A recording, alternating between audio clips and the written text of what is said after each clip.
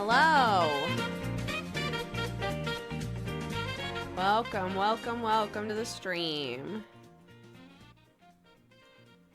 I still sound sick. More news at 11. I don't think that my camera's plugged in. Facts. Okay. Dodger sounds sick. Yeah, you know. COVID sure does hang on. Oh my god. Yeah. I was saying to Sam, my mom, basically my whole childhood had sinus headaches. And, oop. Welp. Okay. I'm halfway expecting this to crash again. What I was going to say is, my mom, my whole life had, my whole childhood especially, had sinus headaches. And hold on while I'm, like, getting this figured out. We can, at the very least, go here. There we go. And I was saying to Sam, like, I don't think I knew what those felt like, really. Like, I've had ear infections, and they wind up making your sinuses kind of hurt, but, like, I don't think I understood, what it's like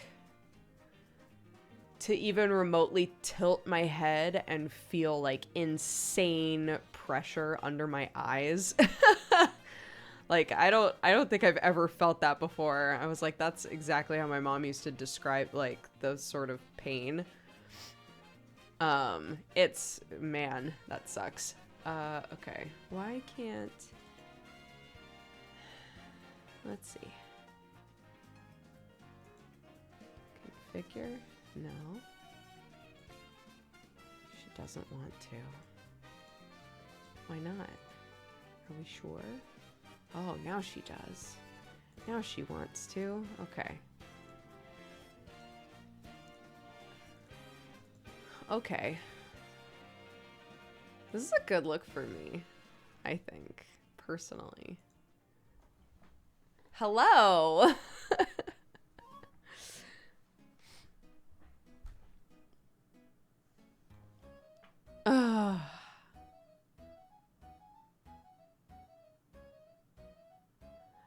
Vengeance of Iron. Welcome to the Cat Gang. Thank you very much for subscribing.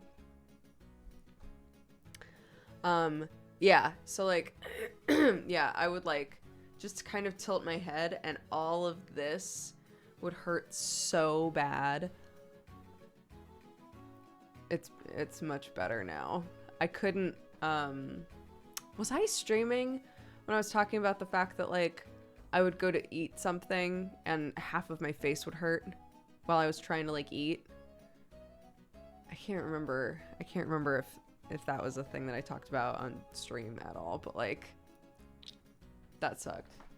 Hello, my love. Hi. Is there a reason I put the cheese and stuff aside? Do I need to put it away? I left it out in case you wanted another one. Oh, okay.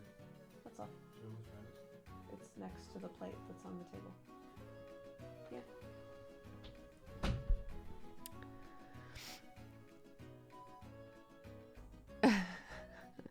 COVID has weird effects even after it finishes. Oh yeah, for sure. I mean, I have a couple of friends, Happily Aaron included, that have, like, really, like, I don't even know how to put it, like, just things that will perpetuate for her for an indeterminate amount of time, that are because she got COVID. It just sucks. I think a lot of people don't realize, like, the long-term impact.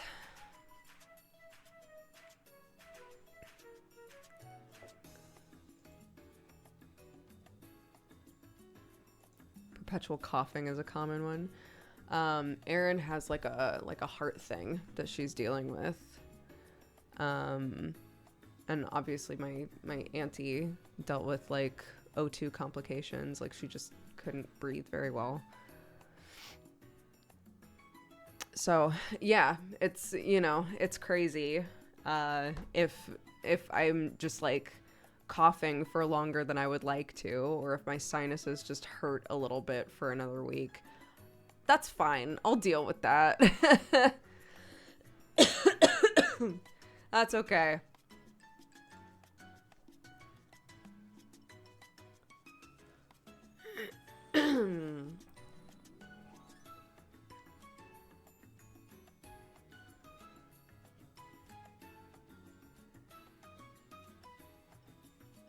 I keep worrying about that. I can't smell things currently, really, like, at all. Oh my god, yeah, yesterday, I was like, it was like a really nice day. It's a really nice day today as well. Hi, Octo! This number isn't as funny. Happy 70 months. I'm sorry for your loss of the 69th month.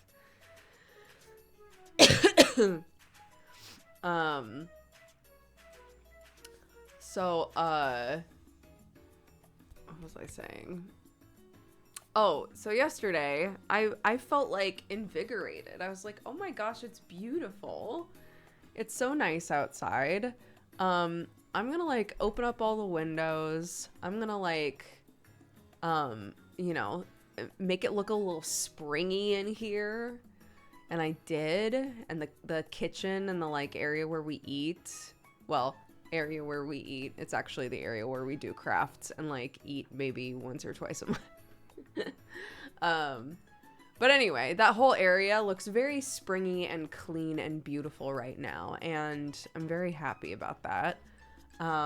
Broke down all of the boxes that have been sitting around in this house. I did a lot of work yesterday, and I was like, well, there's my one day. It's probably it. And then I woke up today and I still felt it. It's incredible what the sun can do. So, like, Clarky and I went outside. I got new sand for the chickens for when they need to, like, dust bath, basically. And also because Clark's old, like, little sandbox just got really dirty and yucky. So I basically, like, we went outside, I rinsed down all of her outdoor toys, and threw a bunch of stuff in the wash, like little toys that went with things, like her water table and stuff, and swapped out sand. And Clark was like, the chickens haven't pooped in this sand yet. Can I play in it? And I was like, sure. And she immediately just started throwing it. I was like, honey, I literally just replaced that. Literally just replaced it. Could we leave it in there, please?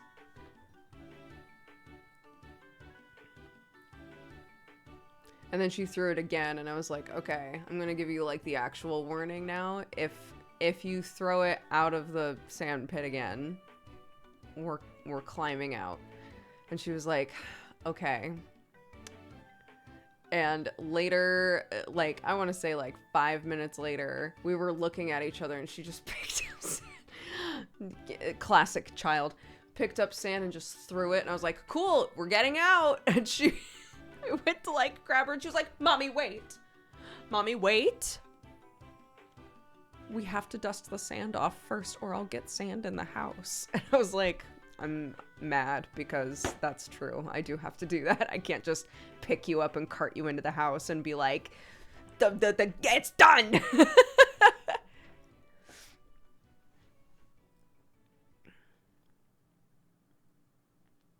She's like, I will use logic. I will use logic to sit in this sand pit for exactly 1 minute longer. Like, oh, okay.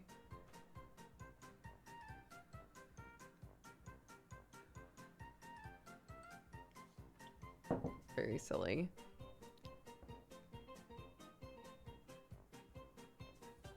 Rational, calculated rebellion. Look, I will not be that parent that's like, even though you make sense, no, fuck you.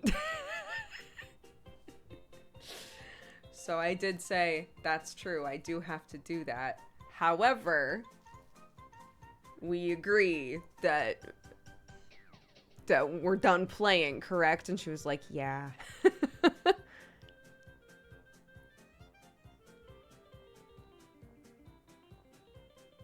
And then she proceeded to eat her entire lunch. So you know what? Bless. The last couple of times that I've done the thing where I make quesadillas and put broccoli in them, she's basically taken one bite and been like, I don't know about this. So today, I made them again while she was outside, because she was literally, like, right there.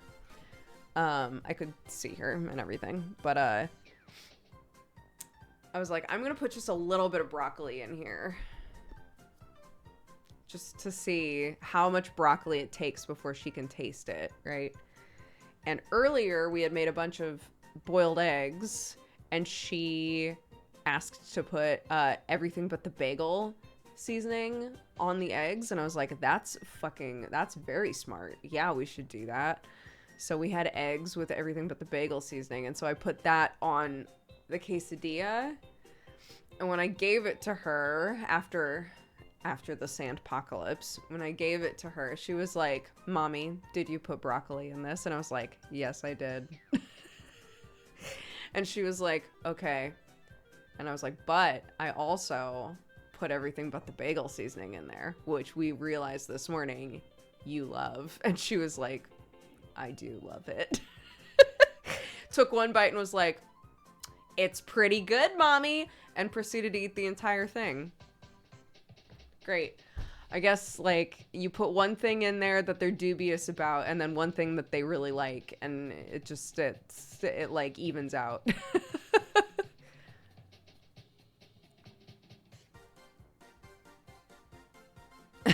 The sweet taste of victory.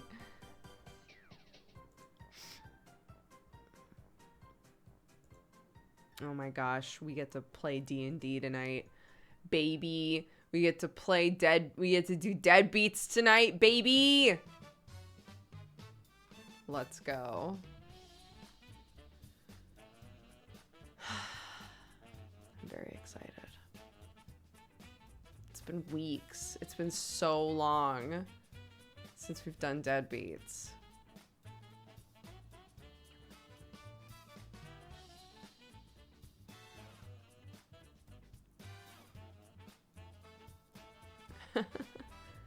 And then after deadbeats, I don't know, I just can't say no to things when people are like, do you want to be your character in something? And I'm like, yes, I do. Qwertybo, the person who plays Quinn in Neon Divide, was like, I really want to do Jackbox party games, but where everybody is their character. And I was like, that sounds amazing. I 100% want to do that. They were like, okay, cool. Well, the time to do that is basically like midnight my time, right? Like midnight in England. And I was like, well, that's technically right when Deadbeats ends. Sure. Yeah, sure. I'll join in on that for at least an hour. Yeah, I can do that. The current group is gonna be very funny as well if everybody's able to do it. It's Cece, who plays Cornelius, the giant red dragon guy. Qwertybo, Spats, who plays Nia, Crystal, who plays Luz, and Inio, who plays Emily. If you know all of those characters. It should be funny. So, join in on that for... Yeah, that's tonight. That's tonight after Deadbeats. Because I'm a mad lad, I guess. That's a future me problem.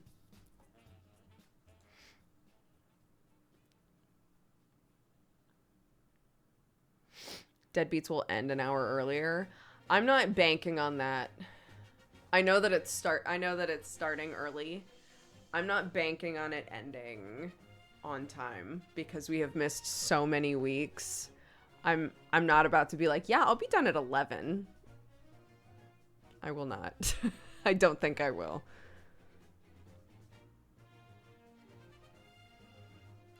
Who knows? Maybe I will, but like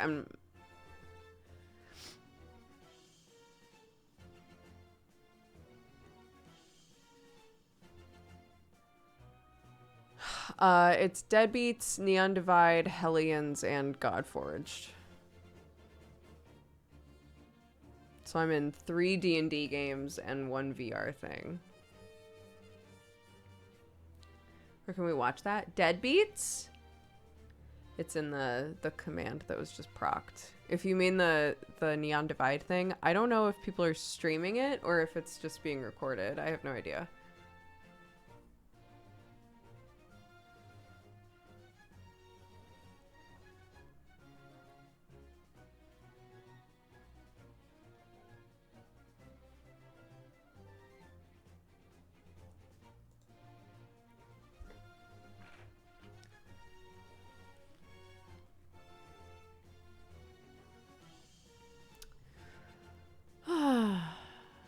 At the Jackbox thing. Yeah, I'm not sure. I won't be streaming it, so I'm not sure who's going to be like... I'm not sure if Cordybo's streaming it or if it's just being recorded or like what the plan is, to be honest.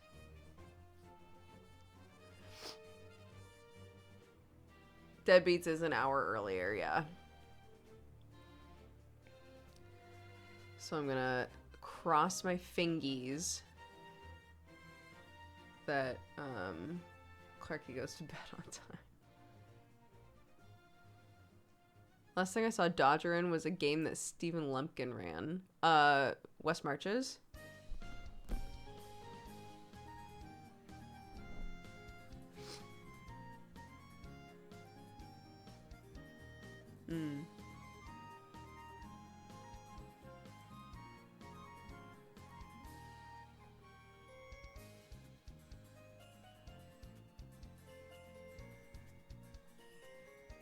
Yeah, West Marches was great.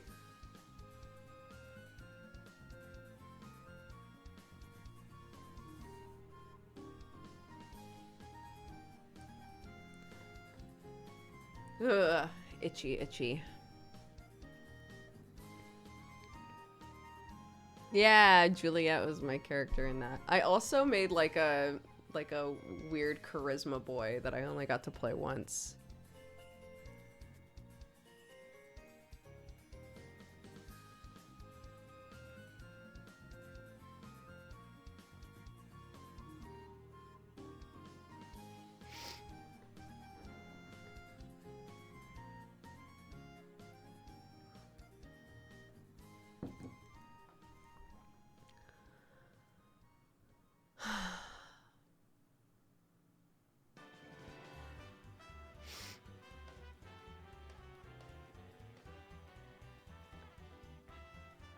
Oh my god.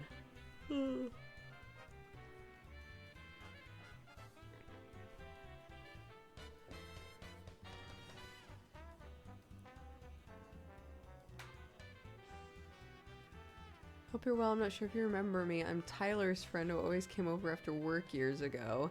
You came up in my recommended. What a nice surprise. I hope you're having a good week. I am having a good week. You too. How crazy.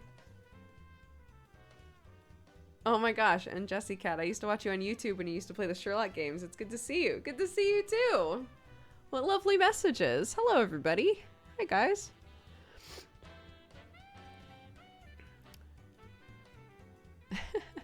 I'm getting over COVID. If I sound sicky, that's why. Our whole family had the Rona. Mellow Moonset. Welcome to the Cat Gang. Thank you very much.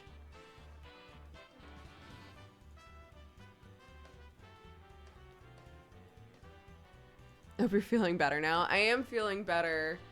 I've been dealing with a lot of like sinus pressure. I was saying at the start of stream, but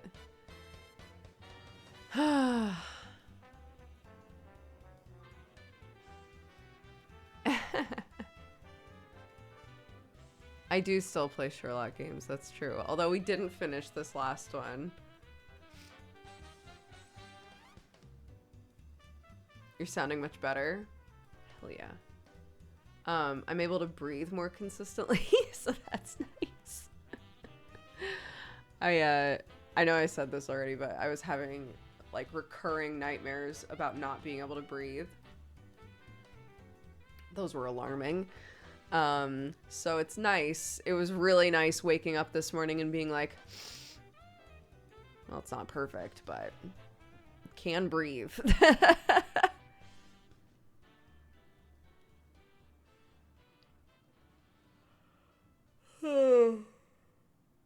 Ah.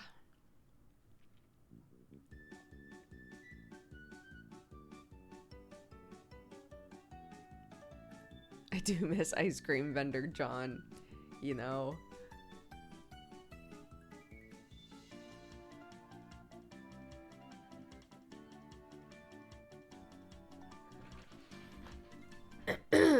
Yeah, I had high hopes for the most recent one. Some aspects of it were really fun, but the game overall was very frustrating for me, unfortunately.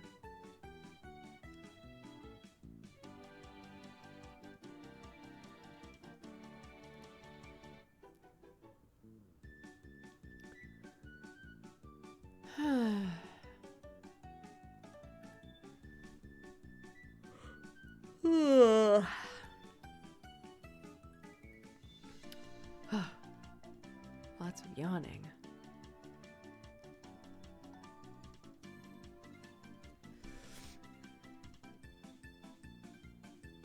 They didn't need to open world. Well, I'm torn on that. I thought literally by far the best part of the game was the side quests. The like main story stuff was not fun and frequently problematic and like just not very interesting. The stuff that was like, hey, we need you to look at, you know, this case over here and see if you can figure out what happened. I was like, okay, I did all of those. I slammed all of those. And then they were like, great, thanks for doing those. You're done now. And I was like, no. No. Okay, fine. So.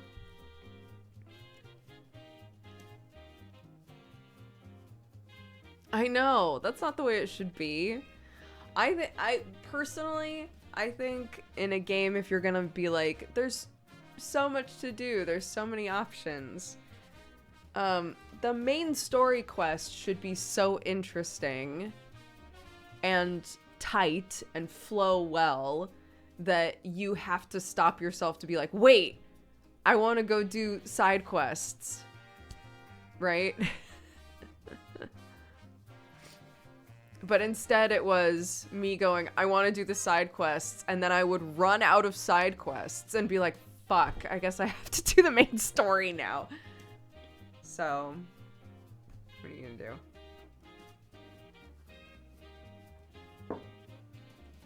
I did not finish it, no.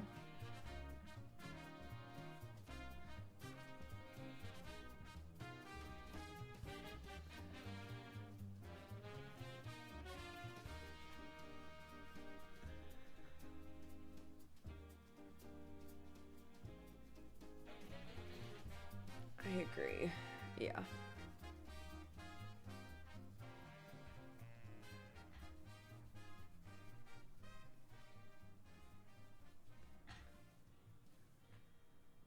Nice. Sure.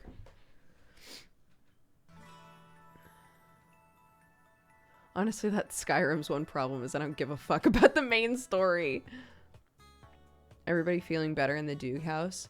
Yeah, I think Sam's basically fine now. I think all of us are going to be a little bit tired for a while, you know? But we're all testing negative now. And you know, Sam sounds and acts fine. Clarky's been fine for days. And I feel like I'm the only motherfucker that still sounds like this.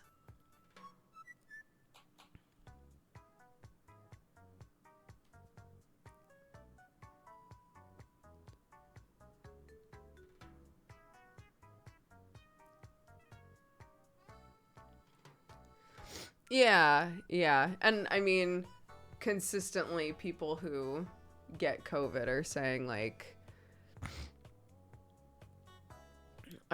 that they have struggled with fatigue for like a few weeks or even longer afterward. It just takes a while for your body to like recuperate, you know? So, has Sam been sleeping more? It's more like he's harder to wake up than usual, if that makes sense. Oh my god, Clarky's also so confused because it's light here at like 5 a.m. now. So Clark will walk into my room and start talking to me, and I'll just assume that it must be like 6 or 7 a.m. She'll just be talking, and then we'll be like, Mommy, it's morning time, look. And I'll look at my phone and then go, honey, it's 5:30 in the morning. I'm begging you to go back to bed.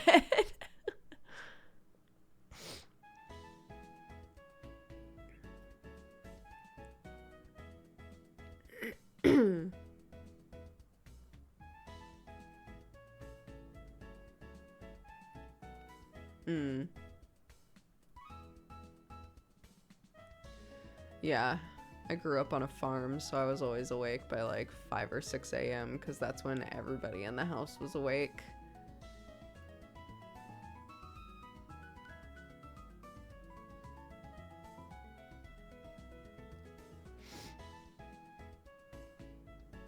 My mom had a playroom specifically for when I woke up too early.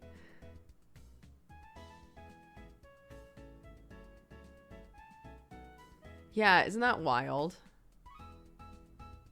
Yeah, she does have the clock with the face.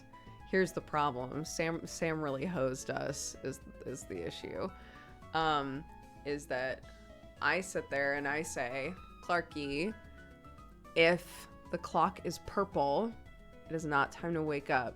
If it is green, it is time to wake up. And then Sam, for some fucking reason, says to her, honey, if there's a 6 on the clock, you can come to me. Why would he say that? Why the fuck would he say that?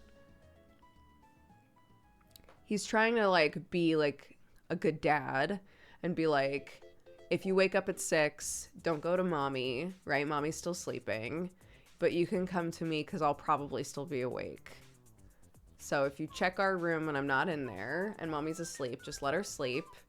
And then, you know, you can come to me and I'll spend time with you and make you breakfast and stuff. I get that.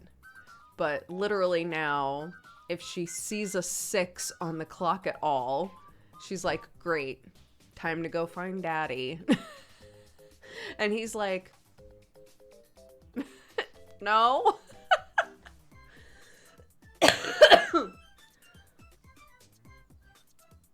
So, I was looking at, because, you know, I kind of passively look at houses currently because we are interested in buying a place eventually. And I saw a place where there were 2 rooms that were like connected, not like Jack and Jill style. It was like, there was like a bedroom and then for whatever reason, a little door and then a room behind that room. So there were 2 rooms that were connected. The second room was not directly connected to the rest of the house at all. And I was like, oh my God, that would be amazing, right? That would be amazing to just like have your kid's room and then it has like a connector that leads into basically like a playroom. was like, that would be incredible. That would be so great. And you could like, you know, you could get really goofy with that and make it look like it's a bookshelf, but it's actually a door, and make it all secret and fun.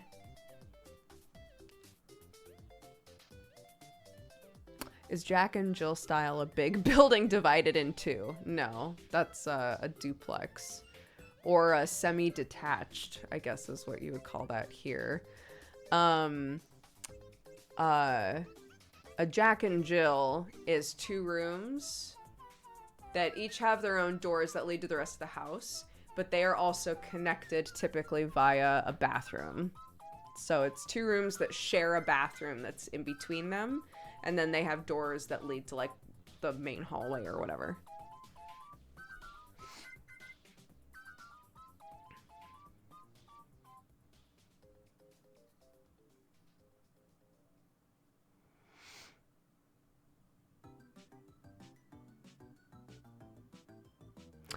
But yeah. Named after the movie? What? I was imagining a secret room, not a secret bathroom. It's not a secret bathroom. Oh my god, what is this game of telephone? I'm the only one playing.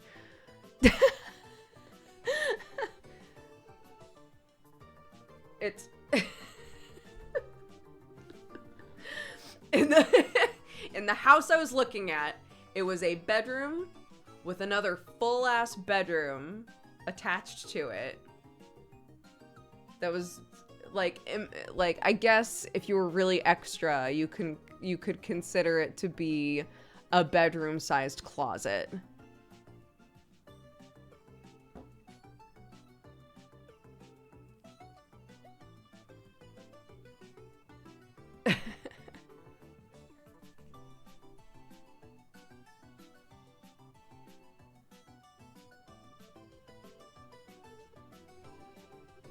It could be a secret bathroom in a Jack and Jill if both rooms had bookcase doors. You're right.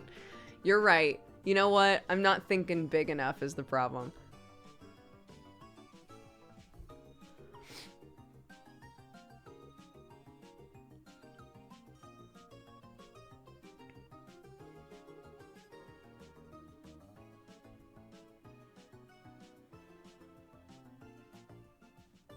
I don't get how 2 rooms that are connected to each other are not just a single big room.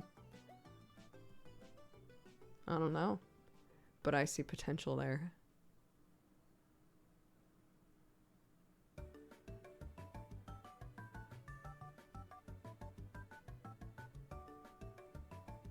I think what they're saying is like, why isn't that just a big room? Why is it 2 rooms instead of 1 big room? For those of you who are like, what? That's how I read it anyway.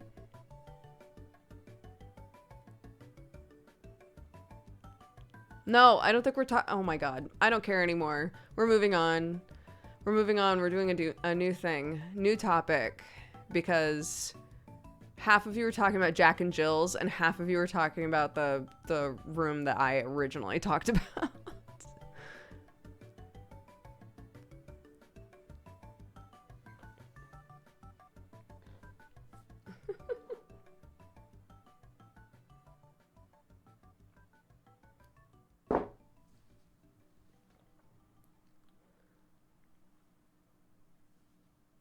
How's the weather? Beautiful. Weather is beautiful today. It's gorgeous. I went out, I raked our sad, clinging to life yard. Because if there's anything that I've learned, it's that chickens are somehow instinctually drawn to piles of things.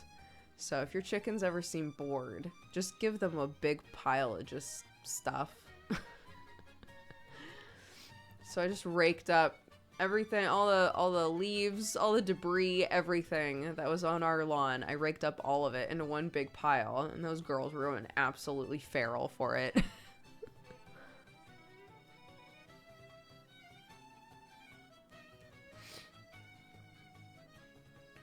All the best bugs are in piles, you know?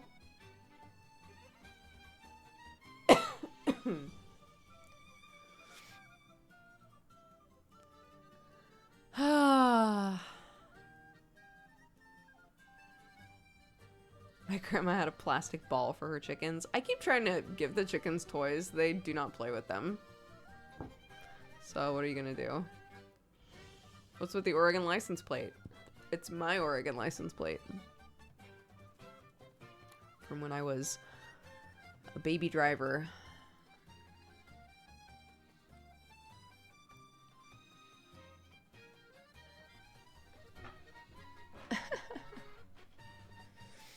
How's the bumblefoot? Yeah, it's fine. She walks great now. She's living La Vida Loca.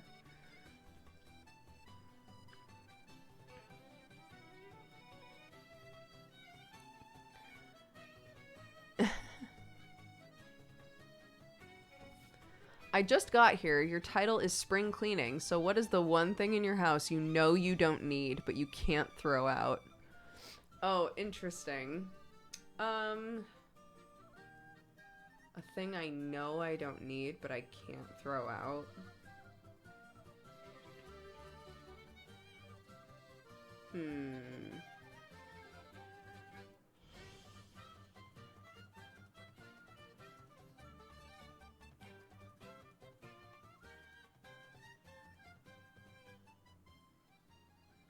That is a good question. I tend to, the Oregon license plate. I don't stress out about this license plate and how much space it's taking up in my life. I feel like the question is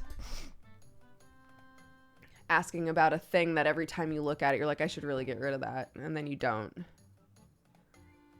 Right? Everybody who's joking about me throwing my husband out, I'm begging you to get a new joke. I have a couple of like bigger chests and things like that. That I keep thinking to myself, I don't really use this for anything, right? I tried to use one of them for VR stuff, and Sam was like, I hate every time you put everything in here because it's such a pain in the ass to take it all out. Okay? So now it's just empty. It's always empty. And I keep thinking to myself, we should just get rid of it if we're not going to put anything in it. But I keep it around, and I don't know why.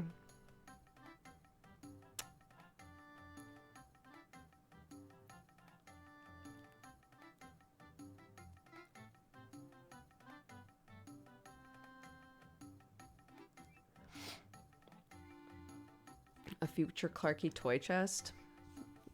Unnecessary. Downstairs, the couch is storage. So the couch opens up. So we keep like a bunch of her toys in the couch. And then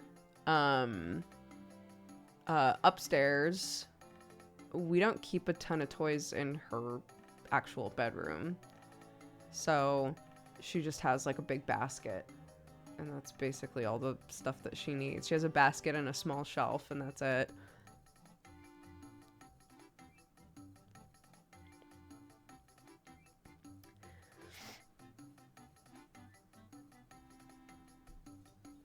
Project management area? What do you mean?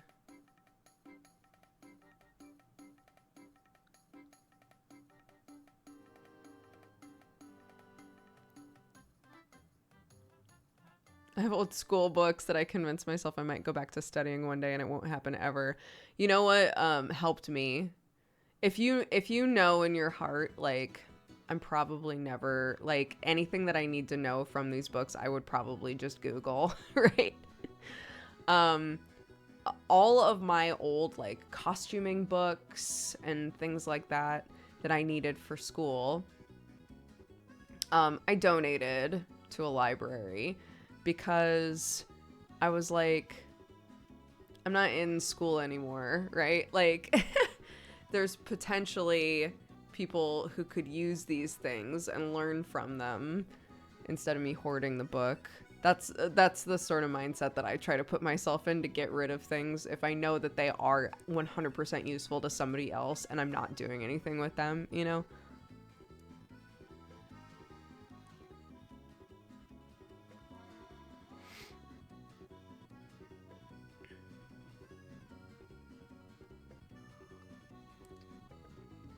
What happened to Clarky's old mattress? It's still on the bed. Her old bed became like a reading nook. So it's just still on the bed.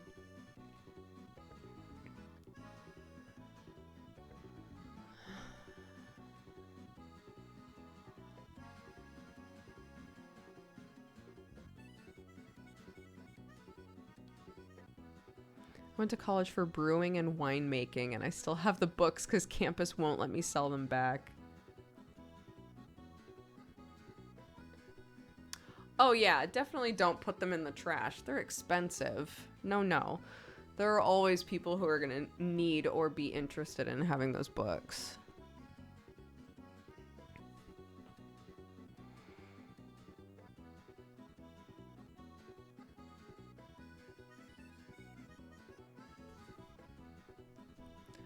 I moved into a solo place last summer and I got all my stuff out of storage. I'm still swimming in the hoarded tat that I've picked up over my 3+ decades of existence. Yeah. I feel that. Sometimes, as much as I loved living by myself, there were quite a few things that I didn't even really realize I was holding on to for no reason until I had somebody like Sam around to be like, why? What is this? What's happening here?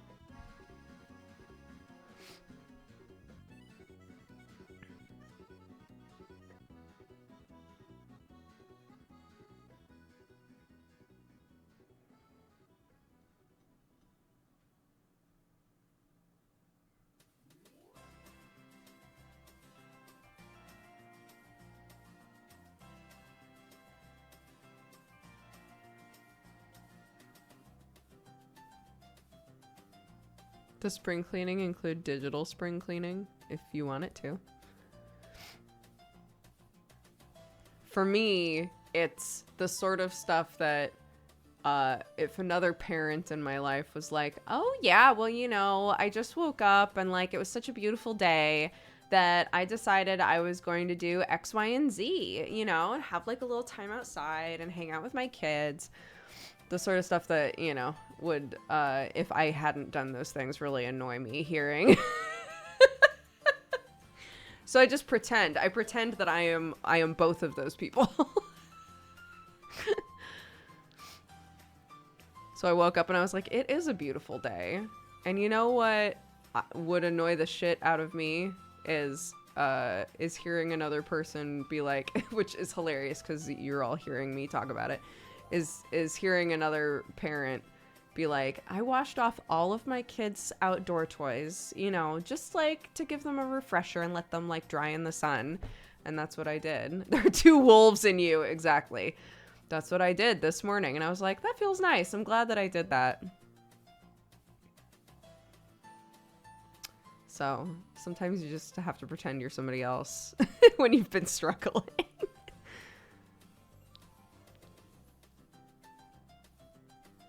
Oh my god, and if you'll recall, I had gone to Sam and said, would you trust me to make a pile? Would you trust me to make a pile of clothes of things that I think you will never fucking wear again? And same with my clothes. I'm going to do it to mine too. I'm going to just make a huge pile of clothes that I think we could easily donate. You are free to look through it and save things, whatever you would like. But would you mind if I did a culling basically? And he was like, sure, I trust you. Incredible. I just kind of like vapidly worked on that for, I don't know, 20 minutes last night while Sam and I were talking. And, I looked at it and I was like, holy shit.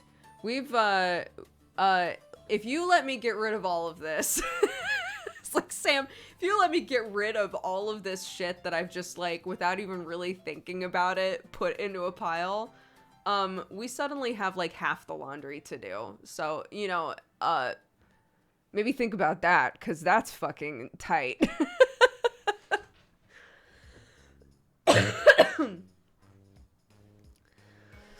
had the same convo with my significant other. A lot of his clothes are either too small or have holes. So many holes. Yeah. Sam's a pretty tall dude. If things even remotely shrink, which even when you're being careful, over time they do shrink a little bit, right? There's so much clothing that I was like, I haven't seen you wear this in, I want to say 3 years. I don't see the point. And I also don't see the point because Sam so rarely buys himself clothes. But when he is like face to face with a reason to buy clothes, he'll just buy them. Does that make sense? Like this stag, right? He went on this stag do. And he was like, yeah, I think I'm just gonna buy a couple of new things to take with me on the stag, which is totally fine. But I'm like, if these rare moments where you like really want to make sure you look nice, if those are the times when you're going to take a minute to buy something for yourself, then these things that you're holding on to for years, thinking, well, they're nice, I should keep them. If you're never actually going to wear them, then we should give them away so somebody else can wear them, right? So, yeah. So basically anything that I haven't seen him wear in forever, I put in that pile, and my God, that pile's huge.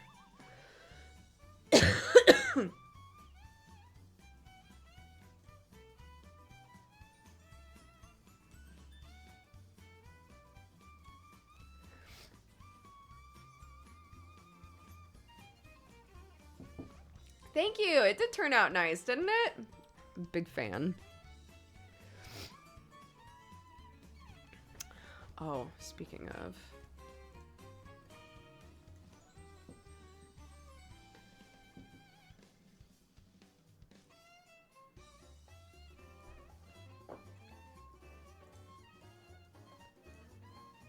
I haven't done a Wordle in a hot minute.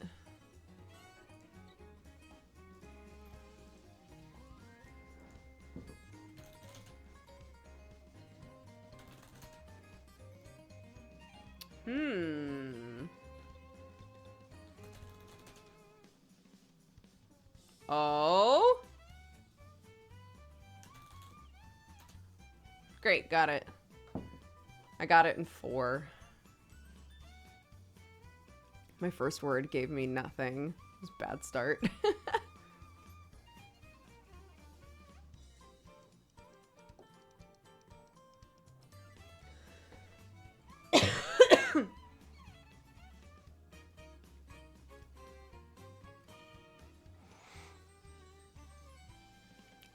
I don't always do them that fast. I just happened to like have bad start followed by a pretty good start. My current Wordle streak. It told you what not to use. What? 49 is my current streak.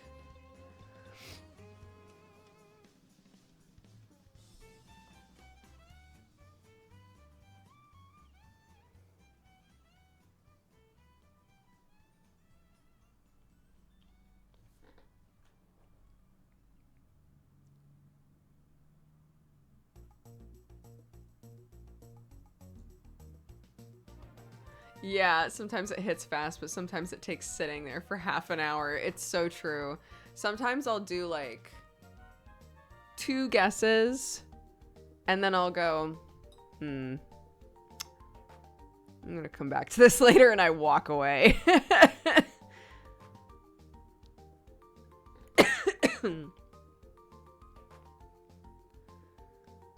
Oh, yeah. A few weeks ago, the word was dodge.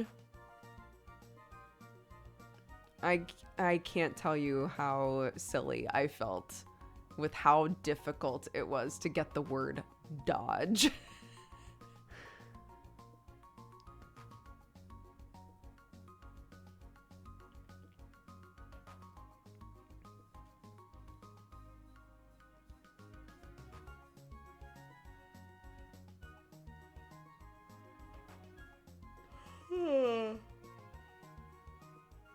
Oh my gosh.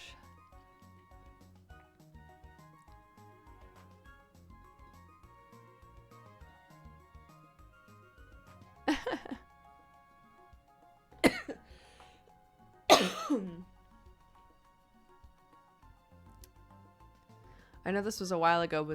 How was your trip back to America? It was great. It wasn't that long ago. Yeah, it was really, really nice. It really like energized me in a way that I needed.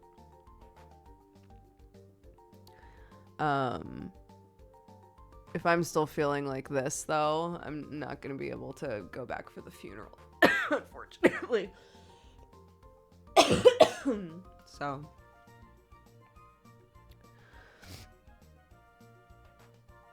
because my flight for that is in 2 days. So I'm kind of assuming I'm not getting on that flight.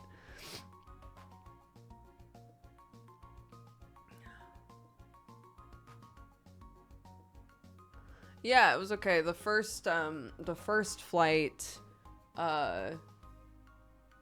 was really rough. That was Clarky's. I mean, every flight that Clark had been on, she was on when she was basically a baby still. So, this was her first, like, flight being aware of the fact that she was on a plane, you know? And she was really excited for it, but it was there were so many complications that I'm not going to go into again, but, like, there were so many complications getting onto the plane and getting through and doing everything. And by the time we were on the plane, she was just so excited for us to finally be flying. And once we were flying, she like didn't really know what to do with herself, which is fair. She like couldn't sleep, she couldn't get comfortable. The headphones weren't working, and so we tried to use the ones that were like provided, but they didn't fit in her ears, and like it was just like a whole thing. The flight back was so much better because she was able to sleep for a lot of it, and also we got her like nice like kid-sized headphones that she could use, that she's still obsessed with, and will be like, "Mommy, I want to go on my tablet and wear my headphones." I'm like, okay, honey.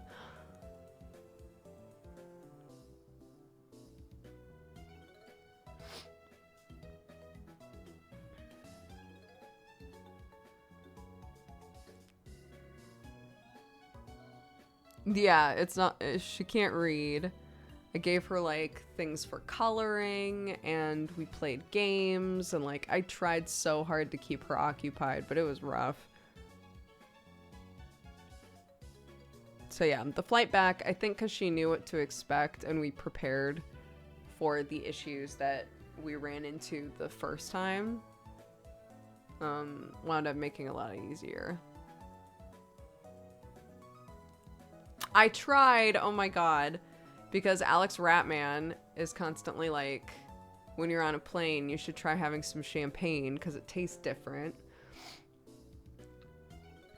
And I tried. For you, Alex, I tried. I tried to get some champagne while she was asleep, and they were like, "We don't have any." Unbelievable. It's like, come on. My baby's finally asleep. My baby's finally asleep, and I could have some champagne, but no, you just don't have any? Fine.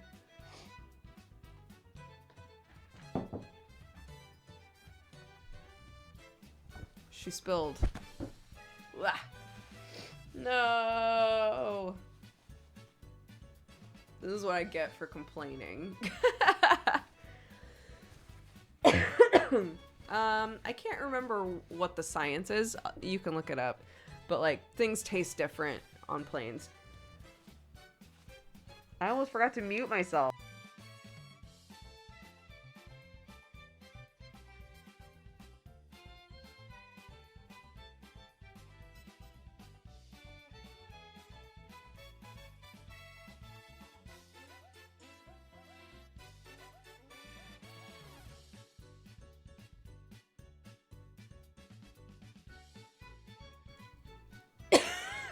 my god.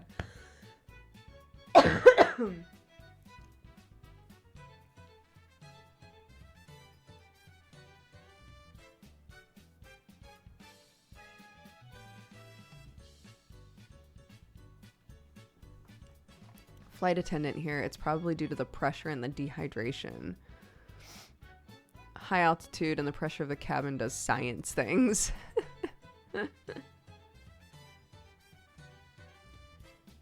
I think they do. Yeah, I think that's a whole thing. Like,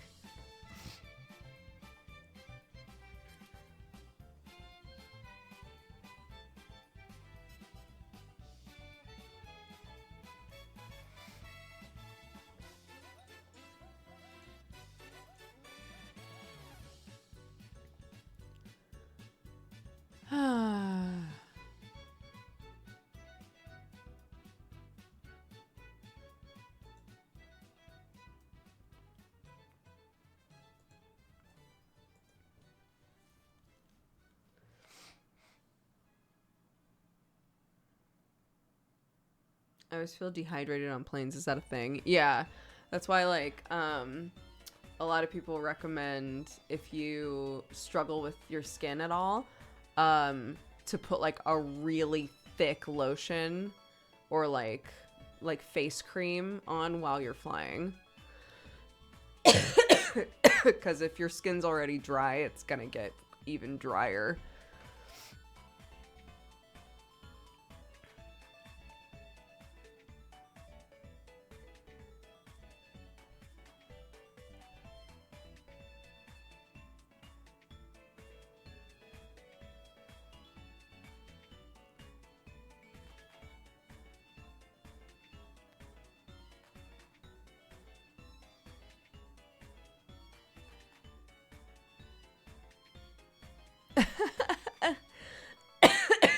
Shit, 1 sec.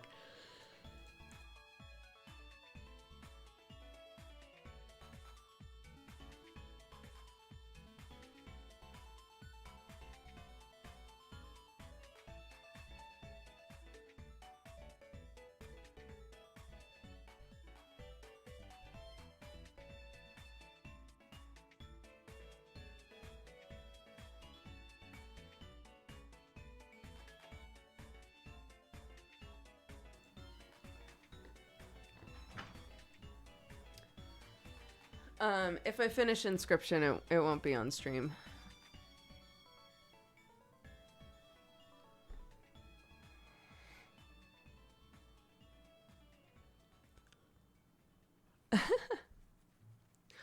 Yeah, I don't know how many of you have used, like, Spirit Airways before, but they're, like, kind of well known for being cheap, but, like, not very good flights.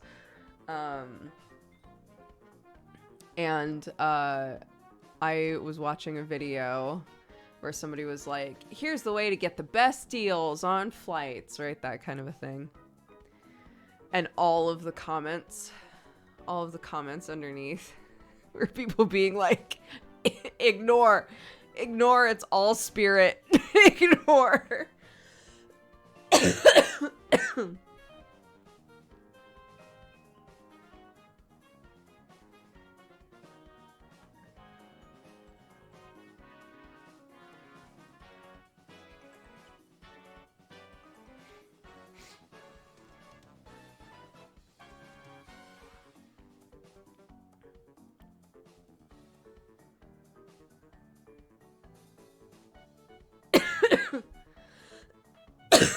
Yeah, it's just cheap, right?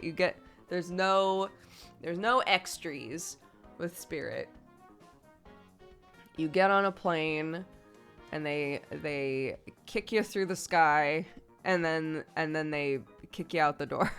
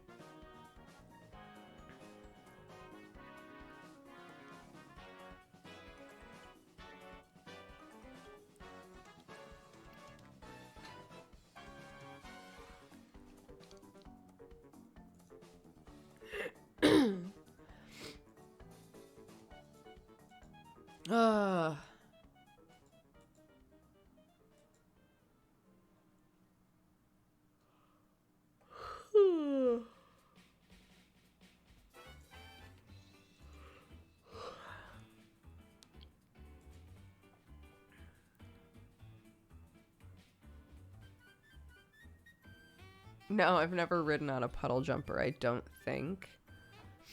I've been on flights that were only like an hour long before, but I don't think it was one of those.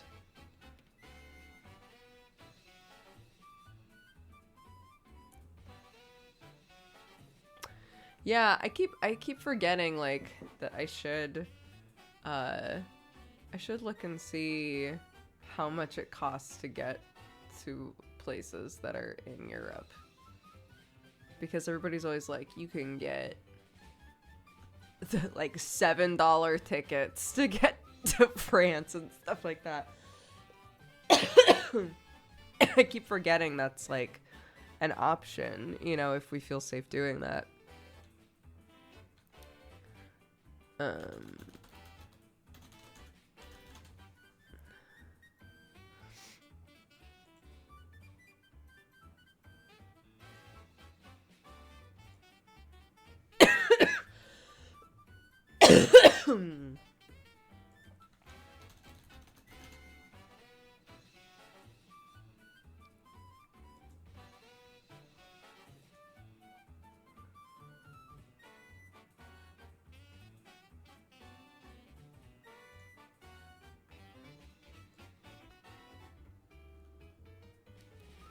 Travel advisory.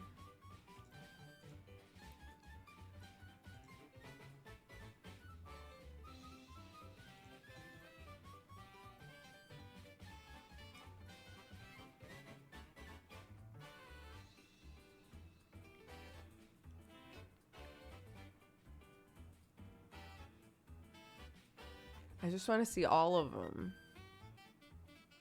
I don't want to tell you where I'm going. I want you to just tell me. I just want you to tell me stuff.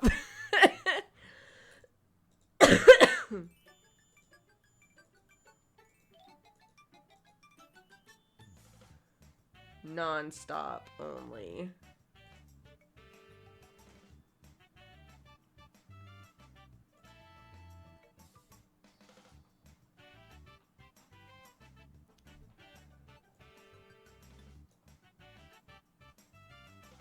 It won't do that. Fine. Send me to Paris. Fine.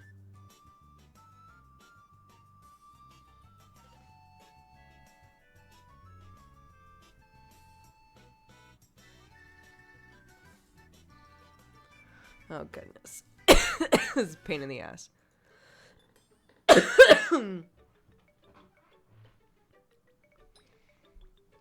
I was using Google Flights, but thank you.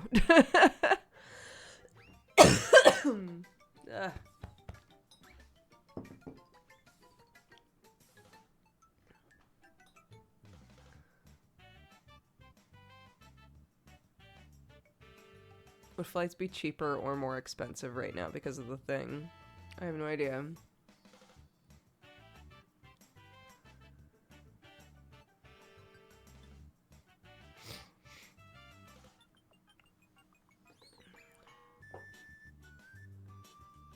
Well, I can't teach Clark other languages because I only speak the one, but yes, we're interested in her knowing other languages. She's currently taking Spanish with Sam.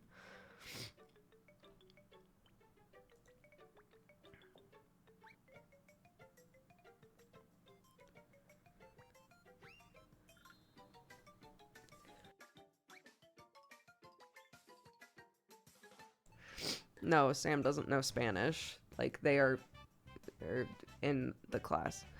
I need to take a break because I can't stop coughing and it's driving me crazy. So watch some ads. Love you.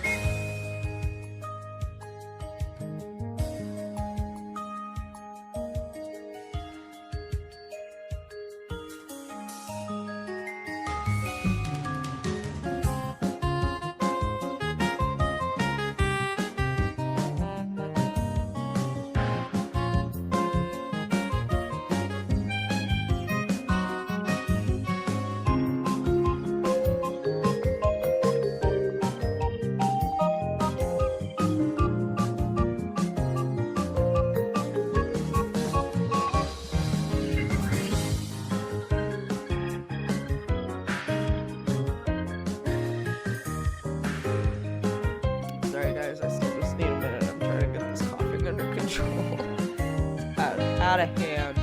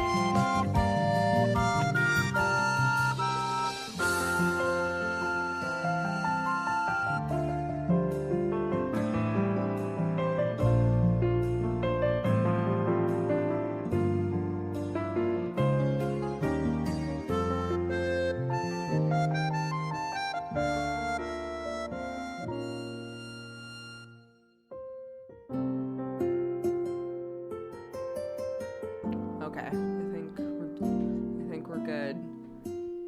Hi, darling. Sam literally just messaged me like, "Hey, I can hear you coughing your guts up, so take care of yourself, please."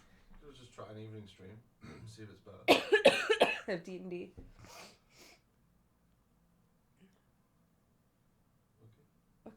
Okay. Don't force yourself to stream, honey. Okay. Let's play Syberia.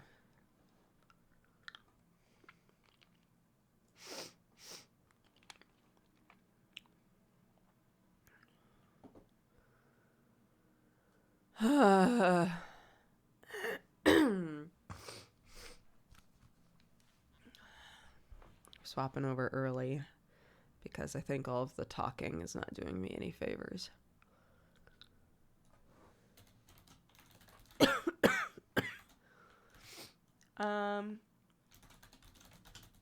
Oop.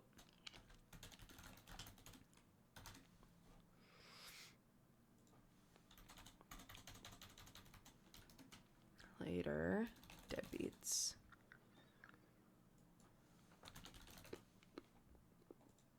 Oh!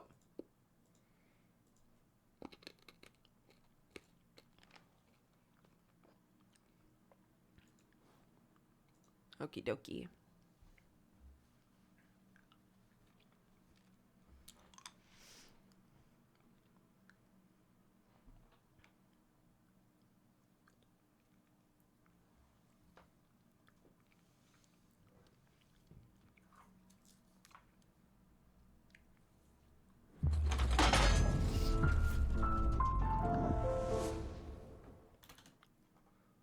I forgot we played Final Fantasy. There we go.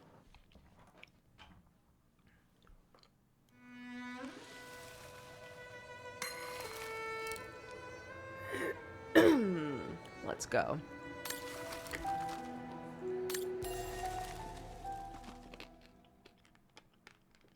We're back in time. It's 1937.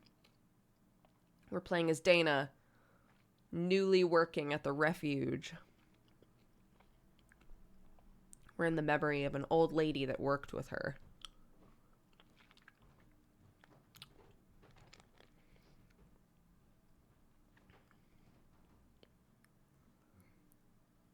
I was trying to explain to Sam how absolutely buck wild it was to like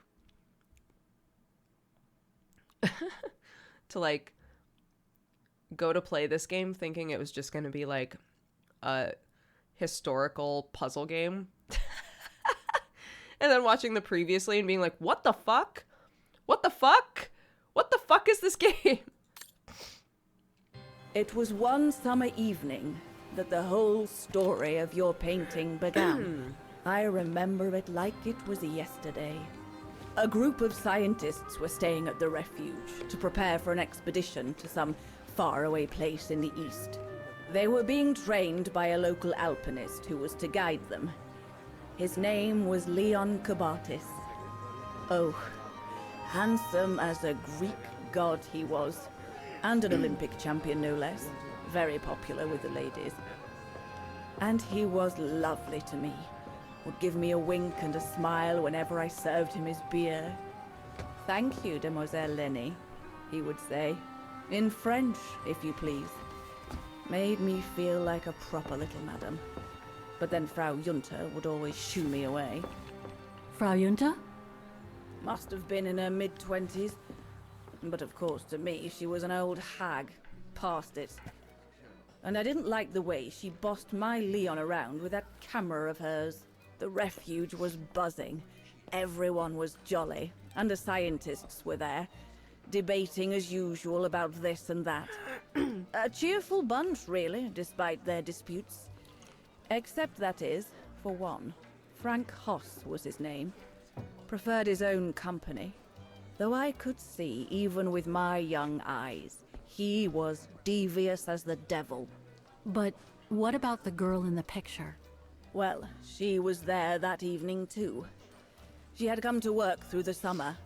Her name was Dana. Dana Rose. Ah, she was as cute as a Jack button Black, I and forgot. well-mannered with it. Even father was sweet as a lamb to her. Take care of the scientist drinks, then go around taking orders. And have a look at the stove while you're at it. Yes, Herr Gustav. Will you be alright now, Dana? It's the first busy night since you started, so just ask if there's anything you need to know. Alright, my lovely?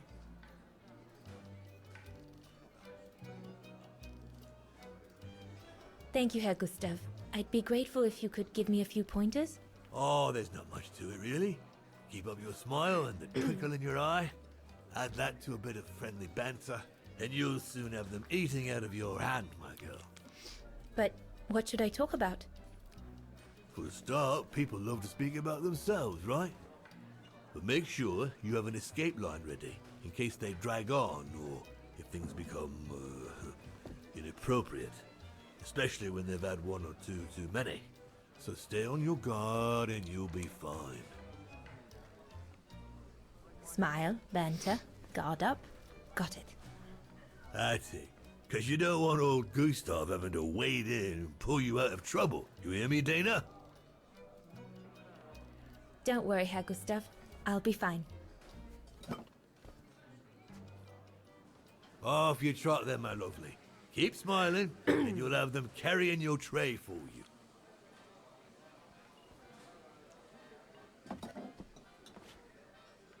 I need to serve those drinks to the scientists. Okay.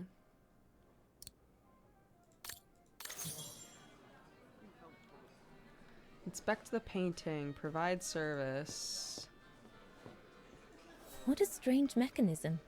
It reminds me of the automatons on the musical square.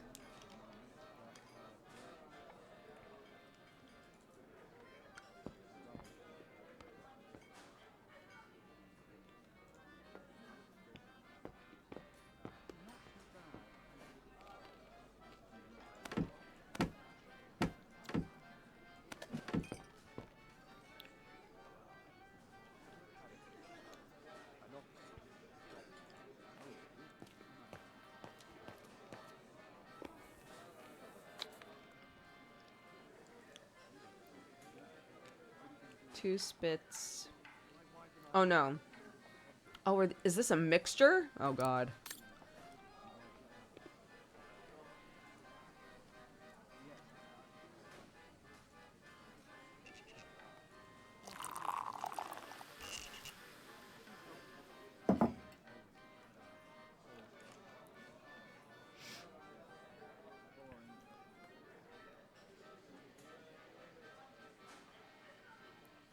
Birne, huh?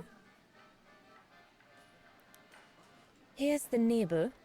Nebel. So this is the Spitze. And the Spitze. Got it.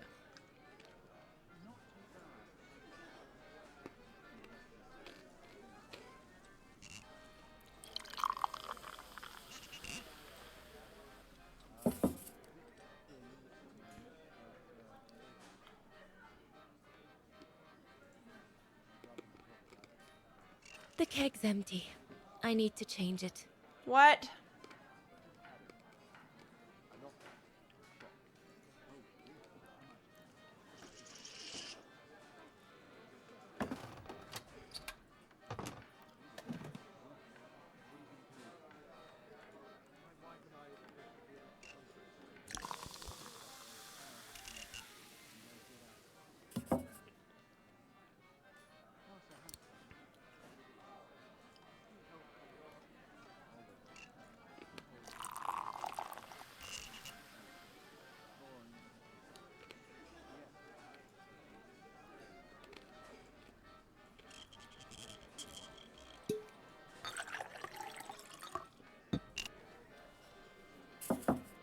That should be it. Nice. Let's serve these gentlemen now.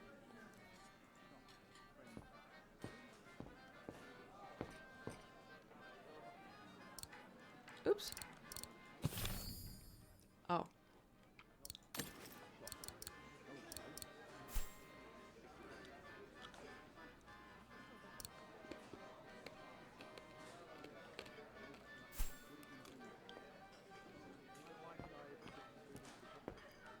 No, we'll have to go higher, I'm telling you. But my point is that it's highly improbable that any primate will be able to survive so high up, let alone thrive. And if they were thriving, we wouldn't be looking for them, would we? I say they've taken to the higher ground, and they only come down to steal livestock and game. Look out, chaps.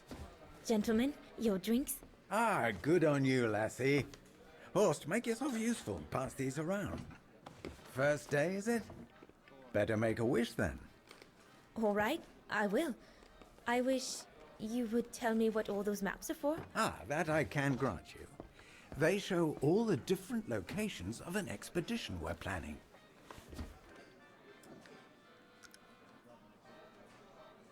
I see you haven't come just for the view then. Oh no, Fraulein. We're only here for the beer and a pretty smile. That's our trainer out there. Supposed to knock this scraggly lot into shape for the big climb in Baltayar.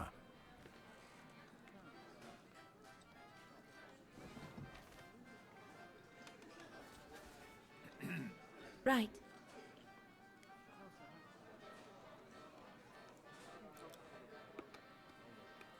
And what about you, gentlemen?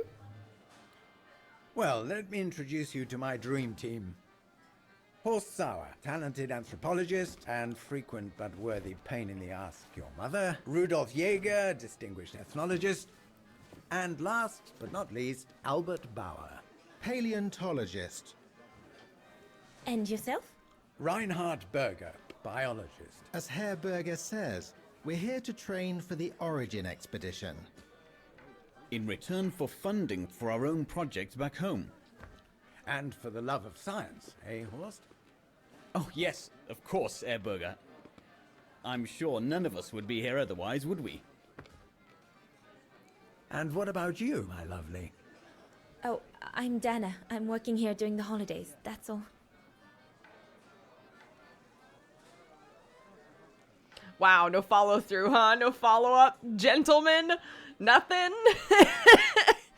And what's that one, if you don't mind me asking? That is Baltayar, a remote region in the mountains of northern China.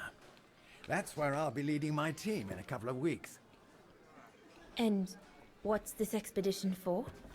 Well, keep it to yourself, but the code name is Origin. And if I have my way, it will likely change the way we perceive humanity. I'm curious to know what this Origin expedition is all about, though. If it's not top secret, that is. Put it this way, Fraulein Dana. If and when we discover what we're looking for, you will no doubt remember this conversation as your claim to fame. You will tell your grandchildren that you served the Origin team, the team that discovered none other than the missing link of the superior race of humans, the Australopithecus habilis, the direct ancestor of Homo sapiens. Or, more vulgarly put, the abominable snowman. Oh, I see. Now I get why it's called Origin. Whatever we find, The awkward silences. whatever we call it, it's likely to send shockwaves all through the world of anthropology. It will help us to explain how we evolved from Australopithecus to modern man, and then became... He's off again. Get him started on anthropology and he's like a bolted horse. I don't think Fraulein Dana wants you to clobber her with your explanations, Horst.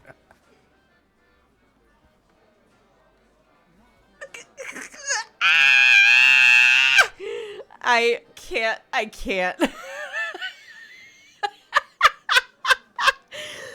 amount of time they just let you sit and watching them stare at her.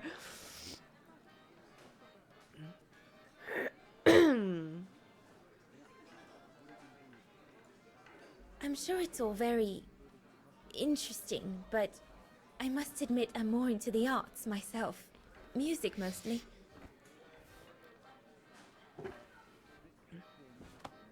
Come, gentlemen, here's to the Brown Shadow for generously Oh, no. sponsoring this expedition, Boo. which is sure to redefine our understanding of mankind. Oh, yuck. Boo. I see we're fraternizing with the personnel, gentlemen. Just giving a toast to our generous sponsor, Herr Hertz. May I remind you that this mission, financed by my party, is confidential? Do you know what that means, Dr. Berger? Yes, Herr Hertz. It means, gentlemen, it is strictly forbidden to communicate any details or objectives to anyone outside our circle, let alone to the first waitress to come by twinkling her eyelashes. Fraulein, as soon as you're done here, I suggest you get back to your chores. Okay. What a brute. That is one of the inconveniences of working with a heavily politicized private sponsor. But he's just doing his job. And I suppose, like anything else in life, there has to be some compromise to get what one desires. Yeah, So, totally. Think nothing of it, Fraulein. It is the way of science. Indeed, it is the way of the world.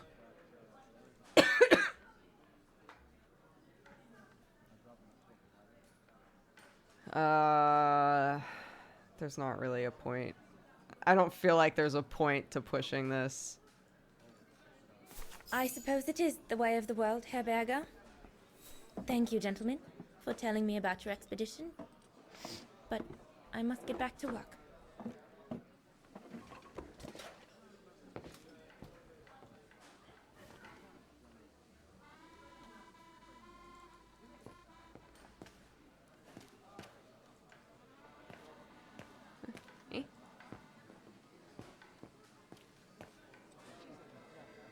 This mechanism controls the air intake, if I remember correctly.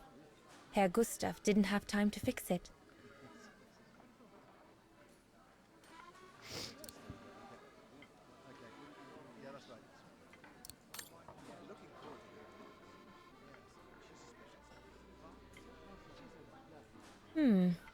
Looks all good to me.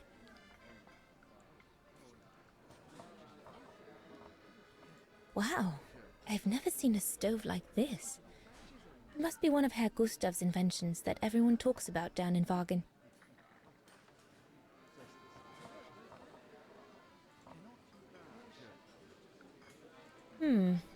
Looks all good to me.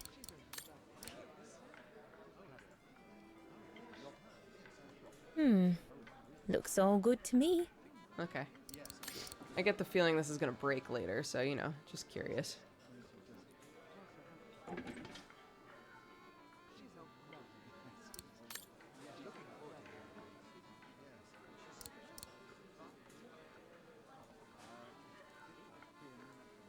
I need to open the stove first.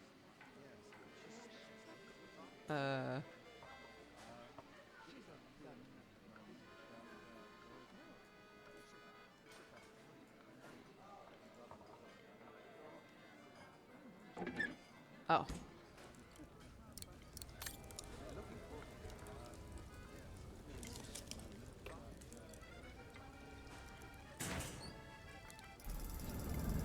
It's not enough.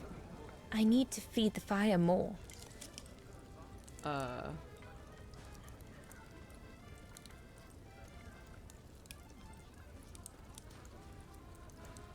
There's some shoesies in there. It's not enough. I need to feed the fire more. Well.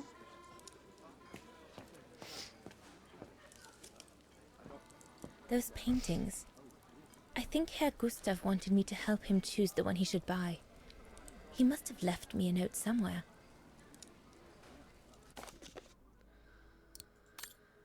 Dana, I have a little favor to ask, or Dana, I guess. I have a little favor to ask of you. Young Leon, the alpinist, is trying to fob me off with one of his paintings. Does them in his spare time. I grant you that they might not be masterpieces. Oh, this bitch is gonna paint us.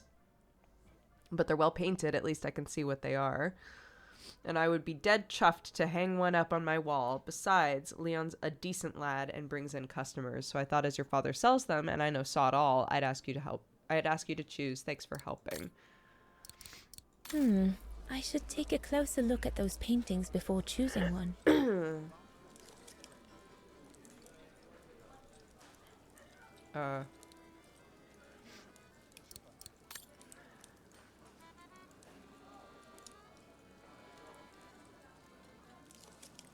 I mean, I'm trying. Oh. What?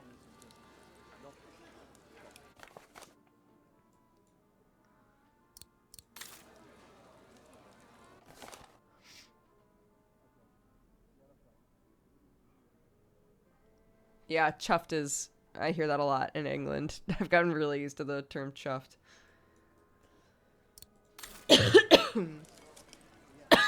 Well... I like this one more. I think I'll pick this one.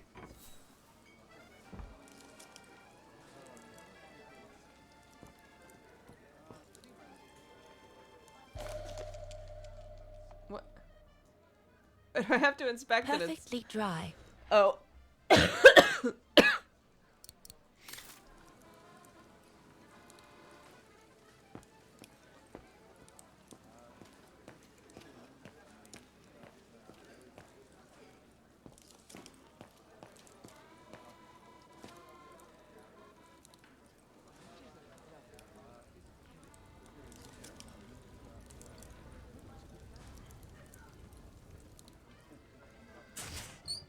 There we go. That should be it for the fire. But I think there's something wrong with the airflow.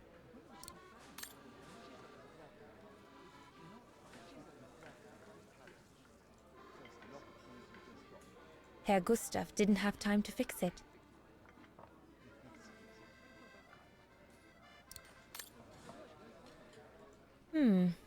Looks all good to me.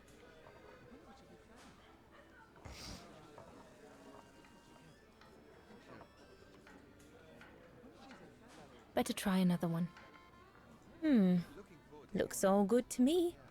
Try another one. I mean... Impossible.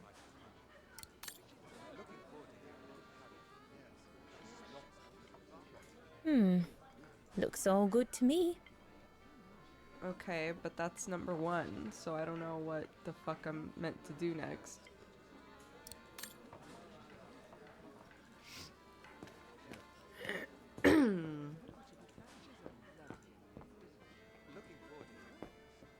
Right, my lovely. Pop out, take the orders on the terrace, and then we can take a breather.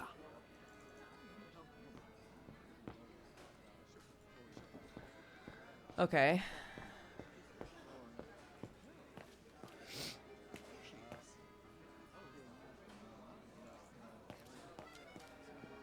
Leon, dear, do make an effort.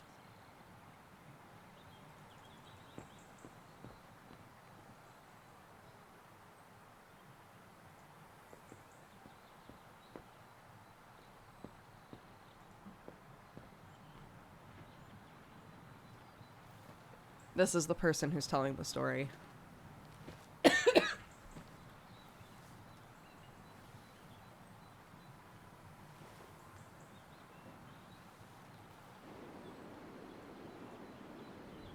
Lenny, Crikey, you nearly had me jump out of my skin.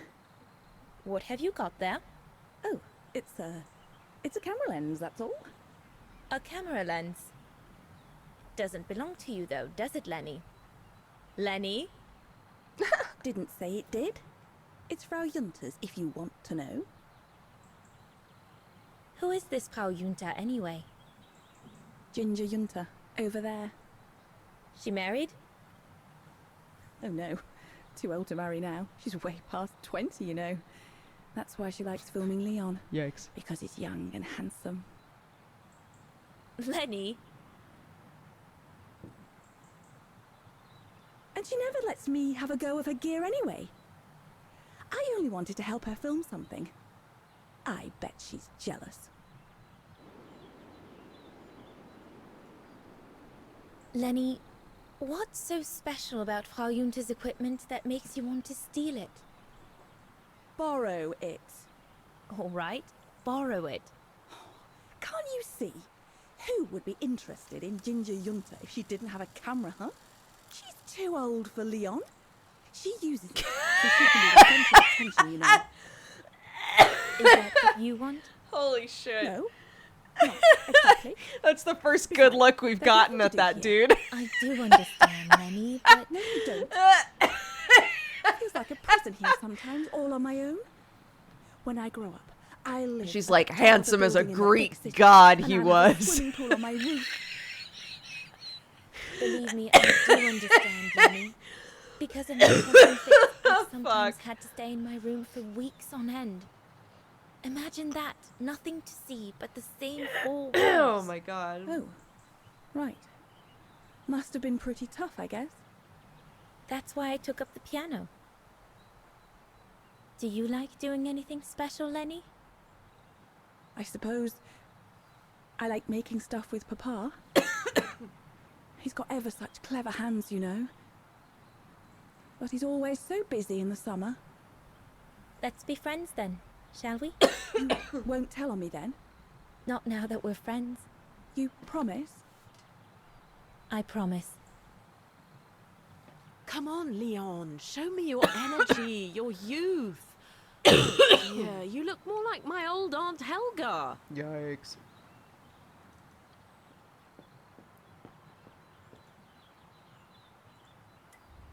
Another creation of Herr Gustav. I guess he won't mind if I take a quick look.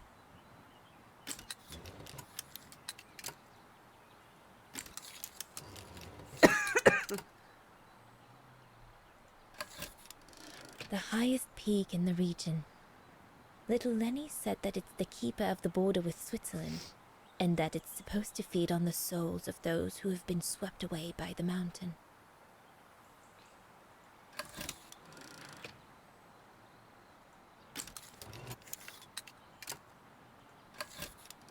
This path leads to Switzerland.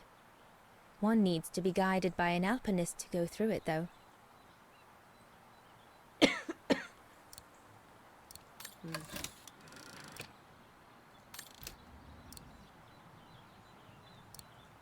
There, like that.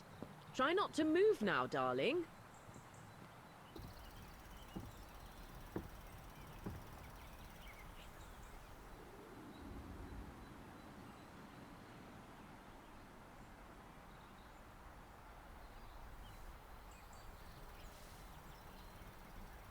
Try not to move. He's like moving constantly.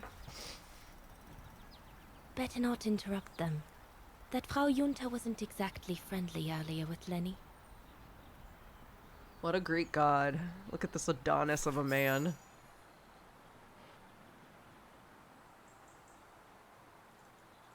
What's down here? anything? I think Herr Gustav would not like it if I left the refuge during the service, so I had better stick around.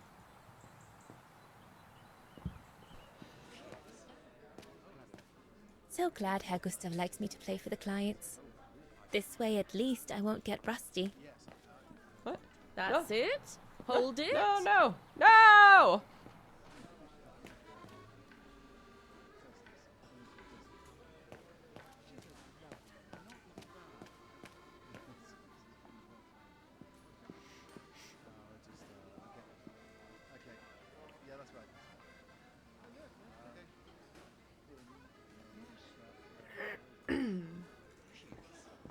There's no one to serve upstairs. And besides, there's still much to do down here. I don't want to let Herr Gustav down.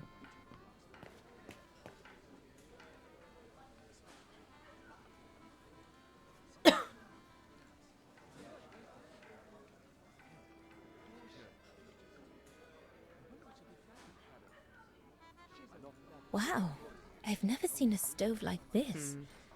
It must be one of Herr Gustav's inventions that everyone talks about down in Wagen.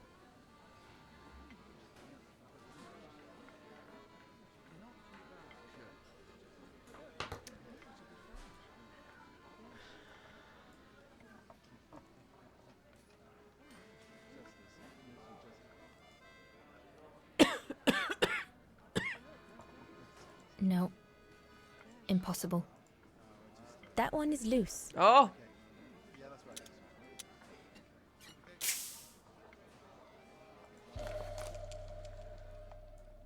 That should fit pretty much anywhere on the stove.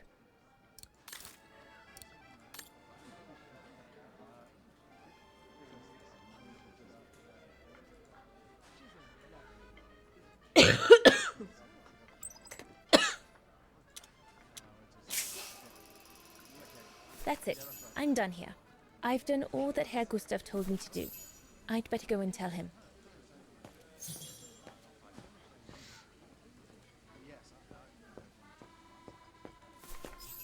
All right. Fine. No more orders and everyone's served. That's the go. You handled your first foray pretty well, Dana, my girl, stepping away as you did from anything to do with the Brown Shadow. Keep it up, and we'll all be all right. Hey, Dana? But what if he... Just do as you did, and we'll be all right. Good. That's right.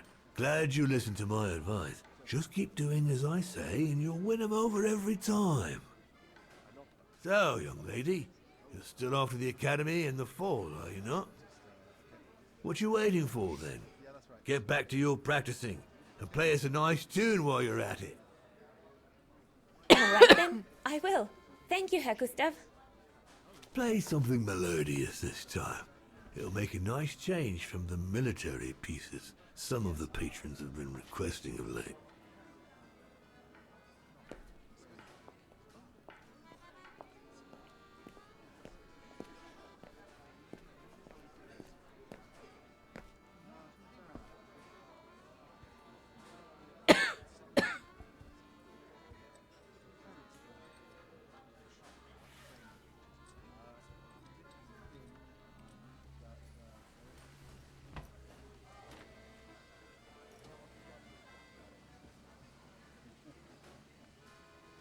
Just waiting for her to start playing and then be like, oh no, it's out of tune.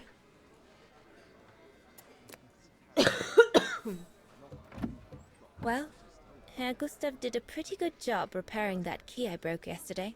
Oh, just kidding. Jack Black is such a nice dude.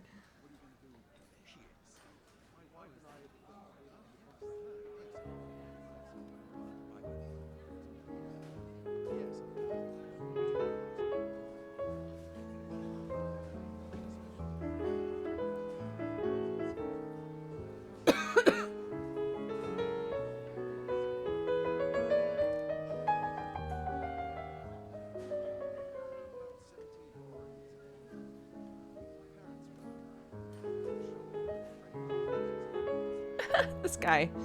Yuck.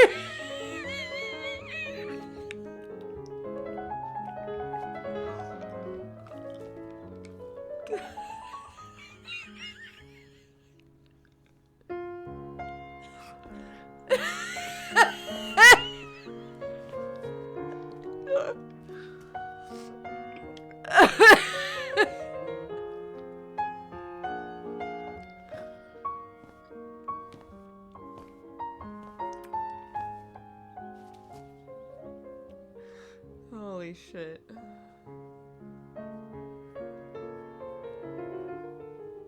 Ready? Leon's gonna be the last one to walk in. Oh! The god himself. Leon, what are you doing? I want to catch the light. What are you doing, Leon?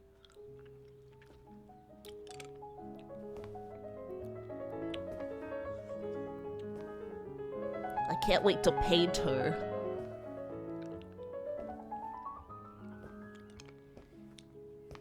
I'm a scientist, but I also appreciate the arts.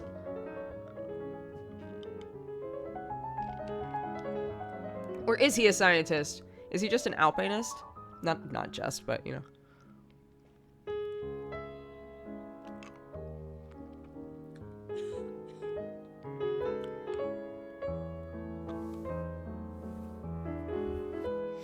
Oh my god.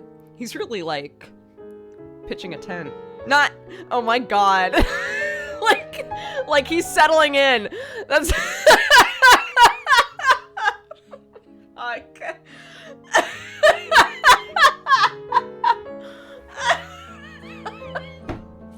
That's not what I meant.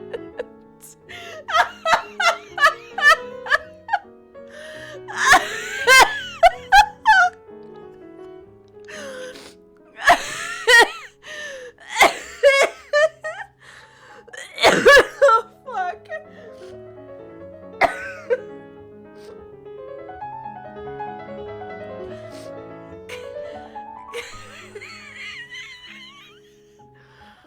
Oh. Jesus. God.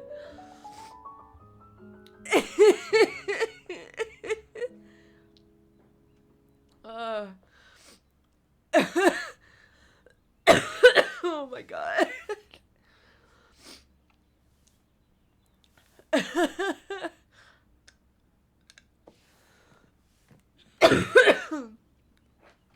They're just silent? They're just silent? For the love of God, one of you. Oh, gosh, I hope I haven't... Bravo! Bravo! Bravo! Bravo. Bravo. Clap! How can you clap? Oh, so you like Bravo. noise, do you? Do you? Wow, this guy's really You should be caricatured bad guy, huh? ashamed, I say, to applaud the music of a treacherous Polish separatist, rebel rousing. It's this kind of rebel rousing that puts the poison of Marxist Bulgarian ideology in the minds of honest people. And those who partake in its vulgarization are accessories to treason. You are drunk, Herr Hoss. Out of my way, boy. Get him, Leon. Did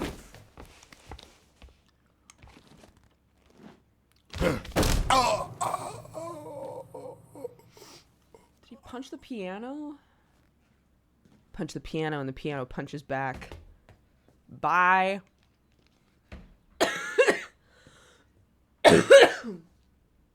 Come, Fraulein. Best clear off until the dust settles.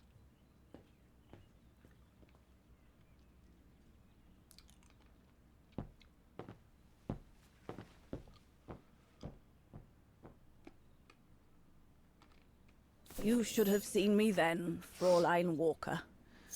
I was so young and eager to witness whatever could happen between Dana and Leon. I needed to know, to be included, one way or another. Play? I could play it? He had it coming.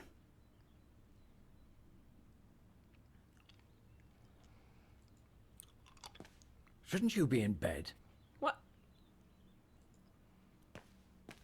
some dolls to dress or something. Why is everybody so mean? Did y'all just see what went down? Go up to your room, Lenny. I will not. What a fiasco. Lenny, don't. Give them some space, would you?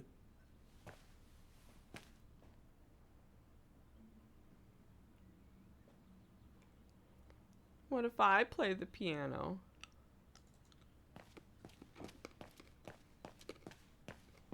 So, that's the painting Dana thinks father should buy from Leon. Nice choice.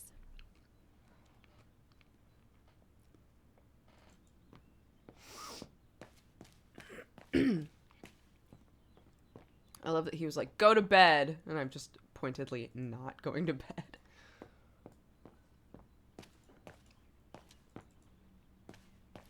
Dana did a good job. It's nice and warm in here now, but maybe a bit too much for Herr Hoss.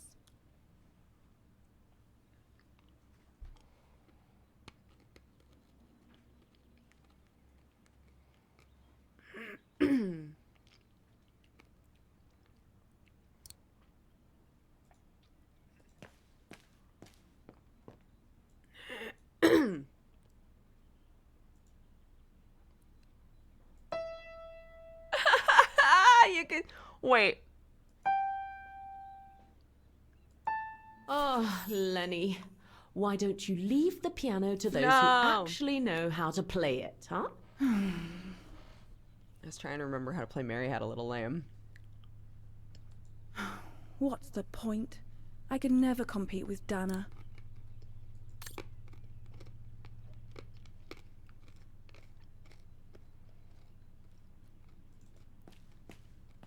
Lenny, don't. Give them some space, would you?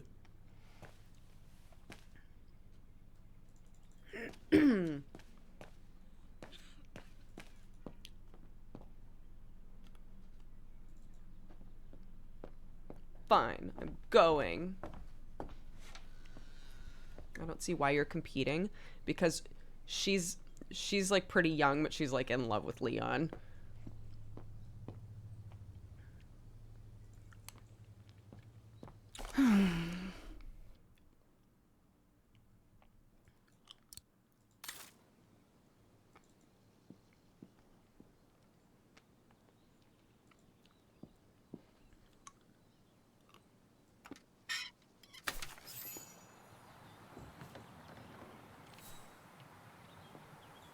Oh, sorry. Yeah, that's me. I've got You a all right? cough drop. Yeah, I thought so. It's just that if I had retaliated, I would have lost my job, you know? Believe me, I came this close to not being able to pay for my studies at the academy after the holidays. Forget it. He was blind drunk. Won't even remember it come tomorrow. All Gustav could see it wasn't your fault. Besides, you didn't see him after your performance. Ecstatic he was. There are more and more people like that brute.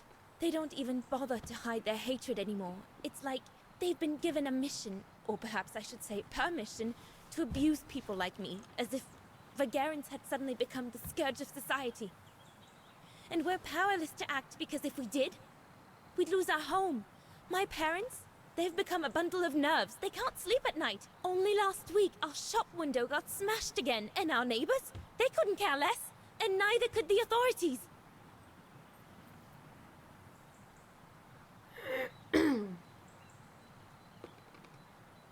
I'm sorry. I've upset you, haven't I?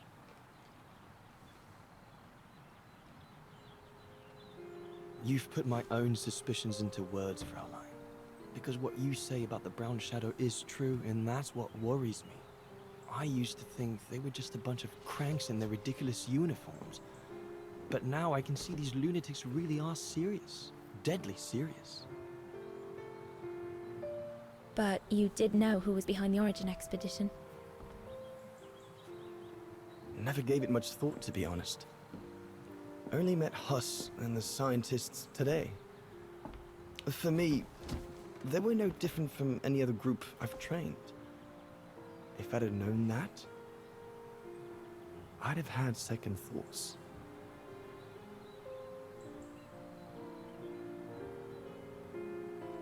Actually, do you know what? What? I'm going to stop training them. Can you do that? It's still a free country, right? So after a few weeks' notice, I'll be off the hook. At least, I get to spend the summer here with you. Painting. Oh my. But I don't paint. No, you play. I paint. It's my passion. And you can be my muse. Is that what you say to all the girls? No. Never. Hello, you two lovebirds. Everyone's going to bed. Hi, so Ginger. you better come back inside or you'll catch cold. Or worse.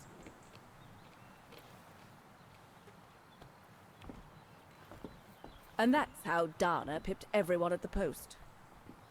It only took one look for Leon to fall head over heels in love with her. And it didn't take much for Dana to fall for him. Love at first sight, you might say.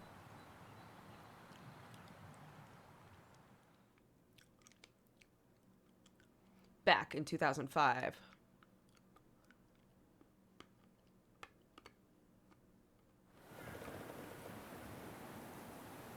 The whole band stayed at the chalet all summer long. Then, I suppose, everyone went their own sweet way. Did you ever see any of them again? Oh, no. What about Dana and Leon? They too went their own ways, I guess. And that, Fräulein Walker, is all there is to it.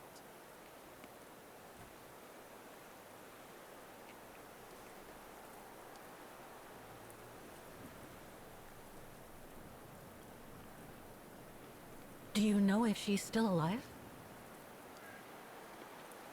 Can't be sure, but I doubt it. It was a lifetime ago, Fräulein Walker.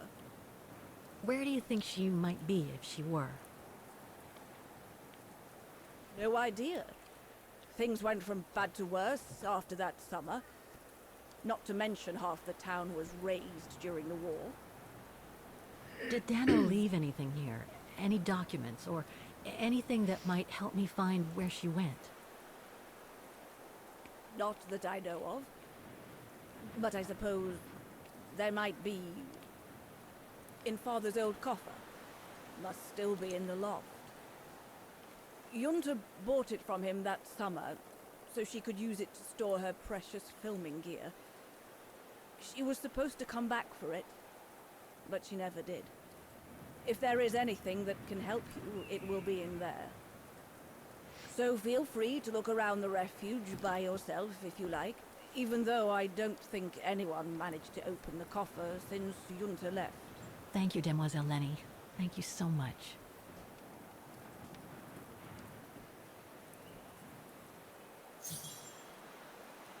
All right. Okay. Had a little background. Maintaining the refuge must be a huge job. As tough as Lenny is, I hope she has some help when she needs it.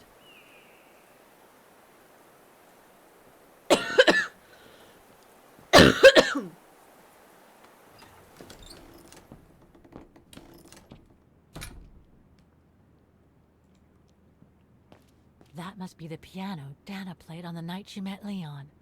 The night Lenny told me about.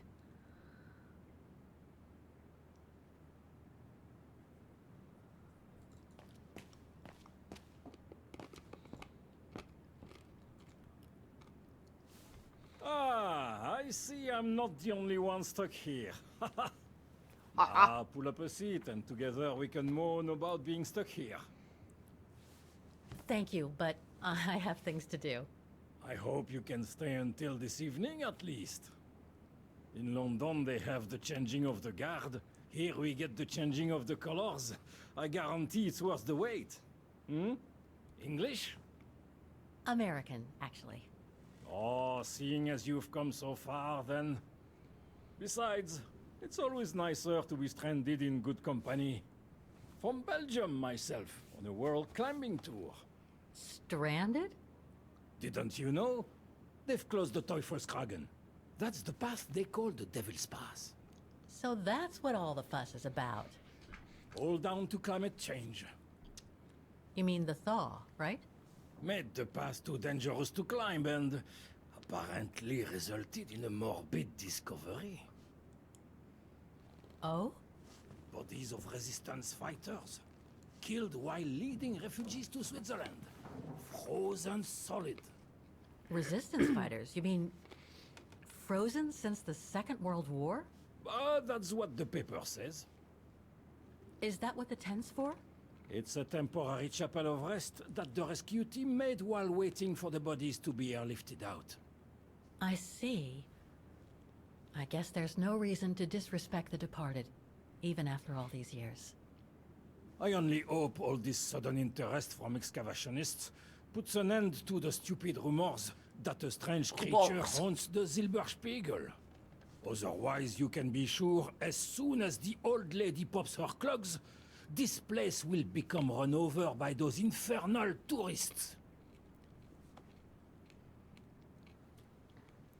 Can I tell you a theory that I had earlier and now the theory is stronger?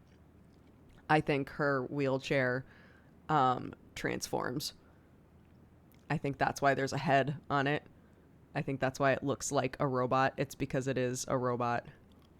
And that's how she gets shit done around this place. Cool. I'm going to throw that out there. What about those frozen bodies they discovered at the foot of Devil's Pass? Well, due to climate change, the snow line has receded, revealing the bodies trapped in the ice since the Second World War. Most probably resistance fighters and exiles, trying to flee the fascist occupiers and reach Switzerland by the pass. I imagine they got caught in an avalanche. Poor wretches have been imprisoned ever since. Until today. That is why the authorities have blocked access to the pass, so they can take the bodies out, identify them, and give them a proper burial. Yeah, this game is low-key / high-key, depending on the scene you're in, steampunk. There are automatons and robots all over the fucking place. Big steampunk energy, like in the towns. I've had some experience with fantastic fauna myself. But what do you make of the so-called strange creature that roams the mountain? Just another local fairy tale to pull in the tourists, if you ask me. They say it lives in prehistoric caves. And that it's responsible for people going missing. Ooh. Some even say that the mysterious cries you can hear on some nights are the creature calling for a mate. In other words, the usual twaddle you normally get in remote or uncharted places like the high mountain or the deep sea. Twaddle passed down from generation to generation through sheer ignorance. Surely, from what I read on the way here, the cries could come from an animal native to the area, couldn't they? That is my thinking exactly. No doubt a bear with something caught in his throat. It happens, you know. Probably scared a tourist one evening, or... maybe it was young pranksters.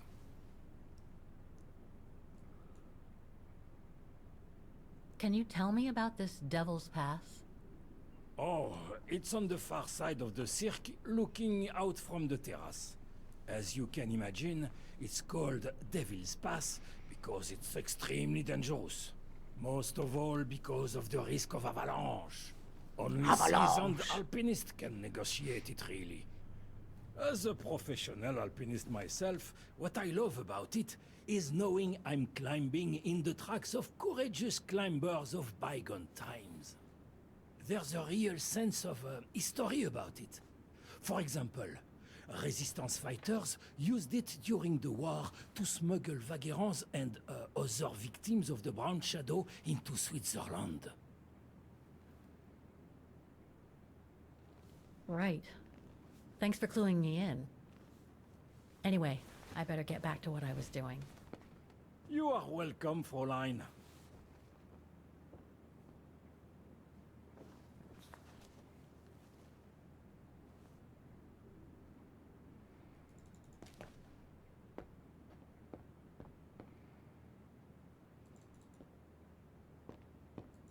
Reminds me of Hans's automatons in Valladolid.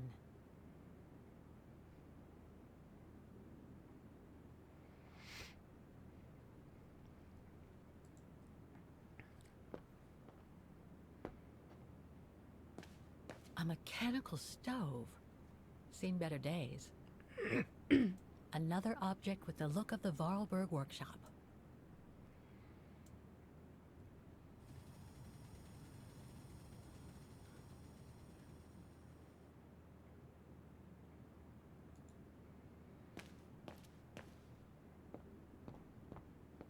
Lenny's father must have made this stair lift to help her get up and down the stairs.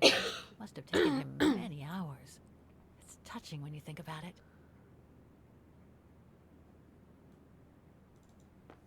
All right, let's go.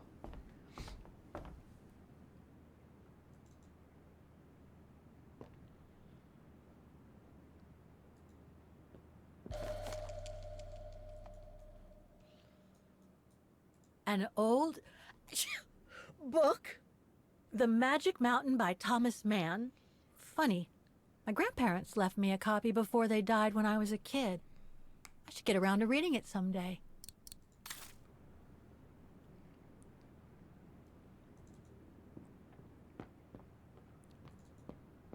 What's over here?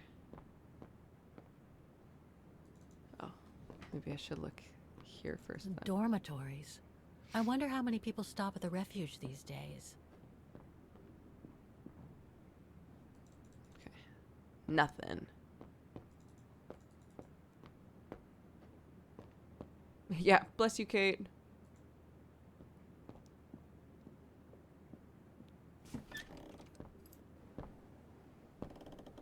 This must be Lenny's room.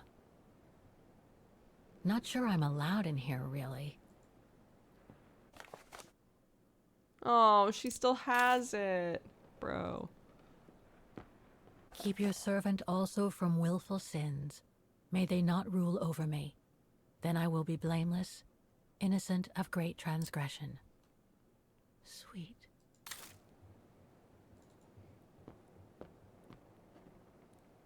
Photos of the refuge. Looks like they're arranged by time period. There are no photos of the occupation of Vaughan by the Brown Shadow. I guess that corresponds to when Lenny and her father had to leave the refuge. These date from before the war. There's even one from the summer when Dana worked at the refuge.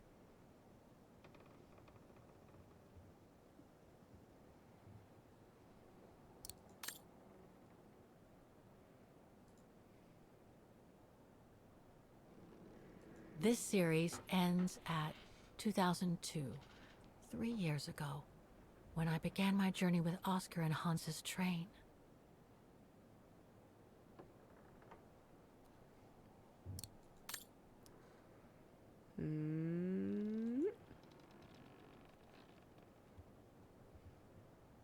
All these photos go up to the 80s, including my date of birth.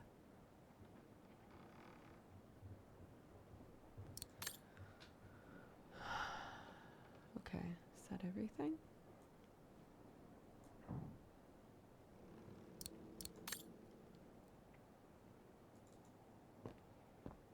Oh. That's pretty impressive.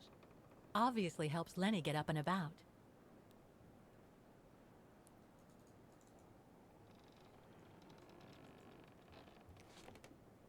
She's still sitting there, watching. Wonder what she's thinking about.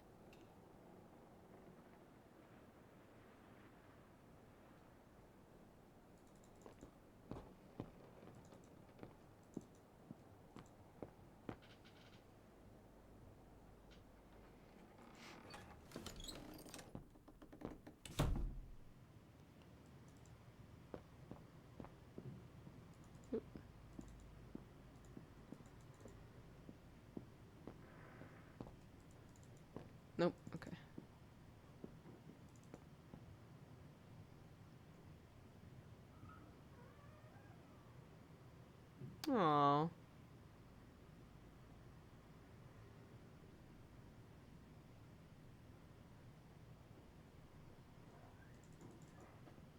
Shane, thank you so much for the raid, bud.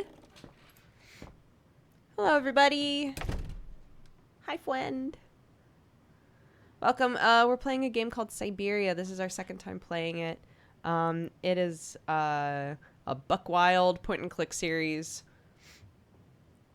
From moment to moment, it doesn't feel buck wild, but man, when we watched the previously on, I was in another world. But yeah. Feel free to stick around. It's chill vibes. I'm occasionally having coughing fits, so if I'm ever quiet for a long time, it might be because I'm muted. I maybe played an idle game for like 11 hours. I love that for you. It's cold in here. Austere. Looks like a storage room. Another of those cigar butts. Holmst was here. I don't like it. There. But who could have left it open? A bitch.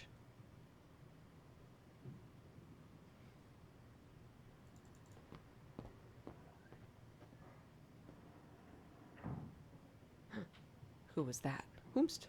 Austere. Looks like a storage room. Okay. So then where is her room?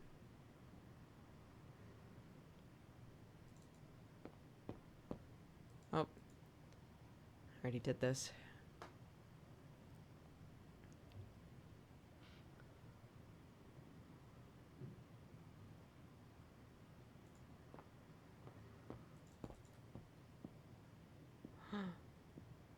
Maybe what's his butt took it.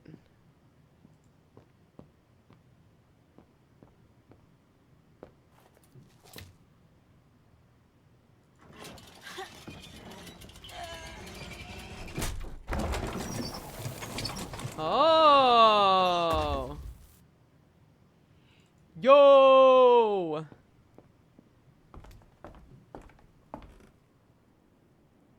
I missed a lot of the playthrough. How are Kate and Katusha doing? They're fine. Everything's fine and they're in love, so everything's good. Thanks for asking.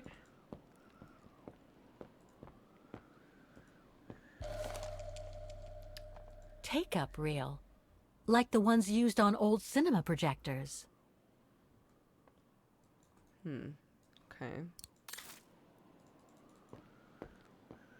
Is there anything over here? Doesn't look like it. Okay, go over there then. This is a big-ass attic, dude.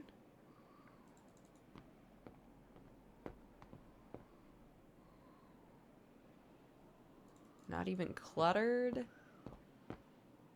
I mean, like you can walk in it, Don't you know? want to break my neck, thank you very much. That's a bit melodramatic, Kate. Oh.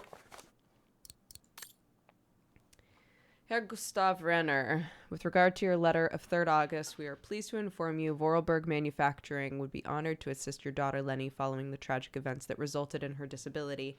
Both my father and my brother Hans would have been as admiring as I am of her selfless courage during the troubling years the old continent of Europe has recently suffered. I am doubly proud to learn that Lenny is the daughter of one of our most talented former employees. It is therefore with great pleasure that Vorarlberg Manufacturing has decided to respond favorably to your request. Please find enclosed the construction plans that will allow you to adapt the entire mountain refuge to Lenny's handicap. Yours sincerely, Anna Vorarlberg. Oh. Lenny Renner. I must remember to ask Lenny about it. Lenny got a medal.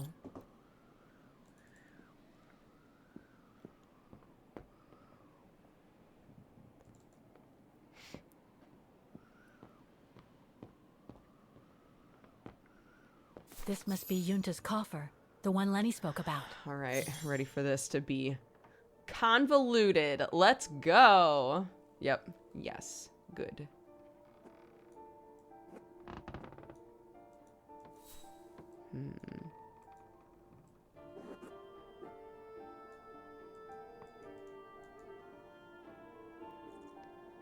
Okay, interesting.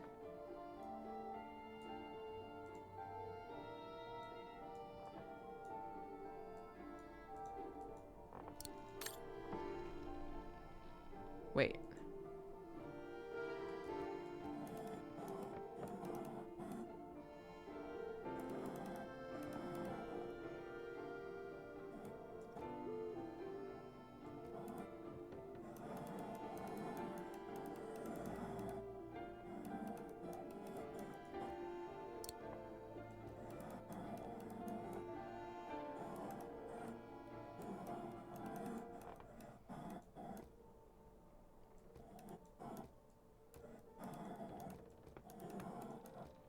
Oh, okay.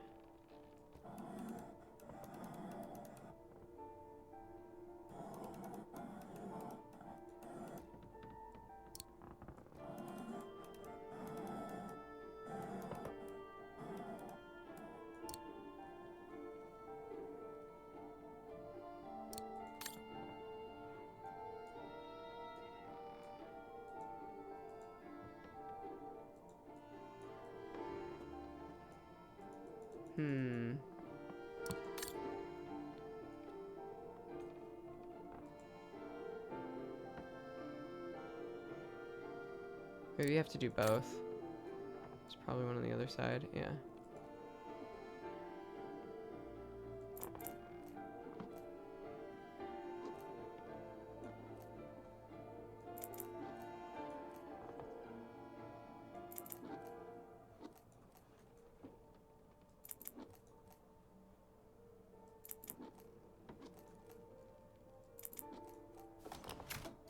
Okay, here we go.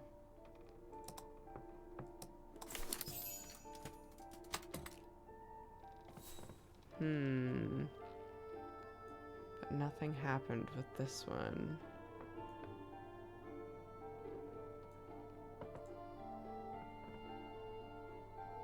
Interesting.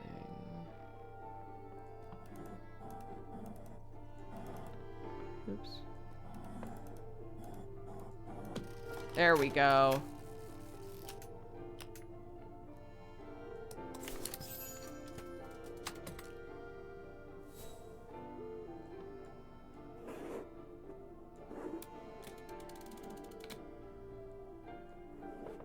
Amazing. Now it shows the view from the terrace.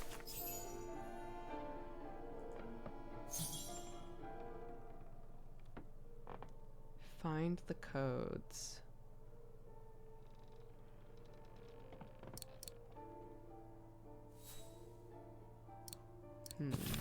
Let's see.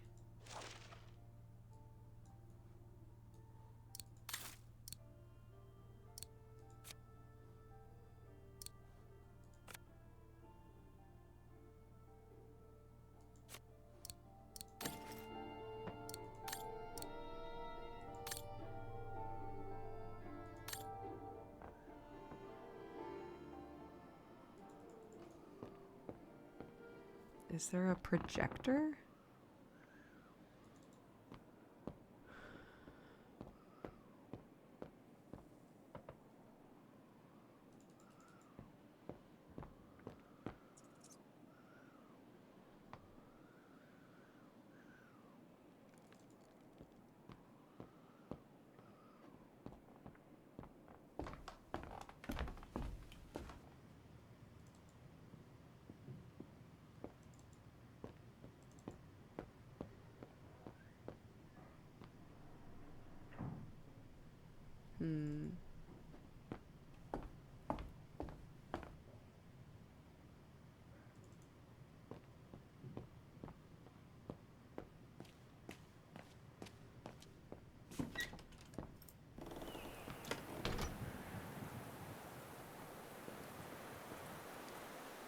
What now, Fraulein? I was just about to doze off.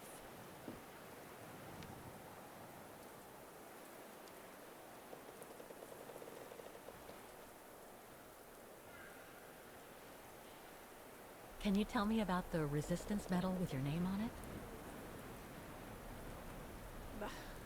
Sure, I was in the Resistance.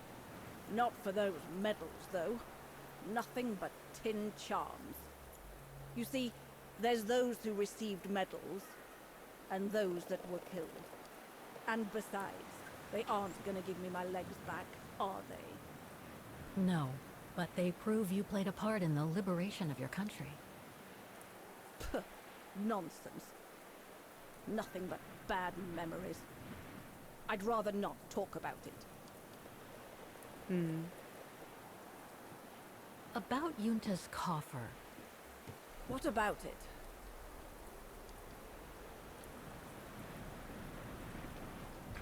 Where did the coffer in the loft come from?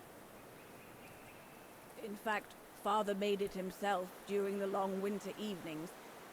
He wanted something more elegant and solid than the old family coffer where he kept the takings. So he made the one upstairs, thanks to the techniques he learnt when he worked in the Vorarlberg factory in Valladolid. Valladolid in France? That's right. The price Junta paid was equivalent to a month's worth of takings. Money well spent, though, because it was built like a mountain fortress. You wouldn't happen to know the combination, would you? I told you before, I don't know it.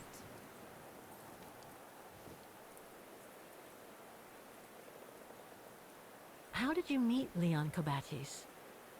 Why do you ask? You from the police or something? No. I just thought I'd ask, since you seem to appreciate him. Didn't you? Fräulein, when I said you could look in the guest rooms, it didn't include my room. But yes, like I said before, he was a regular customer even before the episode with Dana. To me, he was like a movie star. What young girl wouldn't be bowled over by a young, handsome alpinist? And to top it off, an Olympic medalist? I'll be going then. Okay.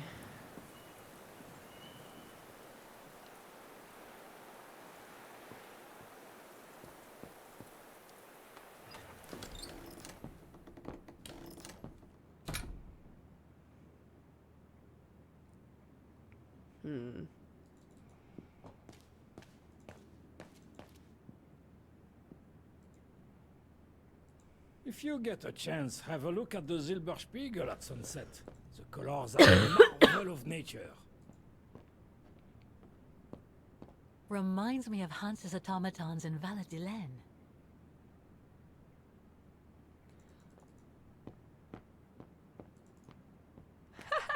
Hi, welcome back. Yeah, look. He's a god. A god among men. He's so handsome I could barf.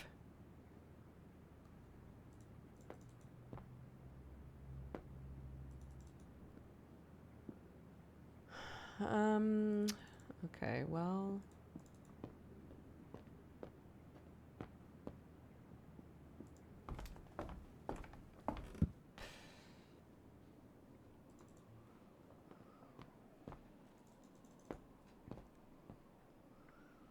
Don't want to break my neck, thank you very much.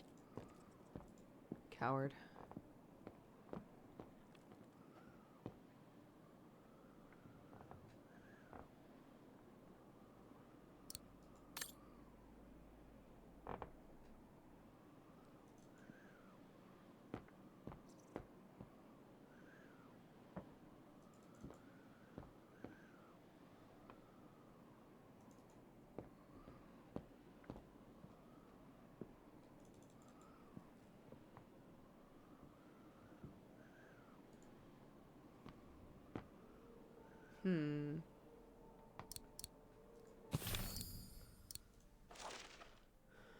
Take-up reel.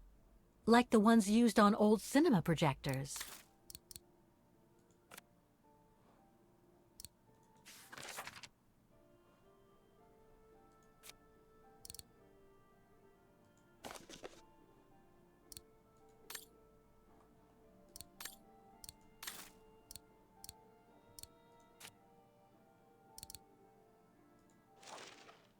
Mm.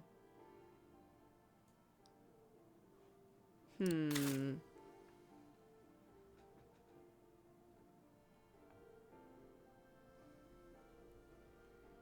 Okay. One sec. I need to be chomping on something, I think. Be right back.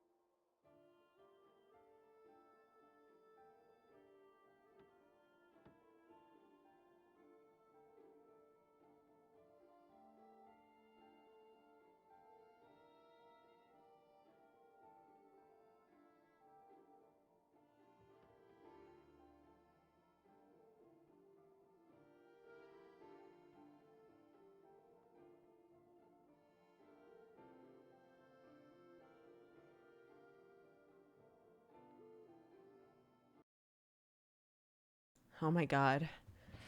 When you say to your husband or your partner or your roommate, yeah, I need to eat something. I'm pretty hungry. And they say, oh, don't worry about it. I'll make you something. Amazing. I actually did still grab something though, but I think we made a plan for dinner and I think he's doing it, which is a tight. Lately, one of my favorite snacks is just regular salted crisps with tomatoes. Because, you know, the salt in the crisp plays off really well with the tomato. It makes it sweeter. Oh my God. It's so good. You just chomp on some tomato and then you throw a crisp in your mouth right at the end. Amazing.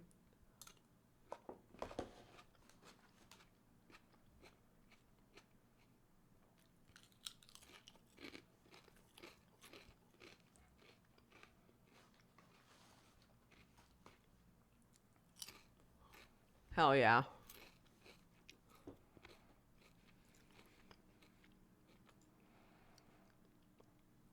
My roommate gets me fresh water almost every morning, and I feel so loved. That's very cute.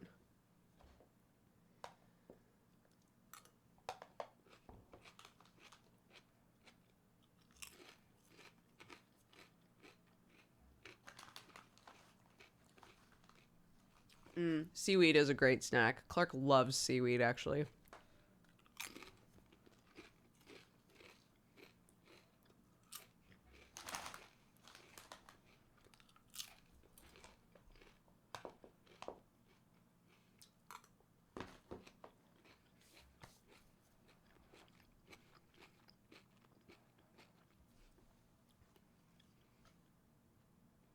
Oh.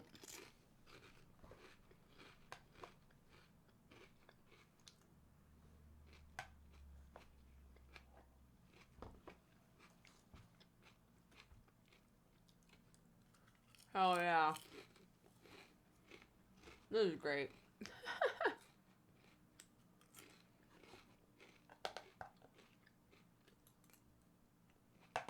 Okay.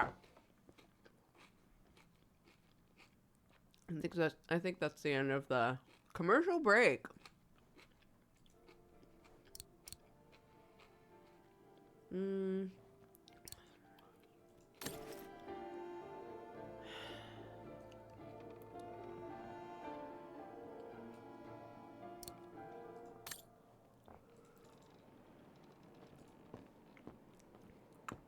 I'm wondering if the answer is on her token. 135 is here.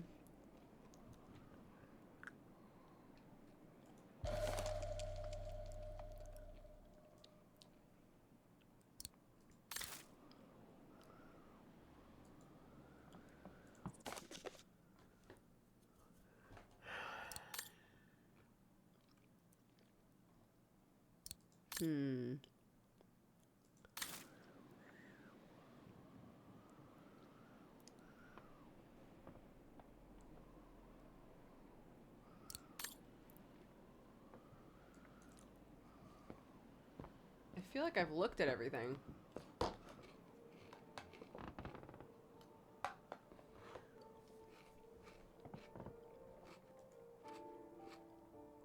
Amazing. Now it shows the view from the terrace.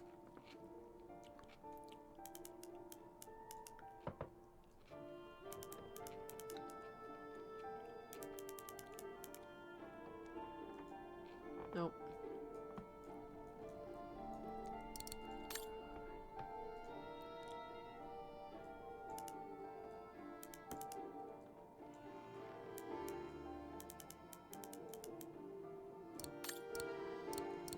I feel like we already know a lot about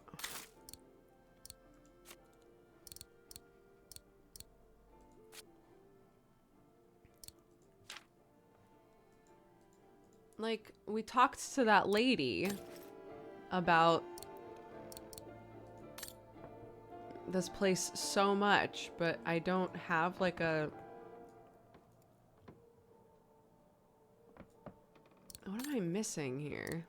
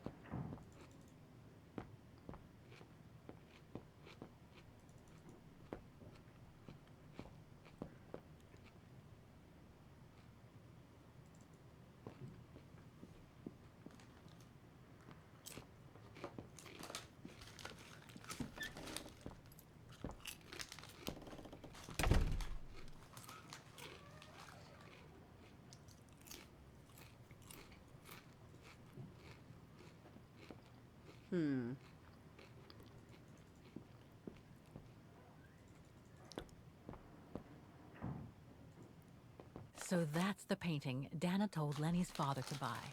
Not bad. And similar in style to my painting. Wonder what the others were like. Okay. Oh, thank you. I like it too.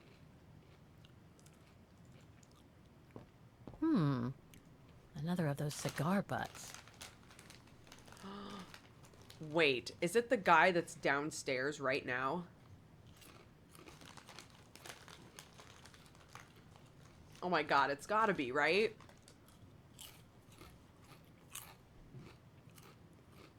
Austere. Looks like a storage room.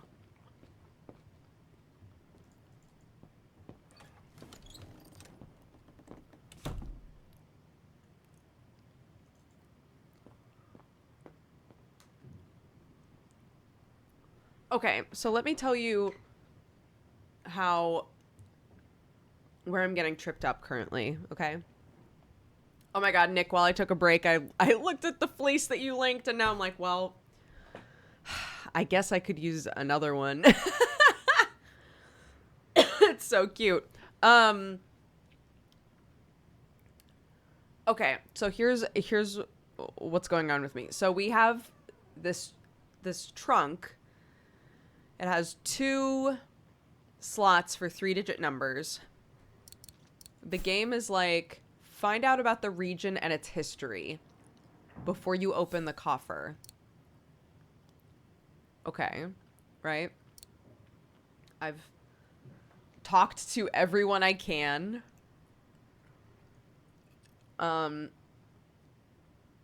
So I'm like, well, the only other thing that I have currently is the thing that looks like film is supposed to go on it. So I'm like, are we supposed to watch a film? But I don't think we are. I'm going back in her room.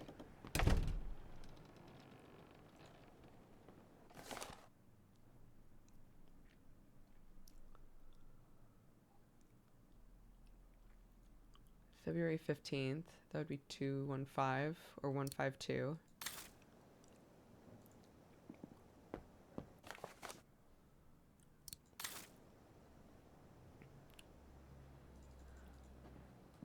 Oh, I guess it must be these. One of these must have something. There are no photos of the occupation of Vaughan by the Brown Shadow. I guess that corresponds to when Lenny and her father had to leave the refuge.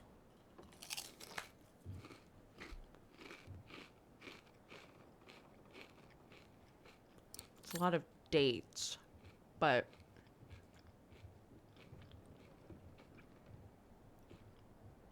This series ends at 2002, 3 years ago, when I began my journey with Oscar and Hans's train.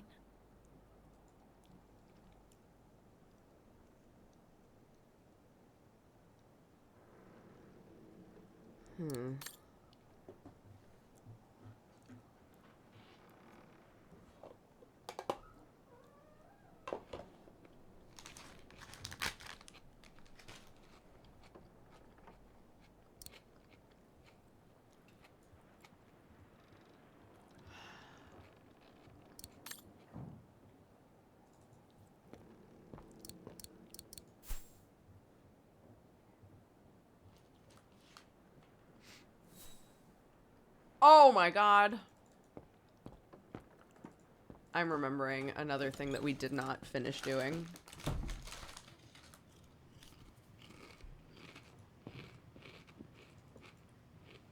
The telescope.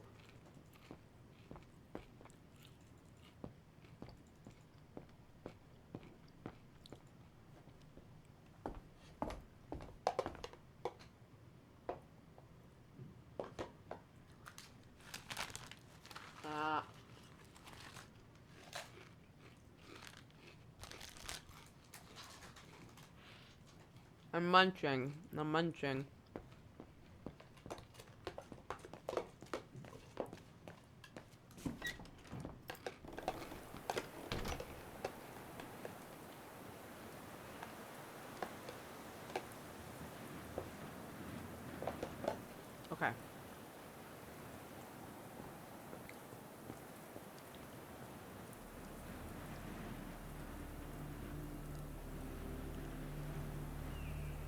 There's a cap blocking the view. There must be a way of removing it. Please insert coin.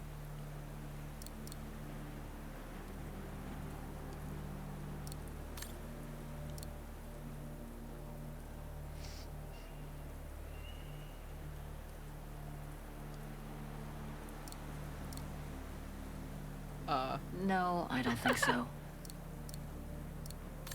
Wait, how come? I have to put in a coin. Typical.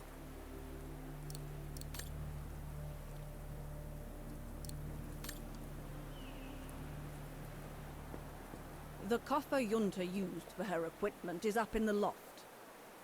But...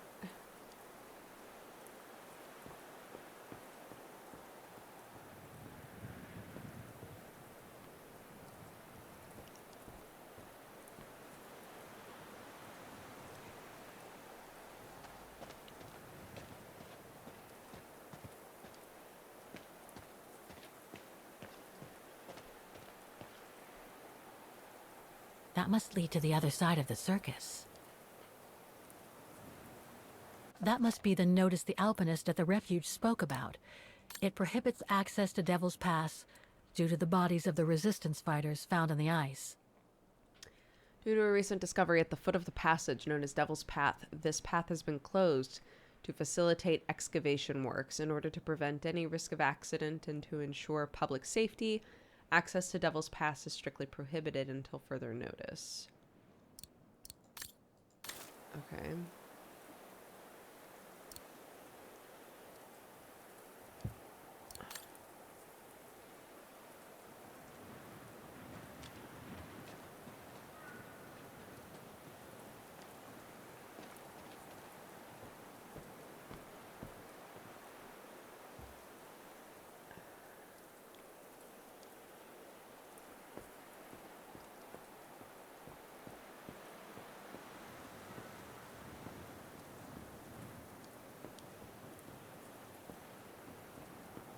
It's not the time to take the tram back. There's still a lot to do here. Okay.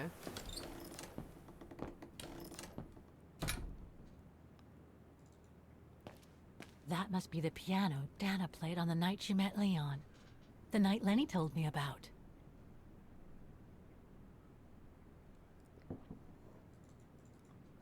Hey bro, do you got a coin?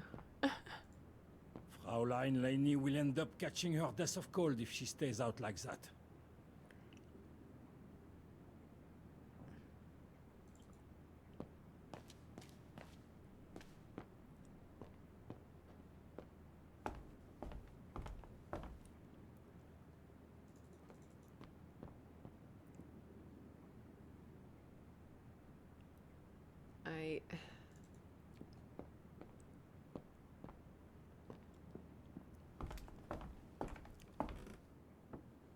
Like, her coin is upstairs. So I guess there's that. This. A medal for acts of resistance. And it's got Lenny's name on it. But, like, I don't think that... Yeah. Oh my god. The meager amount I've managed to save since I escaped from the mine. Wait. That's 100% what I was supposed to use. Wait. Don't, chat. Don't do it. Don't talk about it. Don't think it.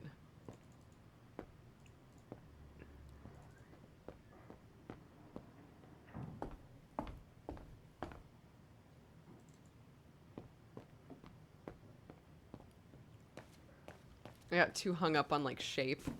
Like, well, that's a wallet. That's not a coin. That's not the right thing.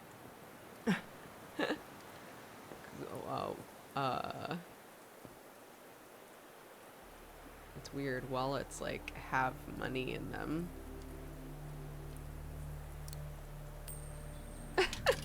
Fuck my life. There's It's a cap blocking the view. What?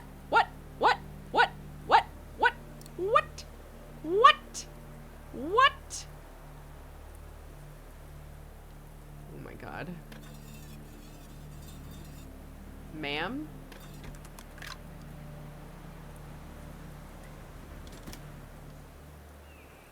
Okay.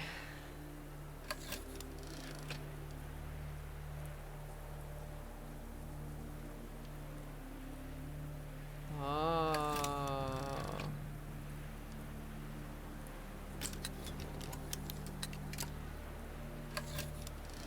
That's the fabled Silberspiegel. Oh, I wish I had time to watch it change color. Oh my god. It's whatever the number on this is.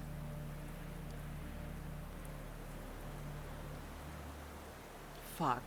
Okay. Oh. Oh, I can take pictures. Oh my god. Oh, thank goodness.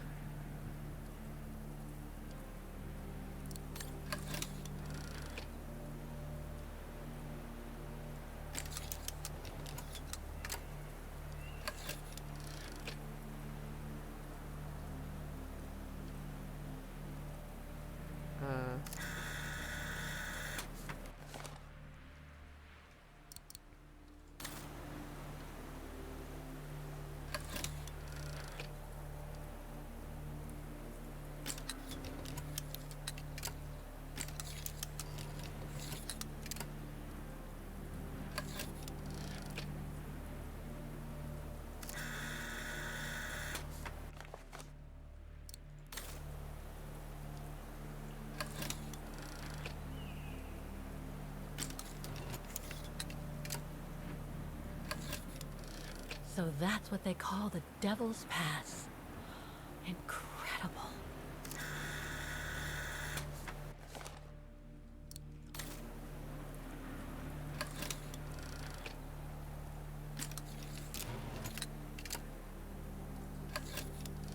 The bodies of the resistance fighters that the alpinist mentioned must be inside. Oh, there's the Gives me tent. the creeps just thinking about it.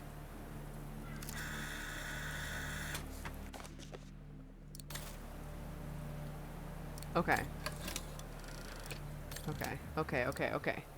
Okay. We're getting there, chat.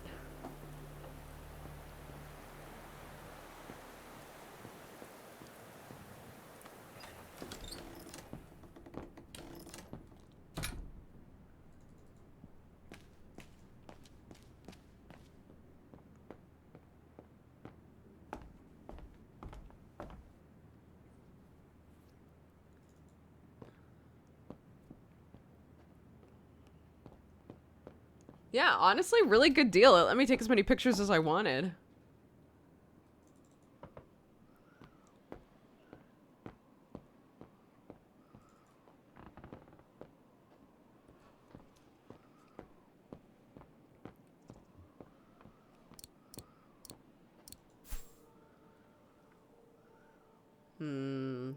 This still isn't. Okay,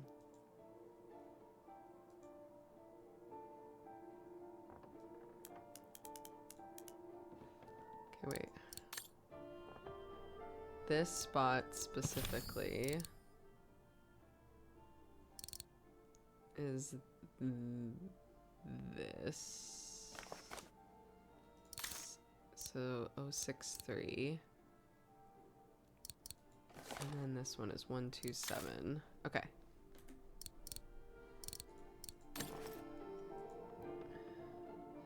Zero, 6, 3, 1, 2, 7. No?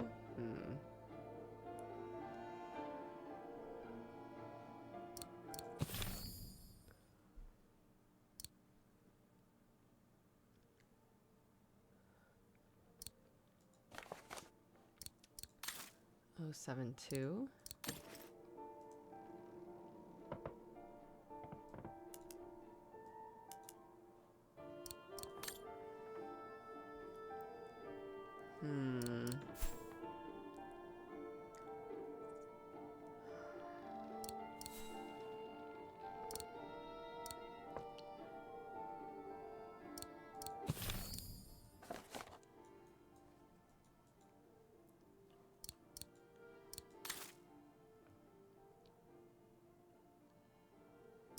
What on earth?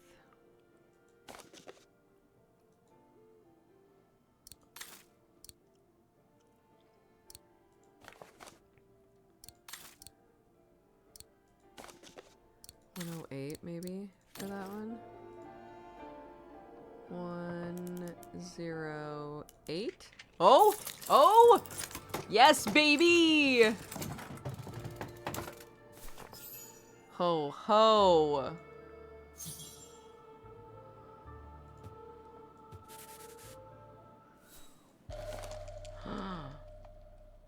A film developing company. They probably developed Yunta's films and sent them back once they were done. Oh, shit. No doubt Yunta must have written this. Summer 1937. The year Dana worked here. Let's see. I filled my last diary last night. Ordered another one, but still waiting for supplies to be delivered to the refuge. Using an old envelope in the meantime. Today invited Dana for a chat after her shift. Oh.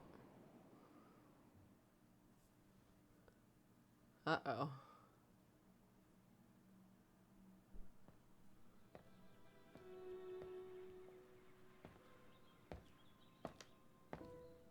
I'd like to know what Leon sees in her. I've never seen him so smitten. Thanks for popping up, Dana. How did the shift go?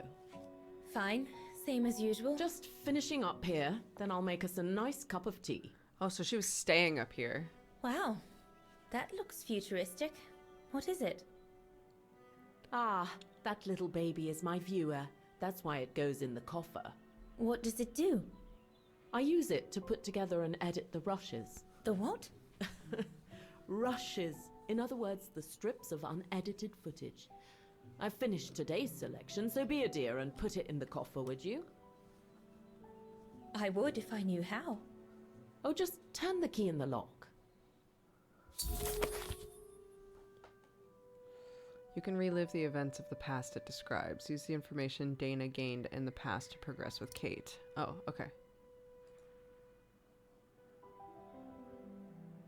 Click on the button to swap between Kate and Dana.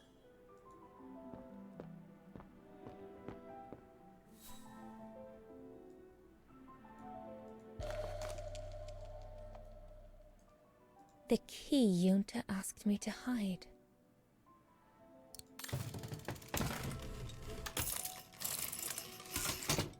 Dana, be a darling and put the key somewhere safe. You can't be too careful with these mountain people, especially with that little Lenny sniffing around my equipment all the time. I promised. Where do you normally put it? I got an I achievement have a called little Loyal. hiding place over there.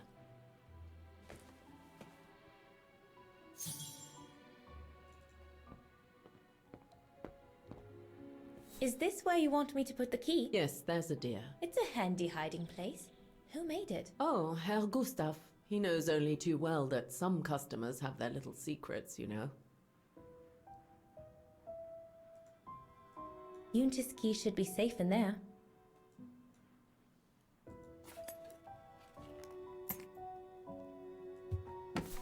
Just need to finish preparing for the filming tomorrow. Then we can chat away to our heart's content. If you could just fetch me a new roll of film from the darkroom, then we're done.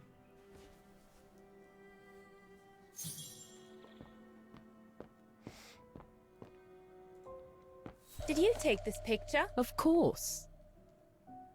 And Herr Hurst, what's he doing with the Origin expedition? Unfortunately, all scientific expeditions sponsored by the Brown Shadow come with a chaperone like him.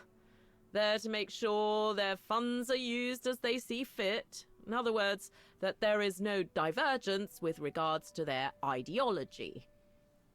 How did you get to film them training? Oh, it was a commission. Lucky, really. Right place, right time kind of thing.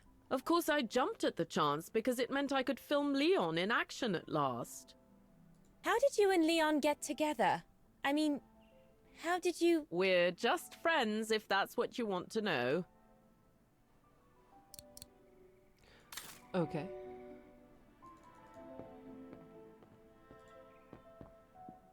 Herr Gustav's radio. Looks like he customized it, probably to compensate for the wave disturbance due to the mountains.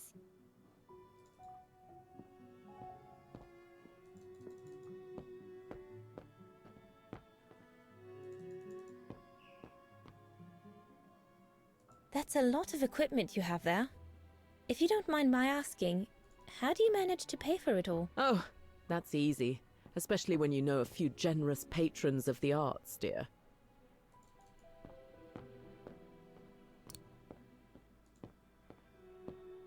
Did you take the photos of the athletes? You're not often lonely then. Well, look at our sweet little waitress. Doesn't she have a saucy mind? It's called art, dear. My work aims to explore every facet of youth and the vitality of bodies. I bet it does. Damn! Dana, you can't just call people out like that.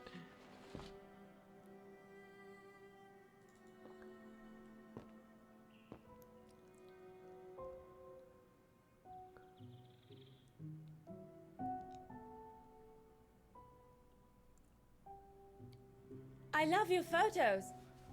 Ah, well, they each represent an element of mountain wildlife and flora I've photographed recently. I used them as a sort of checklist.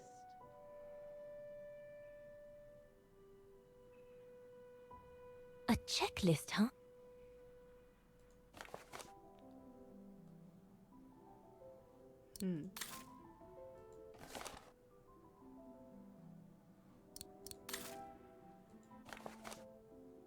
Pretty.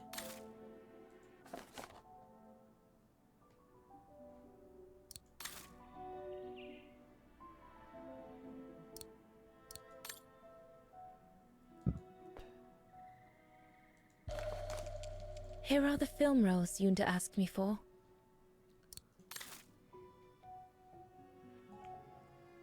All these newspaper clippings mention the Brown Shadow.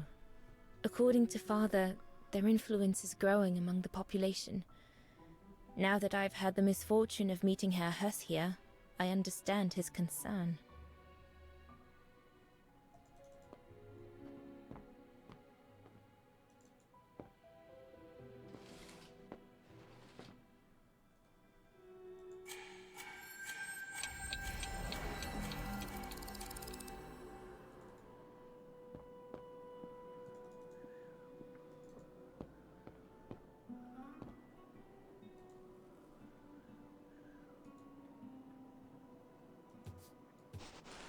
Ho ho. Get away. Ho ho. Yunta's coffer key.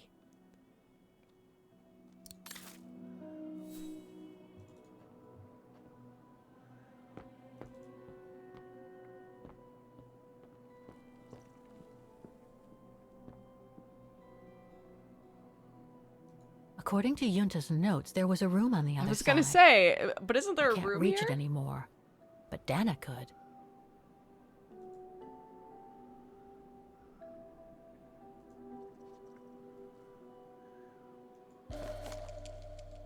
Wagen, Refuge, 1937. Yunta's films, taken during the summer Dana worked here.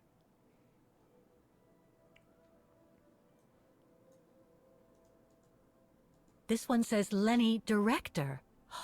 So I guess Lenny did get to make her film after all. Oh.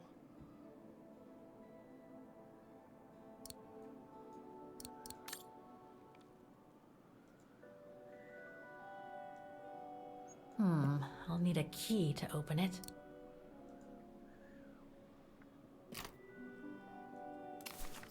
Where can I find the combination for the mechanism? Oh.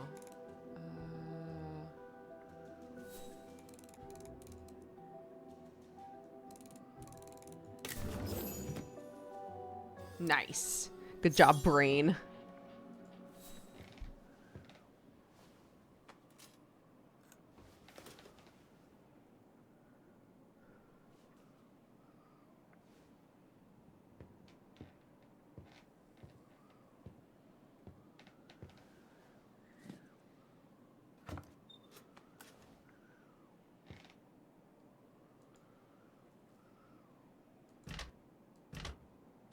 Oh.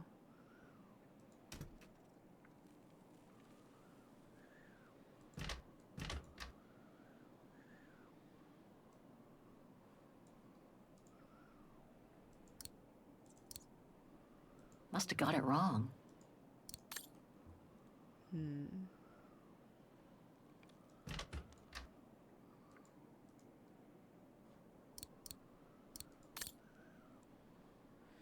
Okay.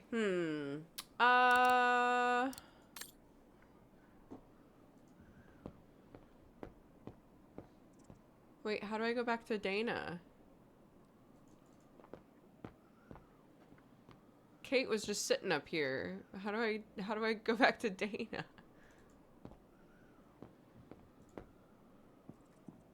According to Yunta's notes, there was a room on the other side. I can't reach it anymore, but Dana could.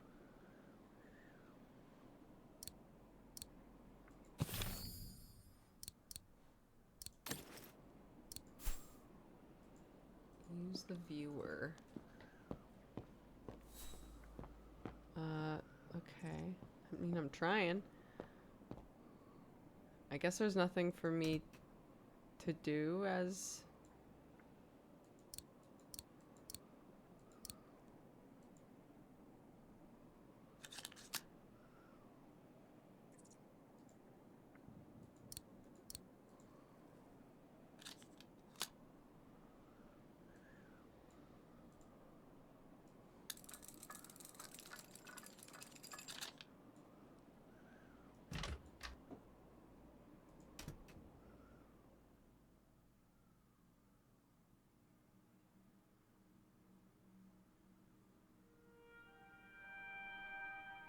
Ooh. Flashing, stuttering image warning.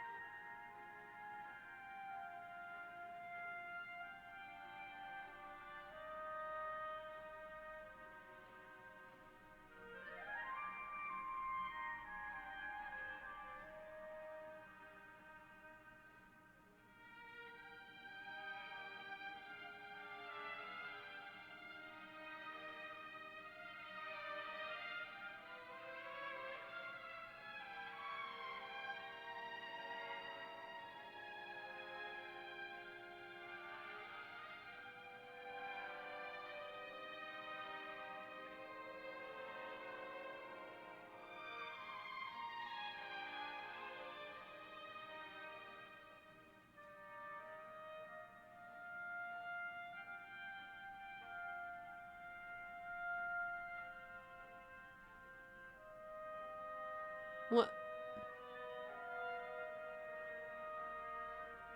What?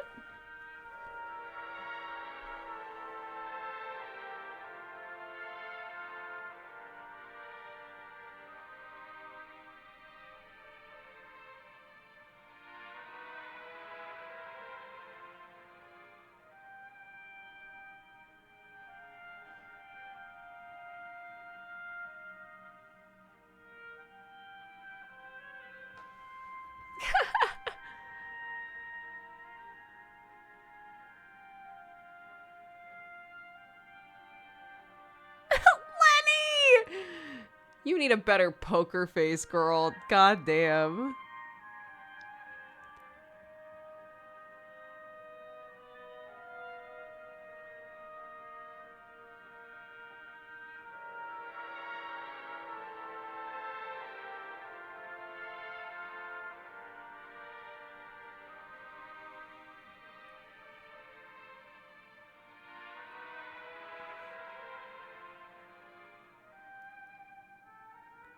The life of a sheltered mountain girl, I guess. I mean, okay, I might be wrong, but I believe, like, Dana is meant to be, like, in her late teens. And I think Lenny is early teens. I think there's, like, a crush on the adult man situation for Lenny. So I'm not sitting here being like, poor Lenny, she had a shot. I don't think, like, I don't think it would have been an appropriate relationship anyway. It's just, you know.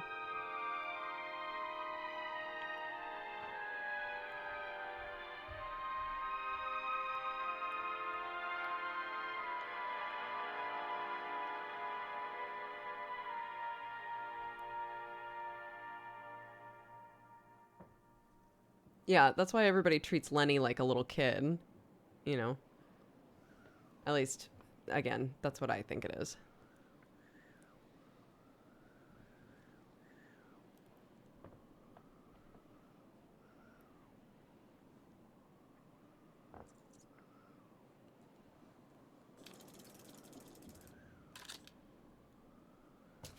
Interesting footage. Let's see what's on the other reel.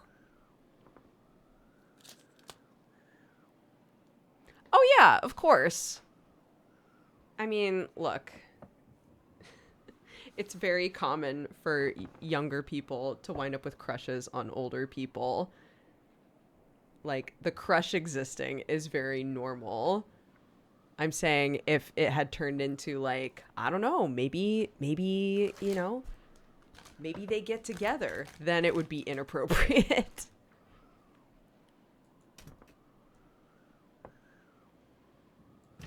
Oh, I have to pull it. My bad. Okay. Let's see what Lenny made.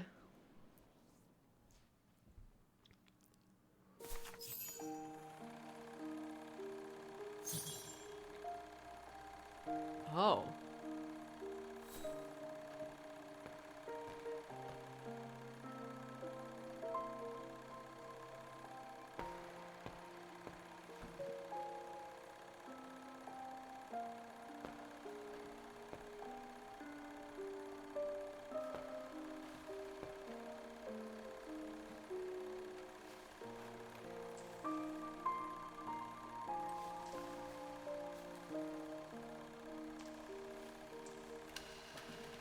Lenny is a gear reviewer.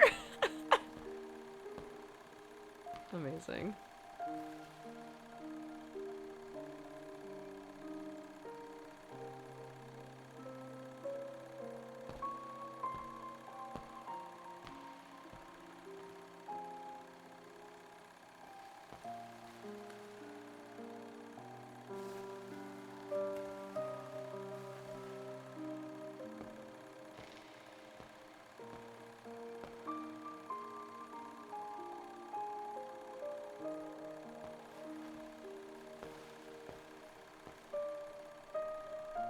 Why am I worried about what's back here?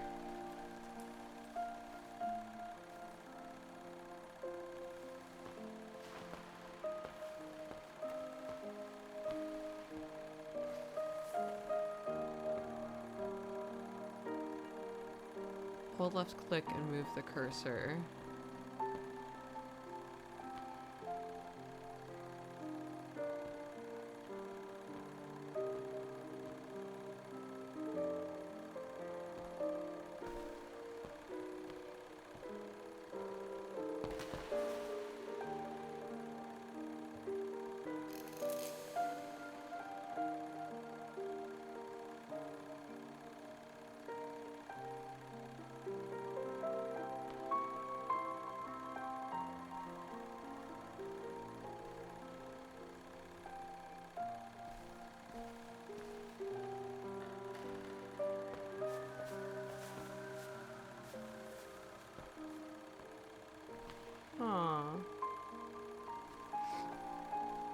Kind of a cute snapshot of like her life.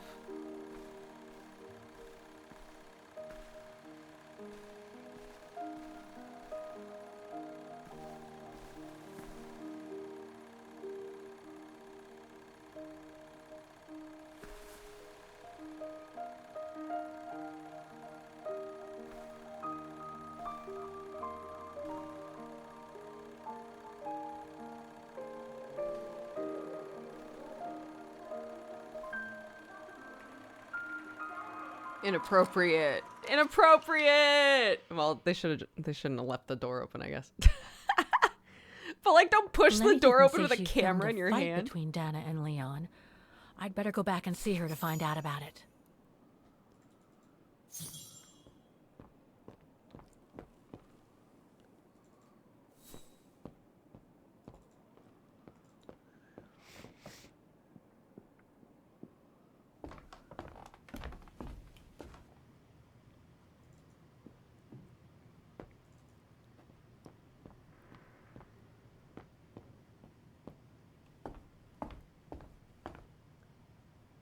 All right, let's go.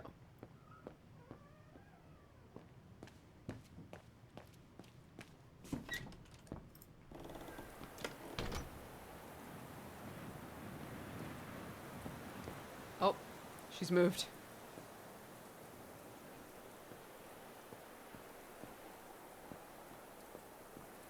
Demoiselle Lenny, I saw the film you shot of Dana and Leon. So Yunta kept it. She got so cross when she discovered I'd rummaged through her stuff. She most certainly had secrets of her own, that one. I know it was ages ago, but can you recall what happened between Dana and Leon that day? You do like flogging a dead horse, don't you, Fraulein? But as you please. It's literally why I'm here. Since Yunta never let me use her camera, I decided not to ask her anymore. Like that, she couldn't say no, could she? And that's when I heard them arguing.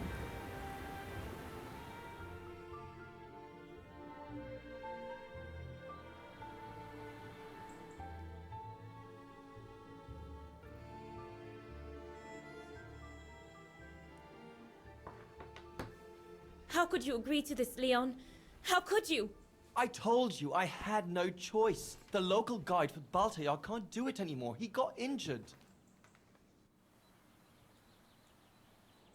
Why don't you just refuse then? It's their stupid expedition, not yours. Look, Dana, I didn't want to tell you, but... But what? Frank Huss, that brute from the other night. He's the one that made the call here. In other words, he's taking revenge by sending me to the other side of the world with the Origin expedition. And he said that if I refused, something might happen. Like they Not wouldn't just to see me, her. but to you as well. What? What do you mean? You know what I mean. You're a Vigarian and so are your parents, right? Well, Huss says it won't be long before the Brown Shadow is in power, and he made it clear that something was brewing, and that you and your parents would be first on the list. What list? I don't know, but it can't be good. Then he said that other Vigarians would follow. Dear God. Dana, darling, the world's gone crazy. Promise me you'll be very careful. It will be all right if you just watch yourself and what you say. I've asked Yunta to stand by you just in case. It won't be long, darling. Half a school year at the Music Academy. I'll be home for Christmas. Promise. He won't be. Oh, come here now, my pretty Edelweiss. Can't believe this man died. Don't call me that. You know I don't like it. It's true, though. That's exactly where you are, my pretty Edelweiss. If you keep that up, Leon Kobatis, I'll find you a nickname too. Go on, then. All right.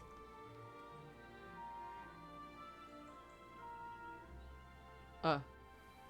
I was like, what?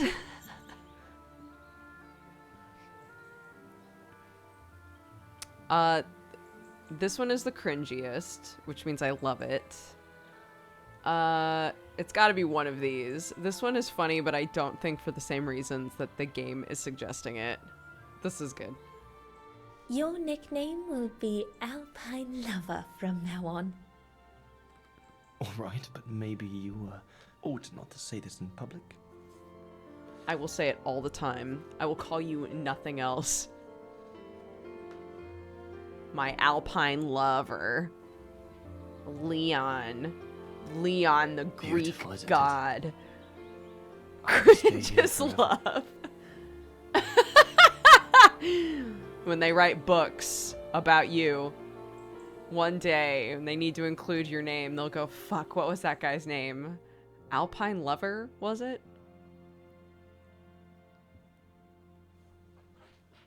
There, Fräulein Walker. That is all I have to say.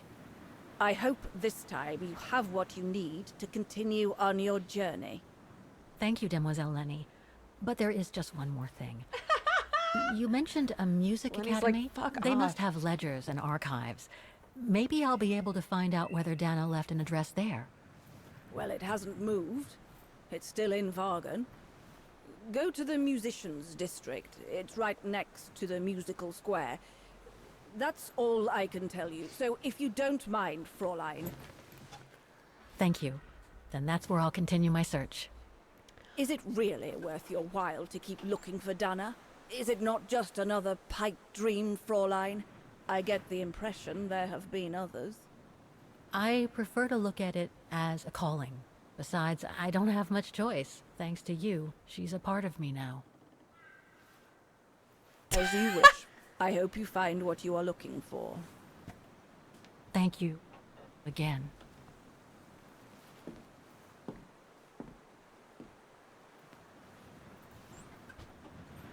I've got everything I need from here, I guess. Great. Best get back to the guest house. Get some rest. I'll go to the music academy first thing in the morning.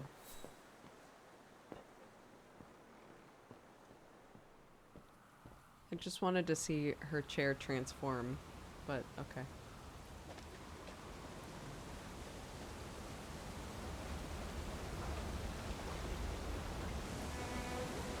Wait, I'm not even gonna stay here? Wasn't the walk up there found her, my secret extremely long? The girl in the painting, her name is Dana. Dana Rose. That's nice, Kate. Real nice. I'm gonna find out who she was, just like I promised you. Nothing more than a good old adventure to forget your grief, I guess. You should go, Kate, or you're gonna miss the tram.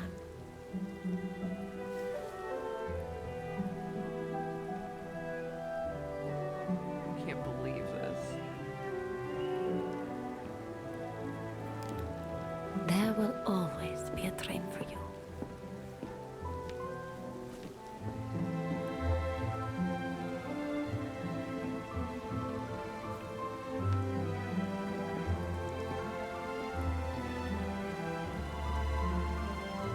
Yeah, that's what I'm saying. Like, the game has so many moments where you forget that there's like this strong steampunk edge to the whole thing.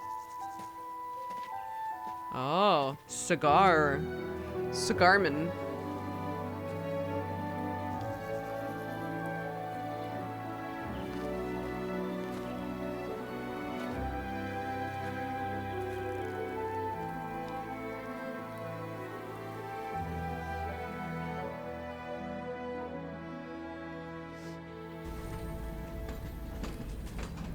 Fell in love with Katusha while working in mines as slaves. And then she got shot. Happened right at the start of the game, and I felt so upset.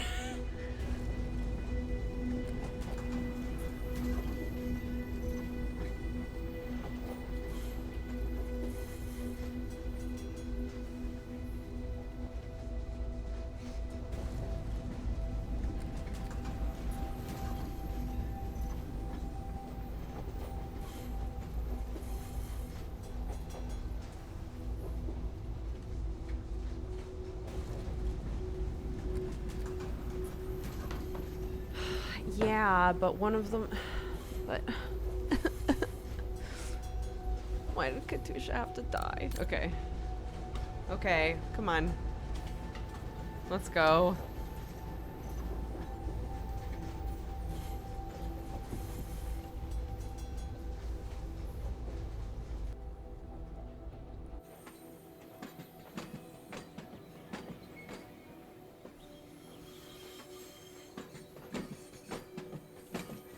Yeah, it's a really like, it's like wacky, but it is also a very chill puzzle game somehow. It like toes that line really well. It's interesting because with the setting that they chose and like the aesthetic and everything, they're able to do really unique feeling puzzles and have them seem like they suit the universe, you know?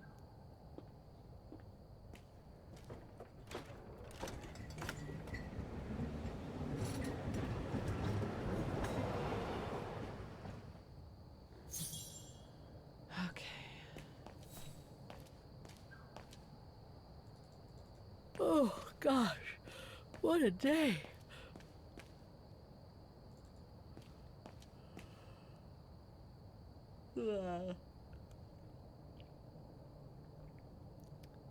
My cute motorcycle that Katusha fixed for me.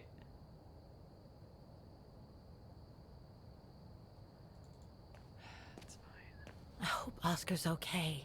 Can we wherever he is, pop it open and I'm be not like, abandoning him. Oscar. I just need to find him.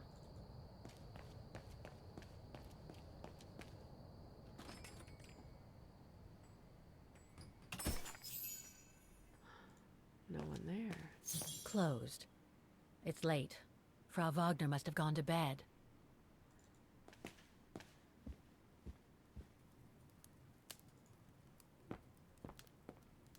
Oh, I don't need to actually set it. I don't. Okay.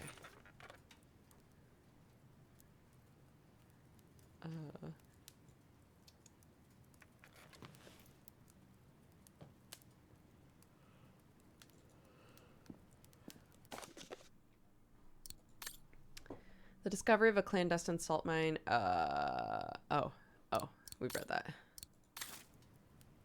Not a soul here. Not surprising, given the time.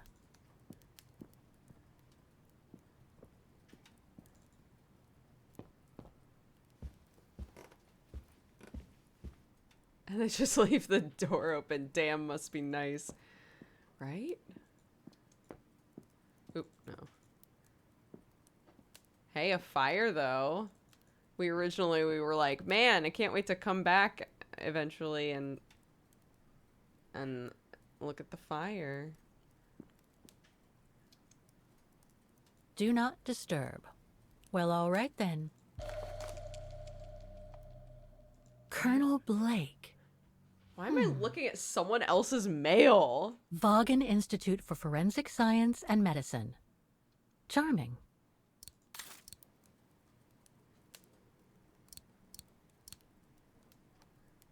What? What am I doing?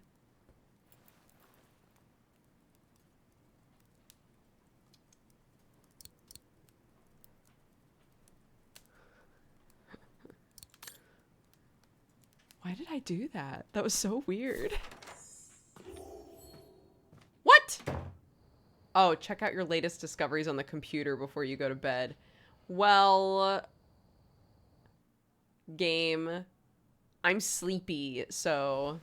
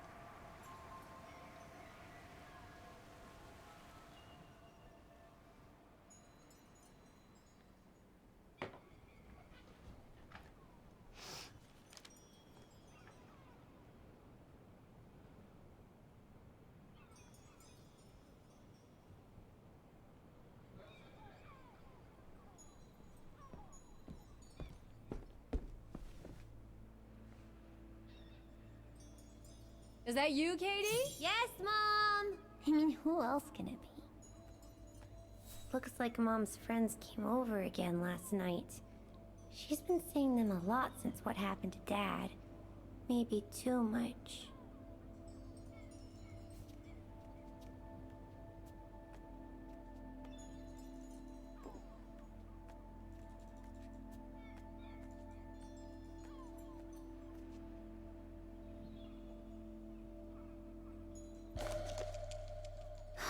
Another letter for Dad.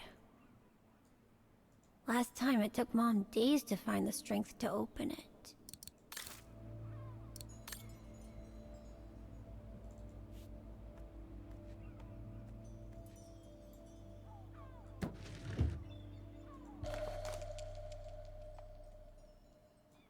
Oh, Grandpa yeah. and Grandma from New York gave it to me for my last birthday.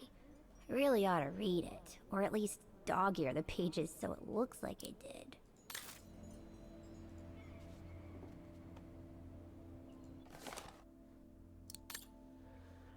Your father and I would like to express our deepest sorrow at what happened to Richard. We are worried about your welfare, darling Sarah. You might be a full-grown adult, but we still worry about you. We wanted you so much. You were a miracle child. So even now, as a young woman with a daughter of her own, it's hard for us to see you suffer. You've always been our pride and joy. Remember, darling, we are here for as long as you need us. We will always be here for as long as we breathe. We shall be with you whatever happens in the spring for your birthday. Remember, just let us know if you want us to stay with you for a while, until you're back on your feet, and we shall be down as fast as you can say Jack Robinson. With our deepest love, Mama and Papa.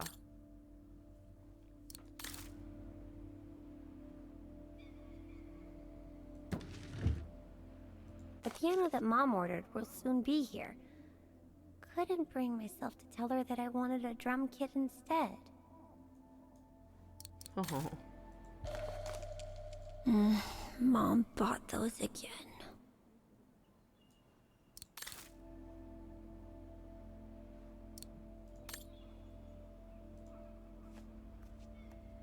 Wow. I hope I get to travel around the world too when I grow up.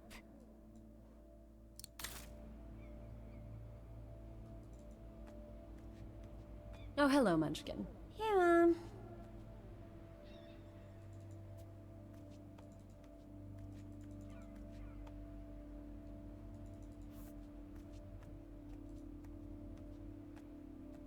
It's the bird.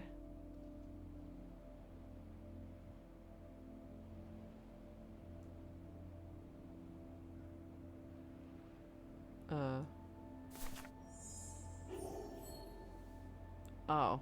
I really need to be looking at my objectives.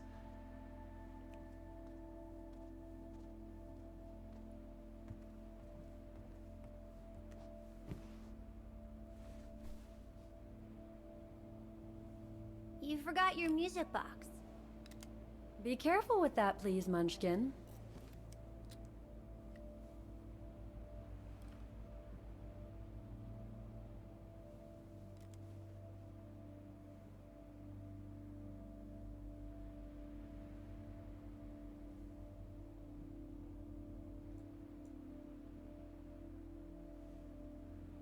Where'd this come from?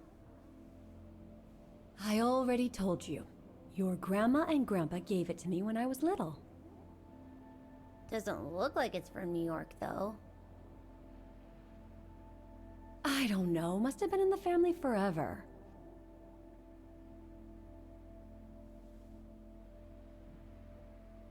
I just love it. You've always liked it. Ever since you were little. Will you give it to me when I'm big? Maybe, if you're a good girl, when I get old. So when will that be then? Later, Katie.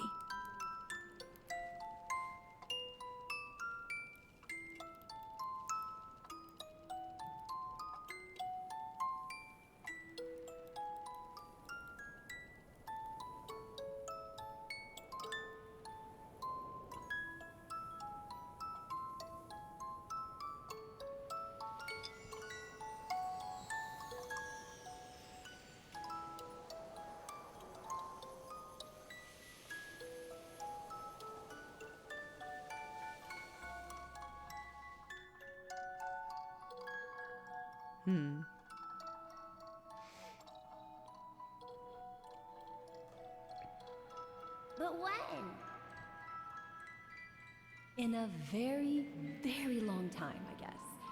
When I'll be gone.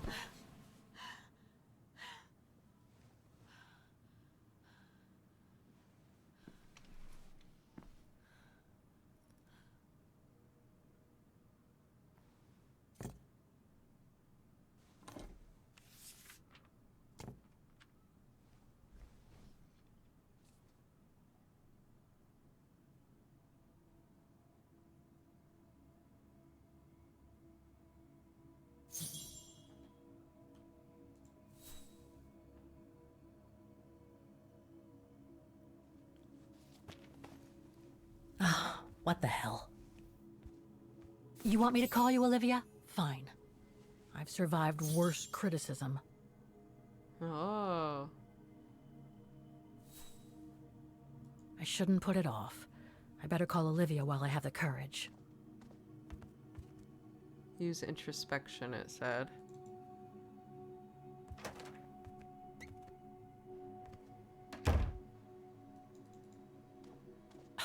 Who do you think you are, Olivia Foster? It's easy to judge and lecture me from New York. You know nothing about what I've gone through, of what I've had to endure since leaving Hans.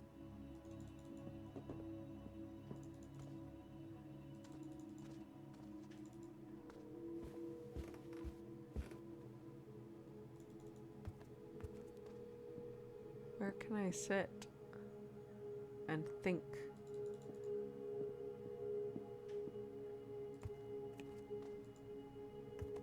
Looks like I'm not the only one who can't sleep tonight.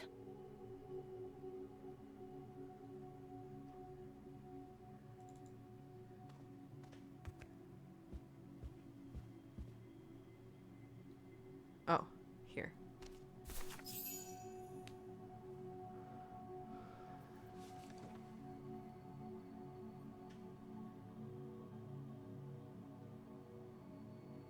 Don't know why I should be so nervous about making a simple phone call. I mean, hey, I've crossed Europe, been in all sorts of danger, and yet look at me here. I'm worrying about talking to my former best friend. Oh, and I think I used to spend my life on the phone gossiping with her. So what do I risk? Criticism?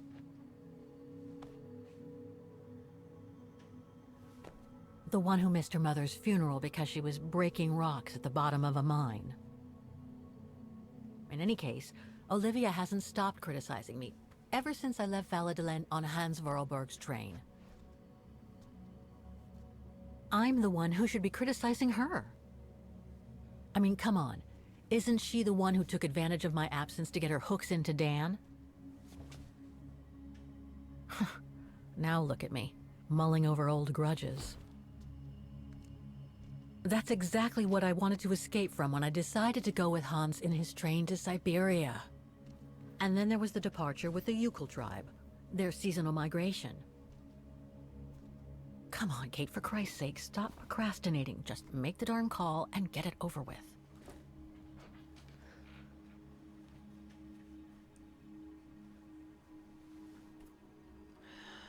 Okay.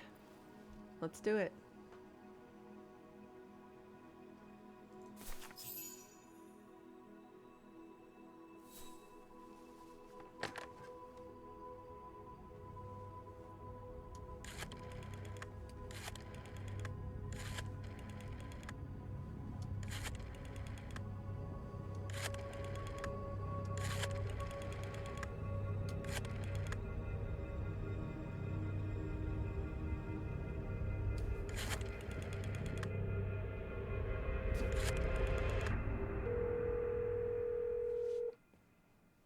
You can do this, Kate.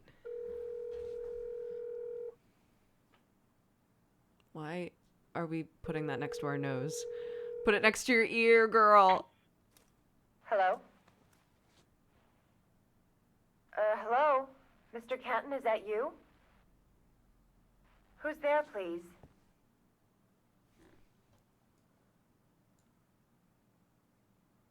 Got your letter, Olivia. Kate, I sent it 2 years ago. I know, things have been complicated. Complicated? I see. And so when are you coming back to New York? You know, to visit your mother's grave?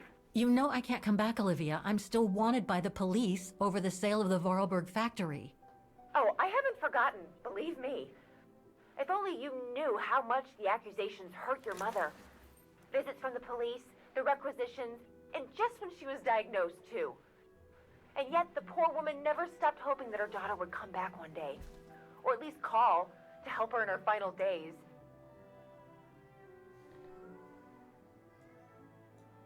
I'm calling precisely because I do care. It's just that ever since Katyusha's death and escaping from the mine, well, things have been, yeah, complicated. And then there's the woman in the painting, Dana. What are you talking about, Kate? Just listen to yourself. None of what you're saying makes any sense. Olivia, please. Kate, Okay, listen to me. I thought you had plenty of time to think about how you abandoned all of us. Me, your mother, Dan, or even that poor Mr. Canton. And maybe felt at least some remorse. But I guess I was dreaming. All you do is keep chasing castles in the sky and ignore those who care about you. Okay, to be fair, the way that we try, like, I thought...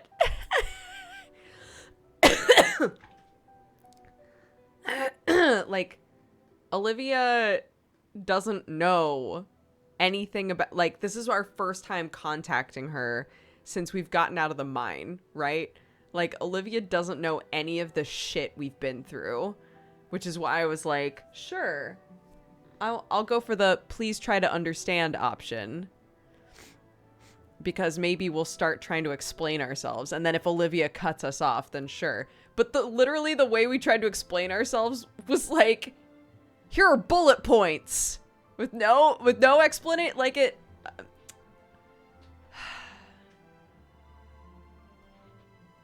just send her the previously tape.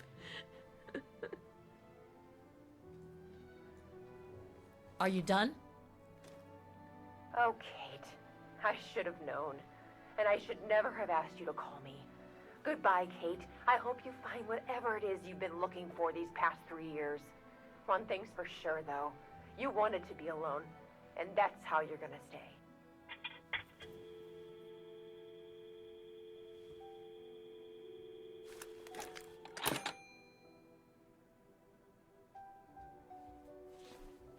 All right.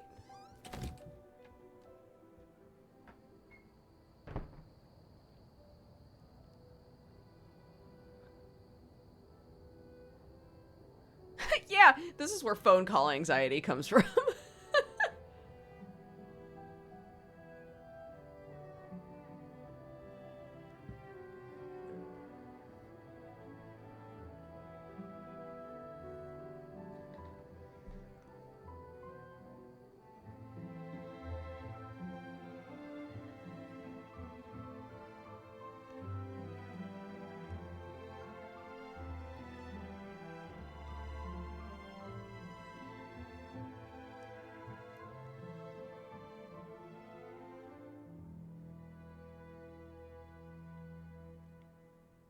Oh.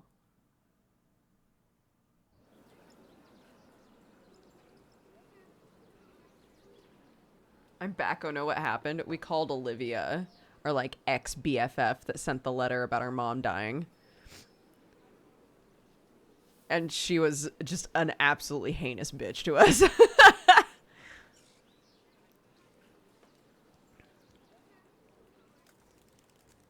It was a short phone call.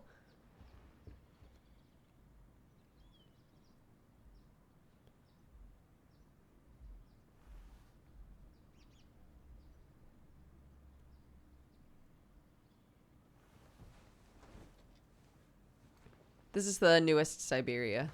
It like just came out.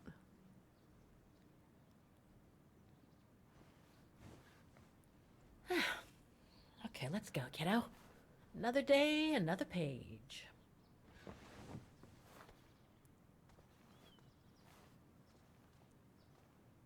A new day in Vaughan. I must take the tram to that music academy where Dana Rose was a student in the 1930s. With a bit of luck, they'll have kept her records.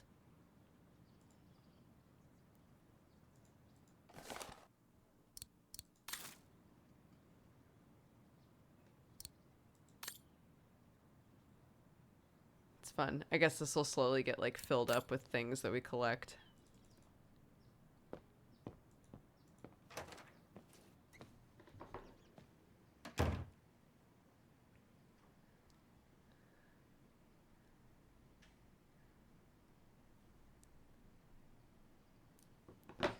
Okie dokie. Demoiselle Lenny told me the Music Academy is near the musical square.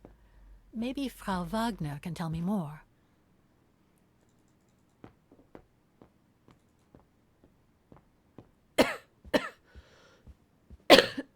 Wait. Okay. Oh, hello, Miss... Yes? Ah, Miss Walker. Did you sleep all right? Fine, thanks. Now, is there anything you need? I'd like to go to the Music Academy. Can you tell me how to get there? You just need to take the tram northbound to the musical square. Is there anything I should know about the Academy? I like To this tell music. the truth, it's a little glum nowadays. Especially when you think it was once the jewel of the town. Where students came from all over the world to perform on the musical square, you know. Pity. It's since lost its panache of old through lack of students and means. I went to the Silberspiegel Refuge yesterday. Oh, magnificent. I won't disagree with that, Miss Walker. Those mountains are the pride of the town, just like old Lenny. Aww. Lenny is highly respected in Vaughan because she was a resistance fighter during World War II, right? Well, I heard about it when I was at the refuge.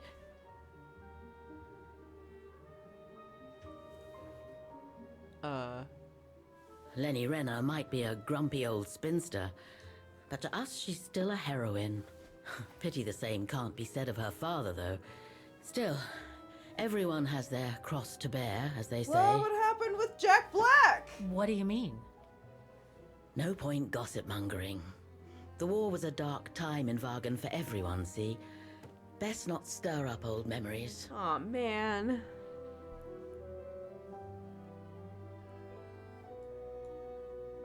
Everything seems to link the person I'm looking for with the Second World War and the rise of the Brown Shadow. Terrible times were those, my dear. The poopy doopies, Especially if you when will. Vaughan was occupied after the annexation of Ostertal.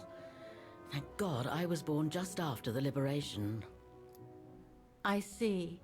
But I guess you had to grow up with the after effects of those events. Oh yes, dear. There was a kind of conspiracy of silence where everyone suspected each other, even their close friends. Did any of them collaborate with the enemy? And if so, was it through like-mindedness or simple cowardice? Were they responsible in one way or another for the arrest or death of a family member? I must have been awful. A terrible time, really. Well, the person I'm looking for is from the same generation. You'll just have to hope she managed to survive the madness then. Well, I guess I should get going. Thank you for your time, Frau Wagner. Feel free to ask if you have any more questions.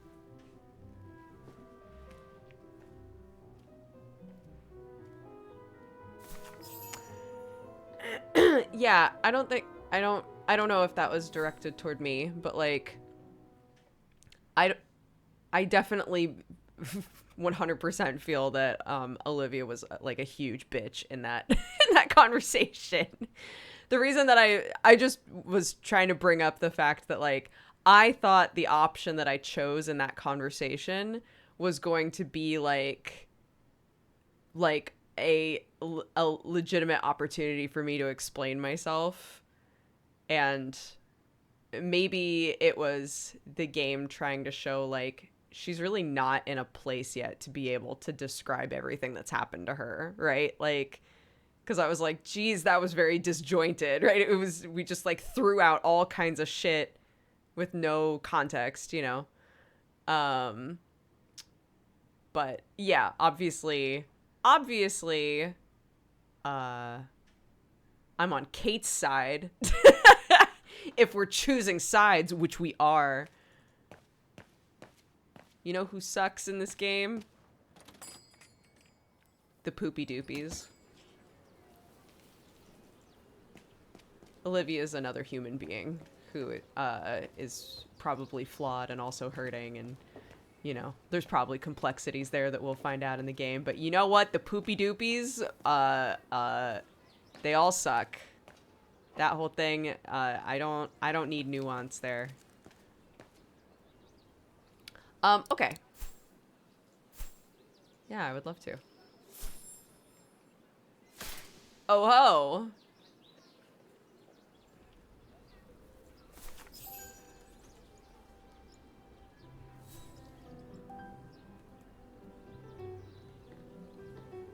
Team Kate.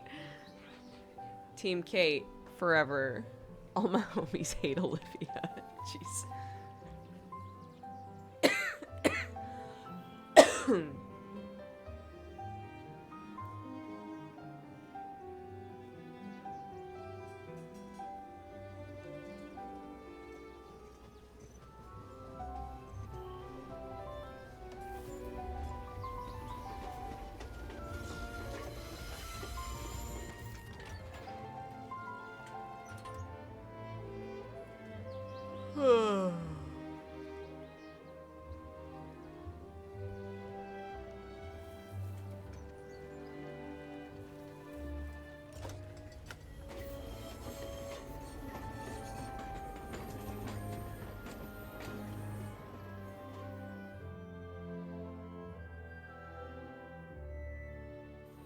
Yeah, I've never played the other games, so this is my first opinion. This is my first interaction with Olivia.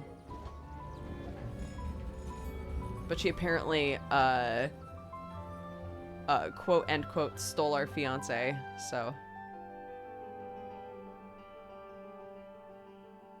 I mean, that also sounds like it was on him as well. You know, that sounds like that was a team effort sort of situation, so. So it sounds like they both suck, you know, but again, did not play the other games.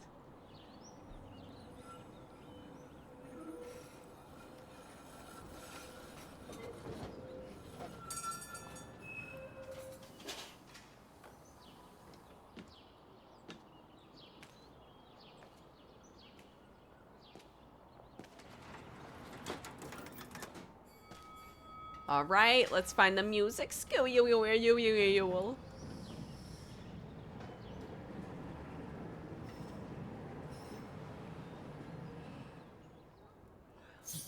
We know so much now.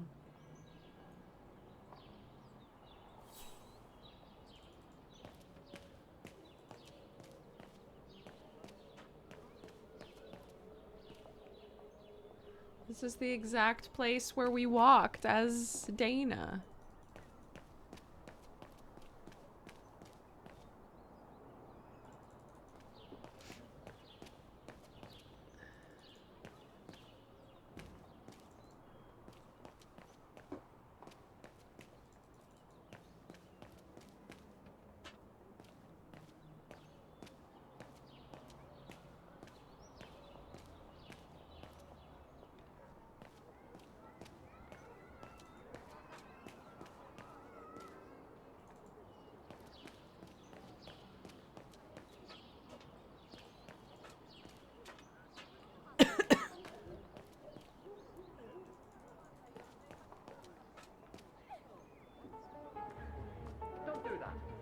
Oscar! Oscar! Oh dear. Help! Help! Someone! Help! Why are we walking? Why are we walking? Put me down! Oscar? Bet you can't catch it! Don't you dare! Put it down! Right now! Alright then. Oscar! Oh, he gave that up really fast. Are you alright? I had a bit of a bumpy ride, but I am glad to see you, Kate Walker. Oscar, oh, I've missed you so much. I say, this display of emotion is most unreasonable, Kate Walker. I do hope you don't plan such profusion every time I change bodies. It's just that I've been worrying about you. Where were you, Oscar? Well, the mechanical instinct of my host took me for a ride. All across town. It took me the whole night to tame it, and that's when I bumped into those little rascals. Oh. Yeah, lucky I was in the area, huh? Quite. So, Kate Walker, what has happened since we parted at the Balaton River? Maybe we should just sit down for a second, Oscar. This might take a while.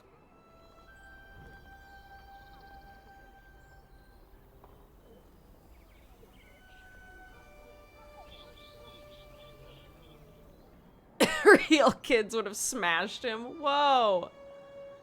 And that's when Demoiselle Lenny gave me the address of the Music Academy in this neighborhood. I see, Kate Walker. You must think I'm crazy, huh? Running after that girl, Dana, who must have died ages ago. Well, Kate Walker, you know I have difficulty understanding illogical thought patterns.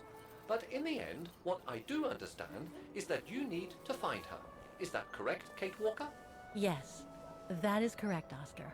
I'm glad you're taking it so well. I don't see any fundamental difference between crossing Europe in search of mammoths, traveling on ostriches in an irradiated zone, or following your double. These are not things an automaton such as I take into consideration. Any other thoughts, Oscar? Well, I guess I could ask you where we are heading, but truth be told, it doesn't really matter. I will follow you wherever you lead, and for as long as you require my services, Kate Walker. That's what an automaton does. Thank you, Oscar. Oh dear, I hope you're not going to become physical, are you? No, I was just going to give you a pat on the back. I would rather you refrain from having such thoughts. Okay. I am not a dog, you know. Whatever next? Anyway, we'd better get going, Oscar, and you'd better keep out of sight. Oh dear, I don't suppose I have any choice.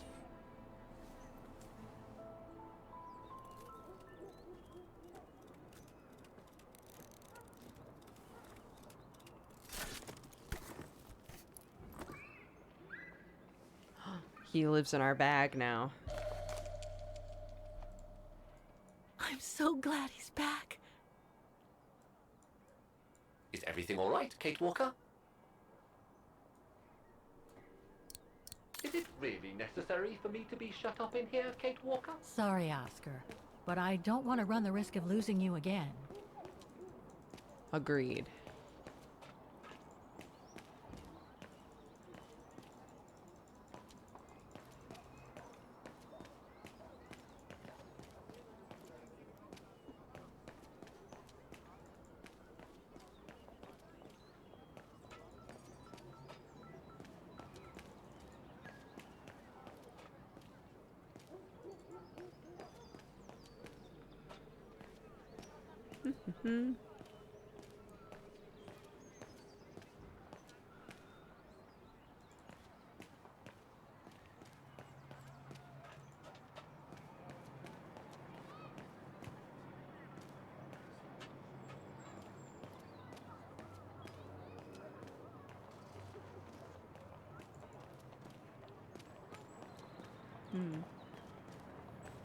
Do I introspect up here? Probably.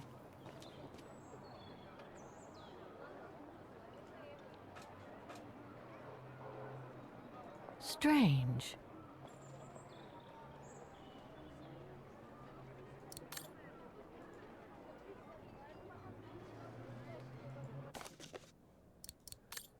Due to the forthcoming computerization of the mechanical orchestra of the musical square, playing this piano is strictly forbidden until further notice. I can't open it like this. It looks like it's been mechanically sealed. I don't think I'll be able to open it directly. Am I trying to open it?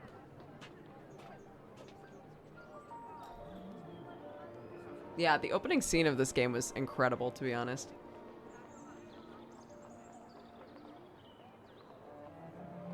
I only know Dana as a waitress at the refuge, and yet everything seems to fit with her here.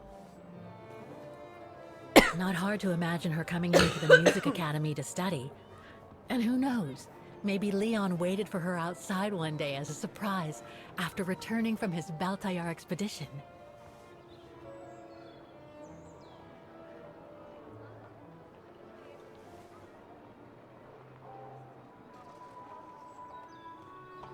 I hope we're completely wrong about all of that.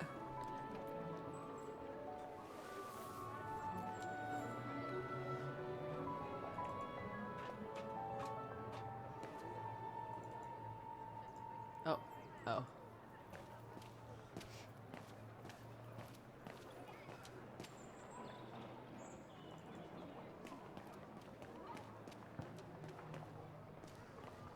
What's all this then? Wow. Pity I don't have time for some sightseeing. Do you not?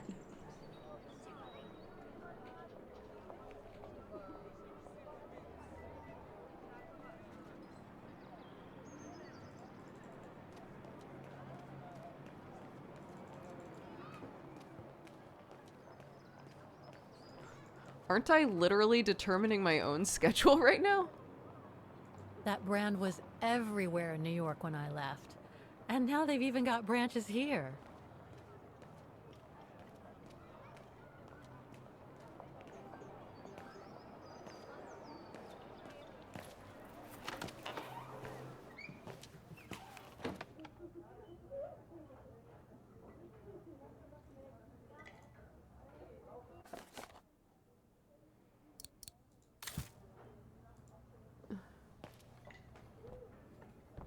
Hello. Guten Tag.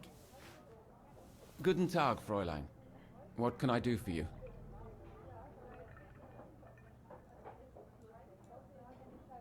Do you know anything about the Wagen Music Academy? It's the large building across the square there. Used to be quite renowned worldwide, actually. But not anymore? Well, from what I gather, hardly anyone studies there nowadays. I wouldn't be surprised if it were closed. Well, what happened? Budget cuts from the town council, I guess. The academy can't be very lucrative. I see. How come the square is so well known? Because of the mechanical orchestra there. It used to be quite the attraction. Every year, the academy's best student would play along with it, as did renowned musicians from around the world. Oh, that sounds intriguing. Is it scheduled to play today? I'm afraid not. Several years back, the town council discussed computerizing it. But the plan never went through, and no one has ever heard its music since. We gotta change that. Because we're the protagonists. There are a lot of tourists on the square. Indeed. It attracts thousands of customers every year. A veritable boon for us retail shops. Mama! And for the people of the town, too? I wouldn't know about that. I live on the outskirts, as do most of the people. What with the rents being as high as they are here, you know? Thank you. I should go now. Auf Wiedersehen, Fräulein. Come back again.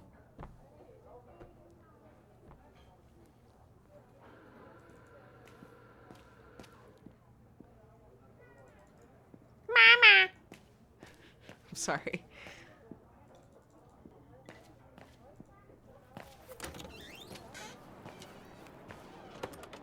It's just a funny sound. It's a funny noise.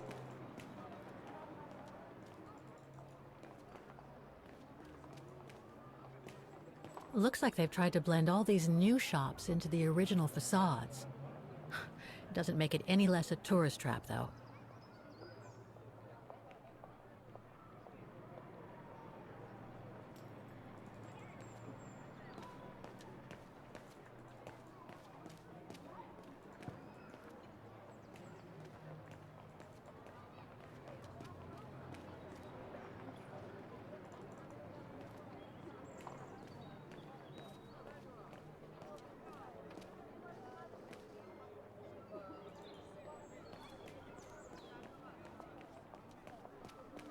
Oh, look at this. Yeah.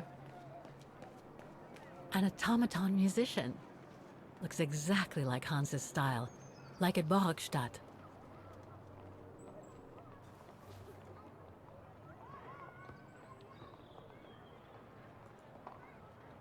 Okay.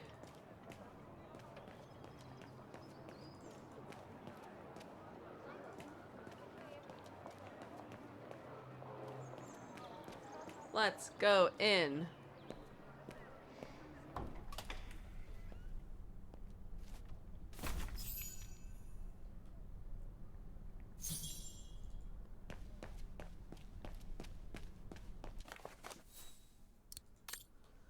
A ceremony that drew hundreds of people into the streets of Vagan culminated with a solemn tribute to the heroes of the liberation at Vagan Music Academy, followed by a jubilant outdoor ball on the music square. The liberation shook Osterthal and renewed hope in the world, said the mayor of Vagan at an address at the symbolic music academy, where he decorated veterans and resistance members, including Marc Thomas, Jules Macart, and Yvonne Leclerc. The Music Academy, a century-old teaching establishment before the war, became the commandantur of the Brown Shadow before hosting Allied headquarters after the liberation. Upon the departure of the Allies, and thanks to finance from the Marshall Plan, it was able to recover its initial role as a place of musical learning. It was on a more somber note, however, that the rector of the academy concluded that the drop in number of inscriptions, along with the continued decrease of council grants over a period of 2 decades, due to austerity policies maintained by successive councils, have plunged the academy into a grave financial crisis. He warned that the academy is on the brink of bankruptcy and indicated that the closure of the academy is imminent. Vagan's tribute to its liberation was the last in a series of 60th anniversary commemorations by Osterthal, marking critical moments leading to the capitulation of the Brown Shadow and the end of World War II.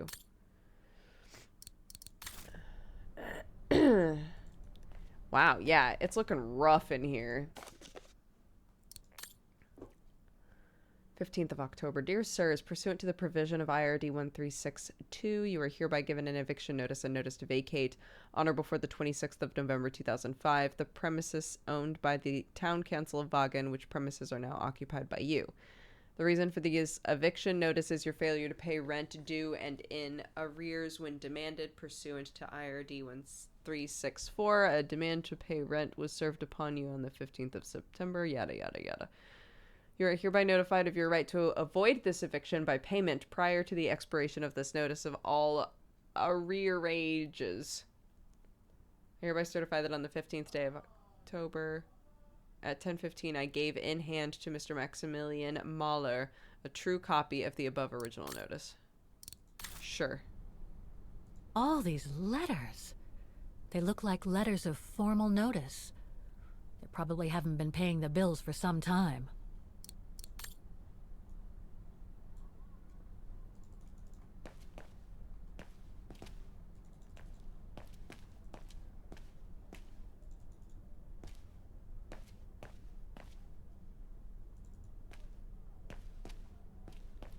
So that's the famous Vagan Music Academy? It's not what I was expecting.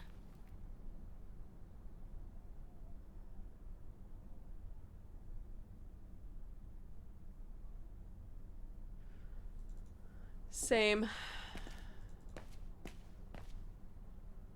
Okay. Looks like this is all that's left. Wow. Guten Tag! What now? Oh my god. If you're from the council, The music. you can come back when I'm not so busy.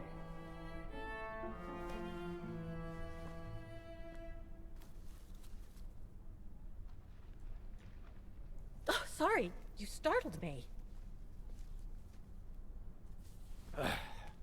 So, now what do you want? Council minion? I'm not from the council. I'm just a visitor here. I came because I was hoping to look at the file of a student from the 1930s. Oh. I'm sorry, It's chill. Just that I haven't time for digging up old files from 70 years ago. I have way too much to do here, you understand. I can tell you're a little overwhelmed. Where's the rest of the staff? Or maybe a student could show me. You are standing in front of the rector and the only employee of this academy. My name is Maximilian Mahler, and it falls upon me to manage everything on the premises. The maintenance, the archiving, and the lot before we close next month. So, if you don't mind... I'm very sorry to hear that the Academy is closing, and I can see you're extremely busy, but I've come such a long way to see it. I'd be so grateful if you could locate it. It's really important to me. And so is this place important to me, too. And I would love to hear the mechanical orchestra play one last time before the Academy closes. But, alas, I can't, can I? Unless, Unless what? well, you know.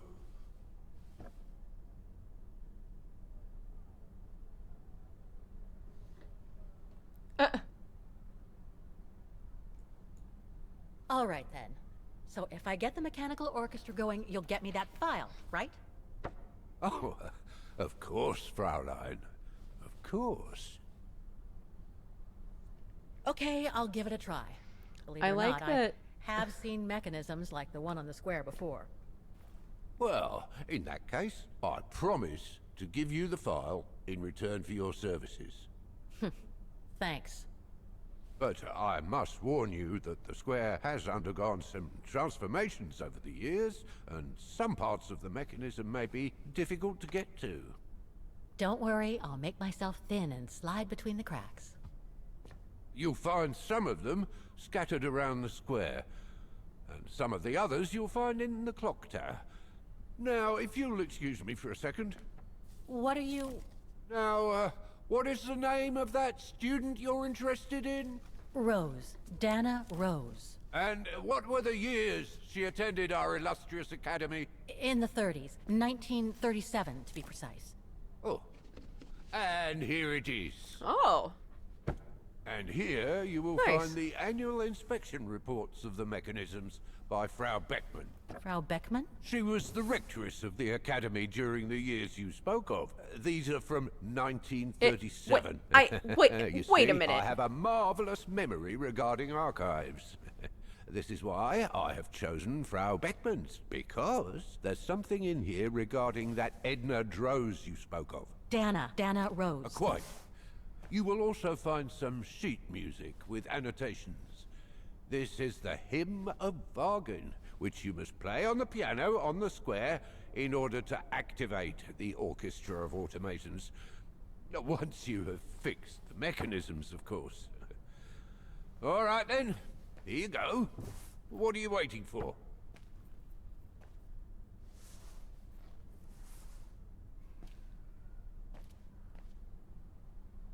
All right.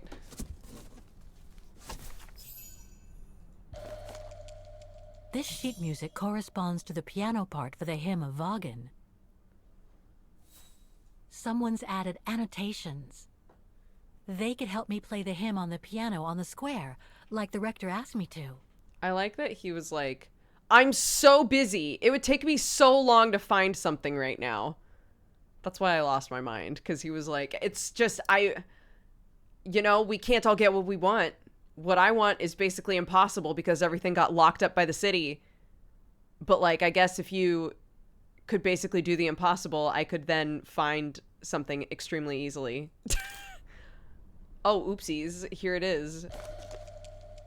What the fuck? I wonder what it's supposed to represent.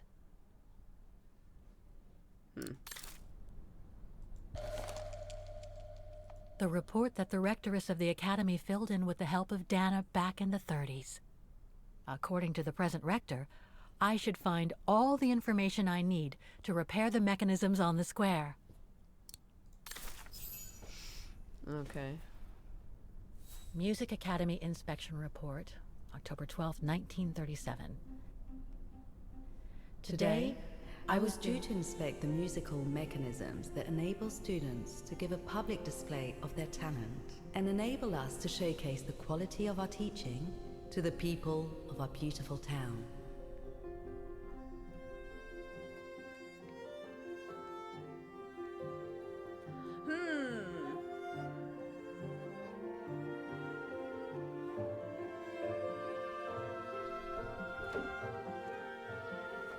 Like every year, I needed a volunteer from our students to help me during the inspection.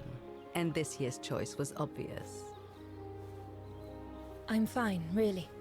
Well, you're looking off color, darling, and on edge.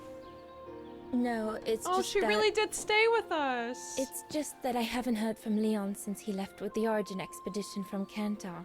And also, Well, we've got company. You'll tell me later, Dana, darling. Meantime, be good and stay safe. She's You stuck too, with Yunta. us. Oh. Yunta's a real one, dude. You look under the weather. We don't want one of our best and brightest to fall ill now, do we?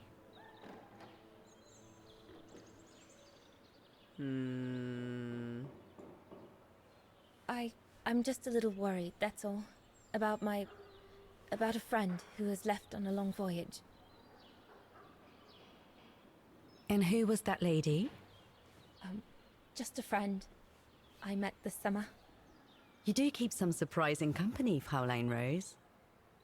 Anyway, I have something for you that will take your mind off things. Oh? Would it interest you to see the mechanisms that enabled you to perform so brilliantly here last spring? That would be wonderful. Good. Come and join me at the kiosk when you have a moment. But don't be too long, though.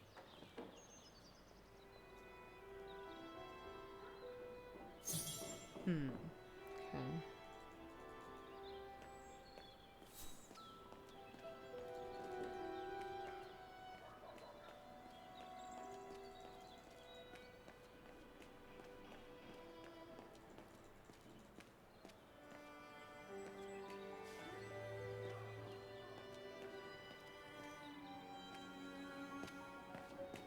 Oh, wow. Today, me and my colleagues are carrying out maintenance on the mechanical orchestra.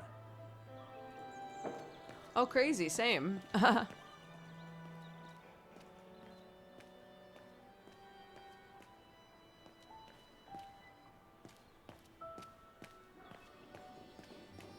maintenance room of the academy.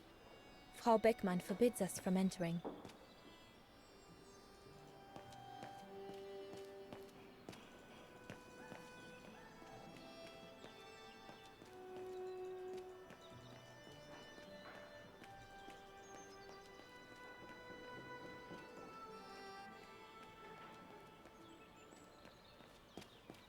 Not the most enjoyable day of the year, but someone's got to do it.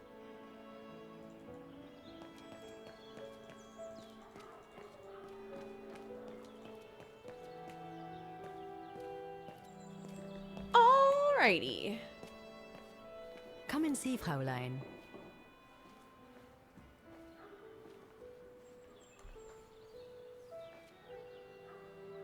Incredible. Isn't it just? You see these flags?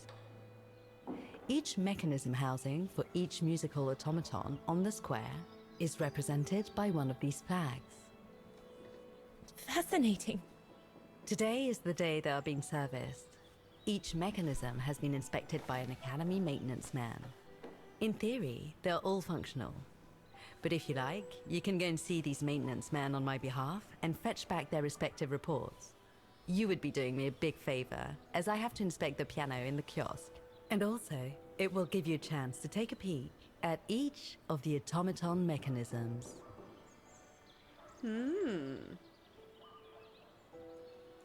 Sure, thanks. Thank you. I'd be delighted. Now, take this. You'll need it to open the maintenance room that leads to the most impressive mechanism of all, that of the clock tower. Thank you, Frau Beckmann. Do you have any questions before you go? Do you know who built the mechanical orchestra? My father told me it didn't exist when he was young. They were built by a strange young French inventor by the name of Vorarlberg some years ago. From what I heard, he was visiting Wagen while en route to the east, just after the huge fire that destroyed the town. He was moved by the legend of Vera Schönberg, that virtuoso who died in the fire, so he offered his talents to rebuild the city and create the mechanical orchestra.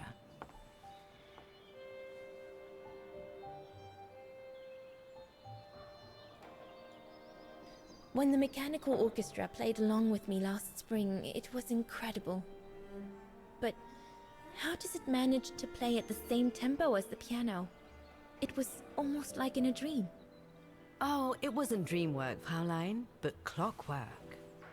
The piano is connected to the mechanism that you are going to inspect, and the hymn of Wagen played on the keys.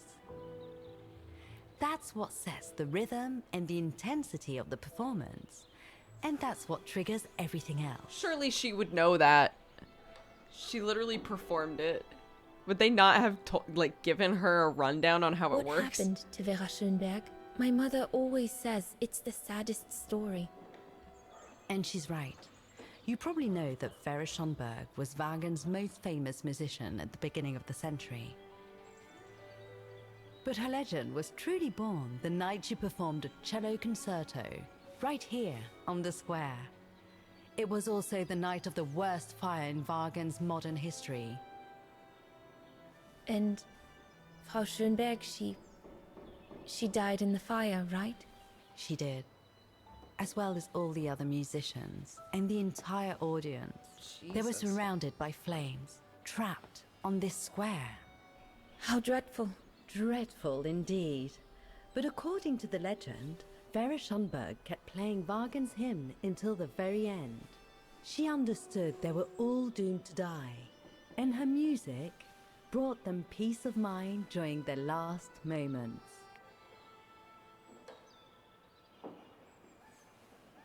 This automaton you played with last spring was created in her image as a final tribute. I had no idea. Well, now you know all about the legend of Vera Schönberg. Was there something else, Fraulein Rose? No. I'll go and see the maintenance team. Good. Thank you, Fraulein. I'm gonna make sure that I'm off stream 5 minutes before. According to Frau 6. Beckmann, it opens the maintenance room just next to the clock tower. Because Sam has a thing that he needs to do, and I want to make sure that he's able to do it right at 6.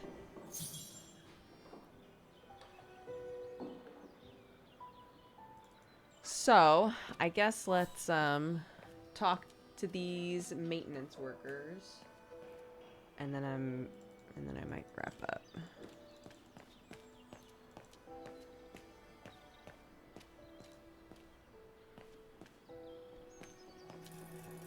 Oh. Goodness.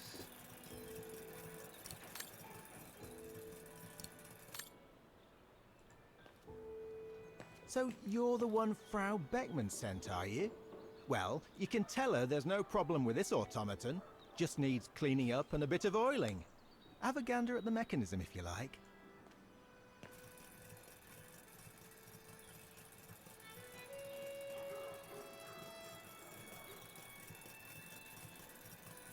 CGDA. Looks like the rector was right, Oscar. I should be able to find the mechanisms he wants me to repair by following the circuit Dana described in the report. They would still need to be accessible to us today, Kate.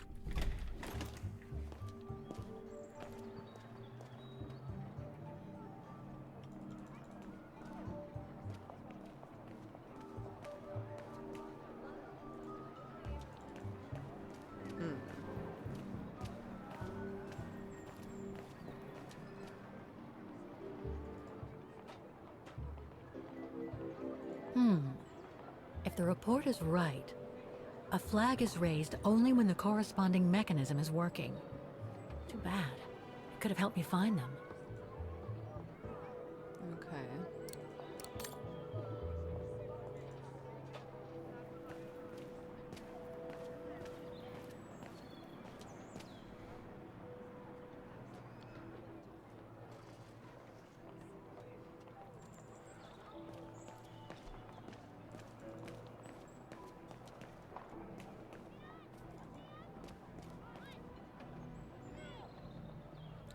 Oh.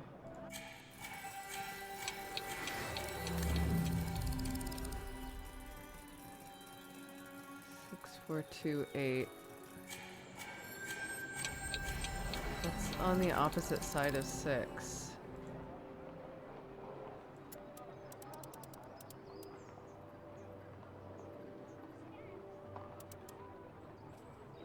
Oh my god. Oh no, I hate this. Can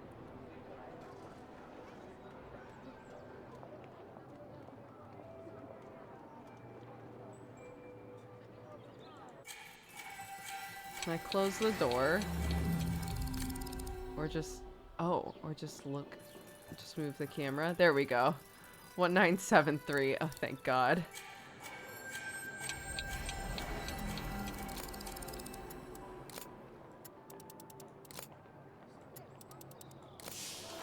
Oh. Okay. It was CGDA. Oh.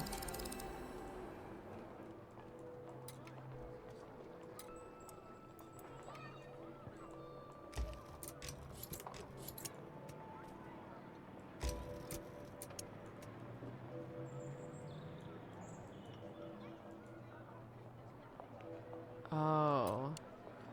Oh, I see. Oh no. Okay. So we have to move these to G, and then move this back to C.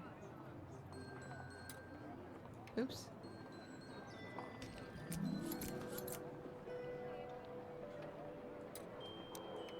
D. A.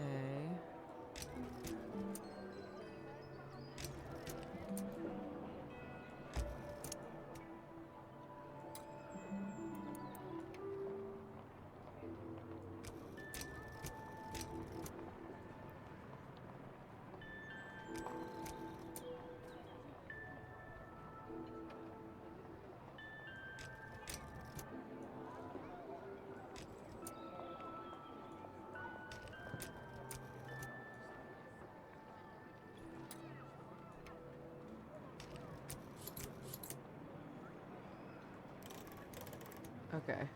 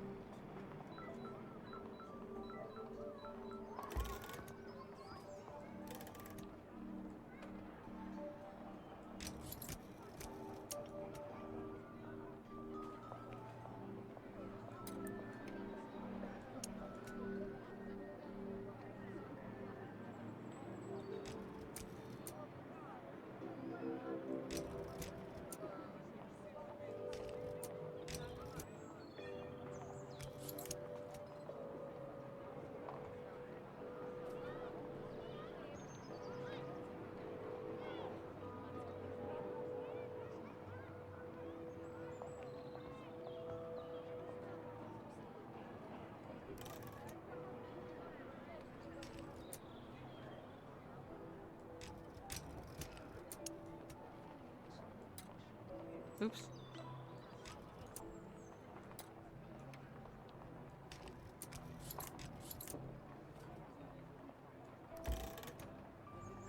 Huh.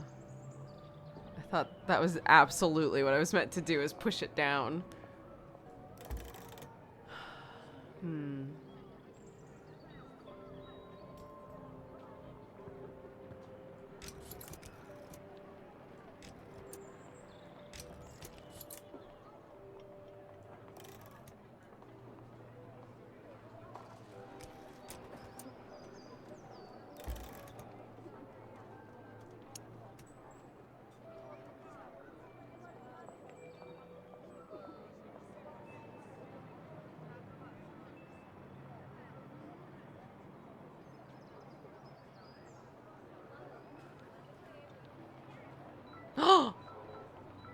Oh my god. I did not even notice. What? I didn't notice that this is 3 long. Oh my God. Okay. Save me from myself. Okay.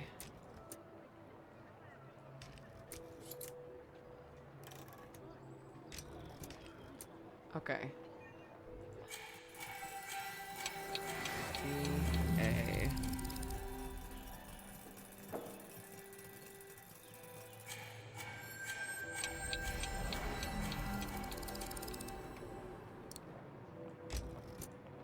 What?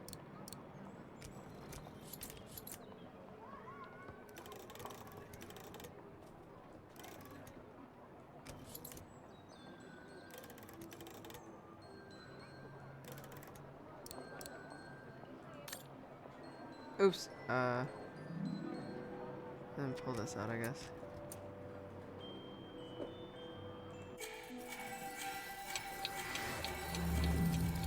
Oh, some of them have to be in. Wait, how come this one has 3 here?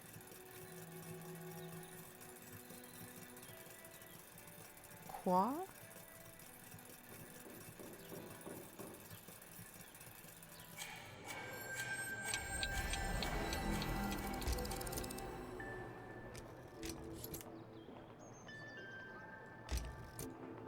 Why?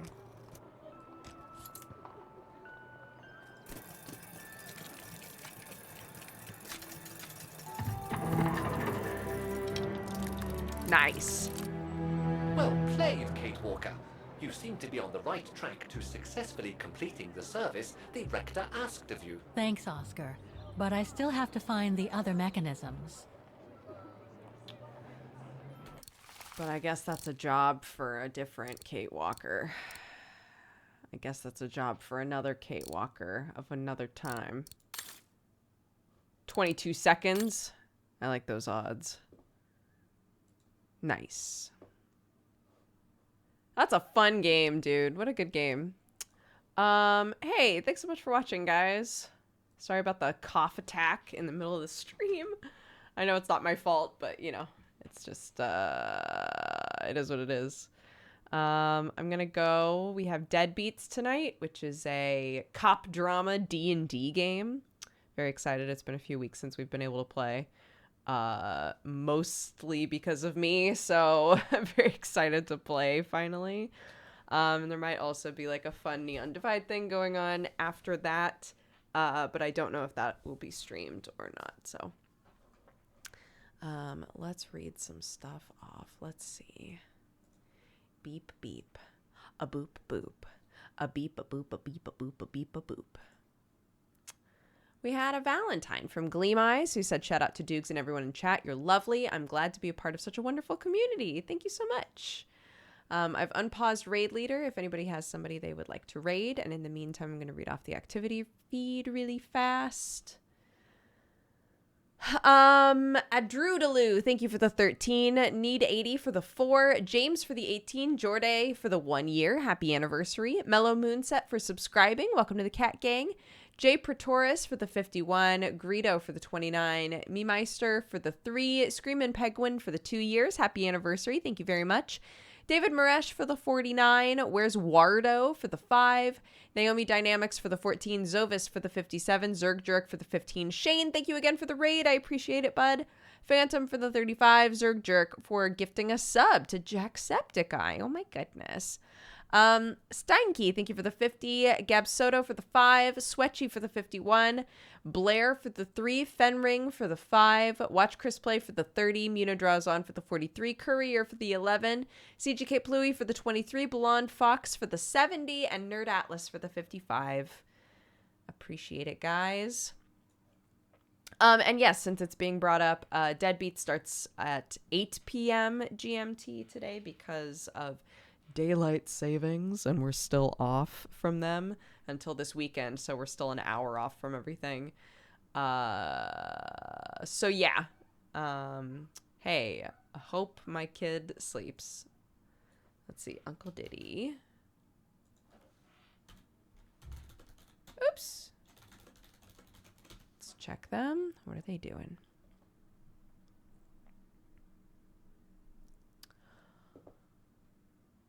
Okay, Uncle Diddy is looks like they're playing a spooky game. But we're going to go and say hi. Thank you very much. Let's see. All right. Spread love, spread joy. Have a good time. Thank you, everybody. Maybe I'll see you during D&D in chat. Otherwise, I will see you tomorrow for a normal stream. Okay? Thanks so much, everybody. Bye-bye.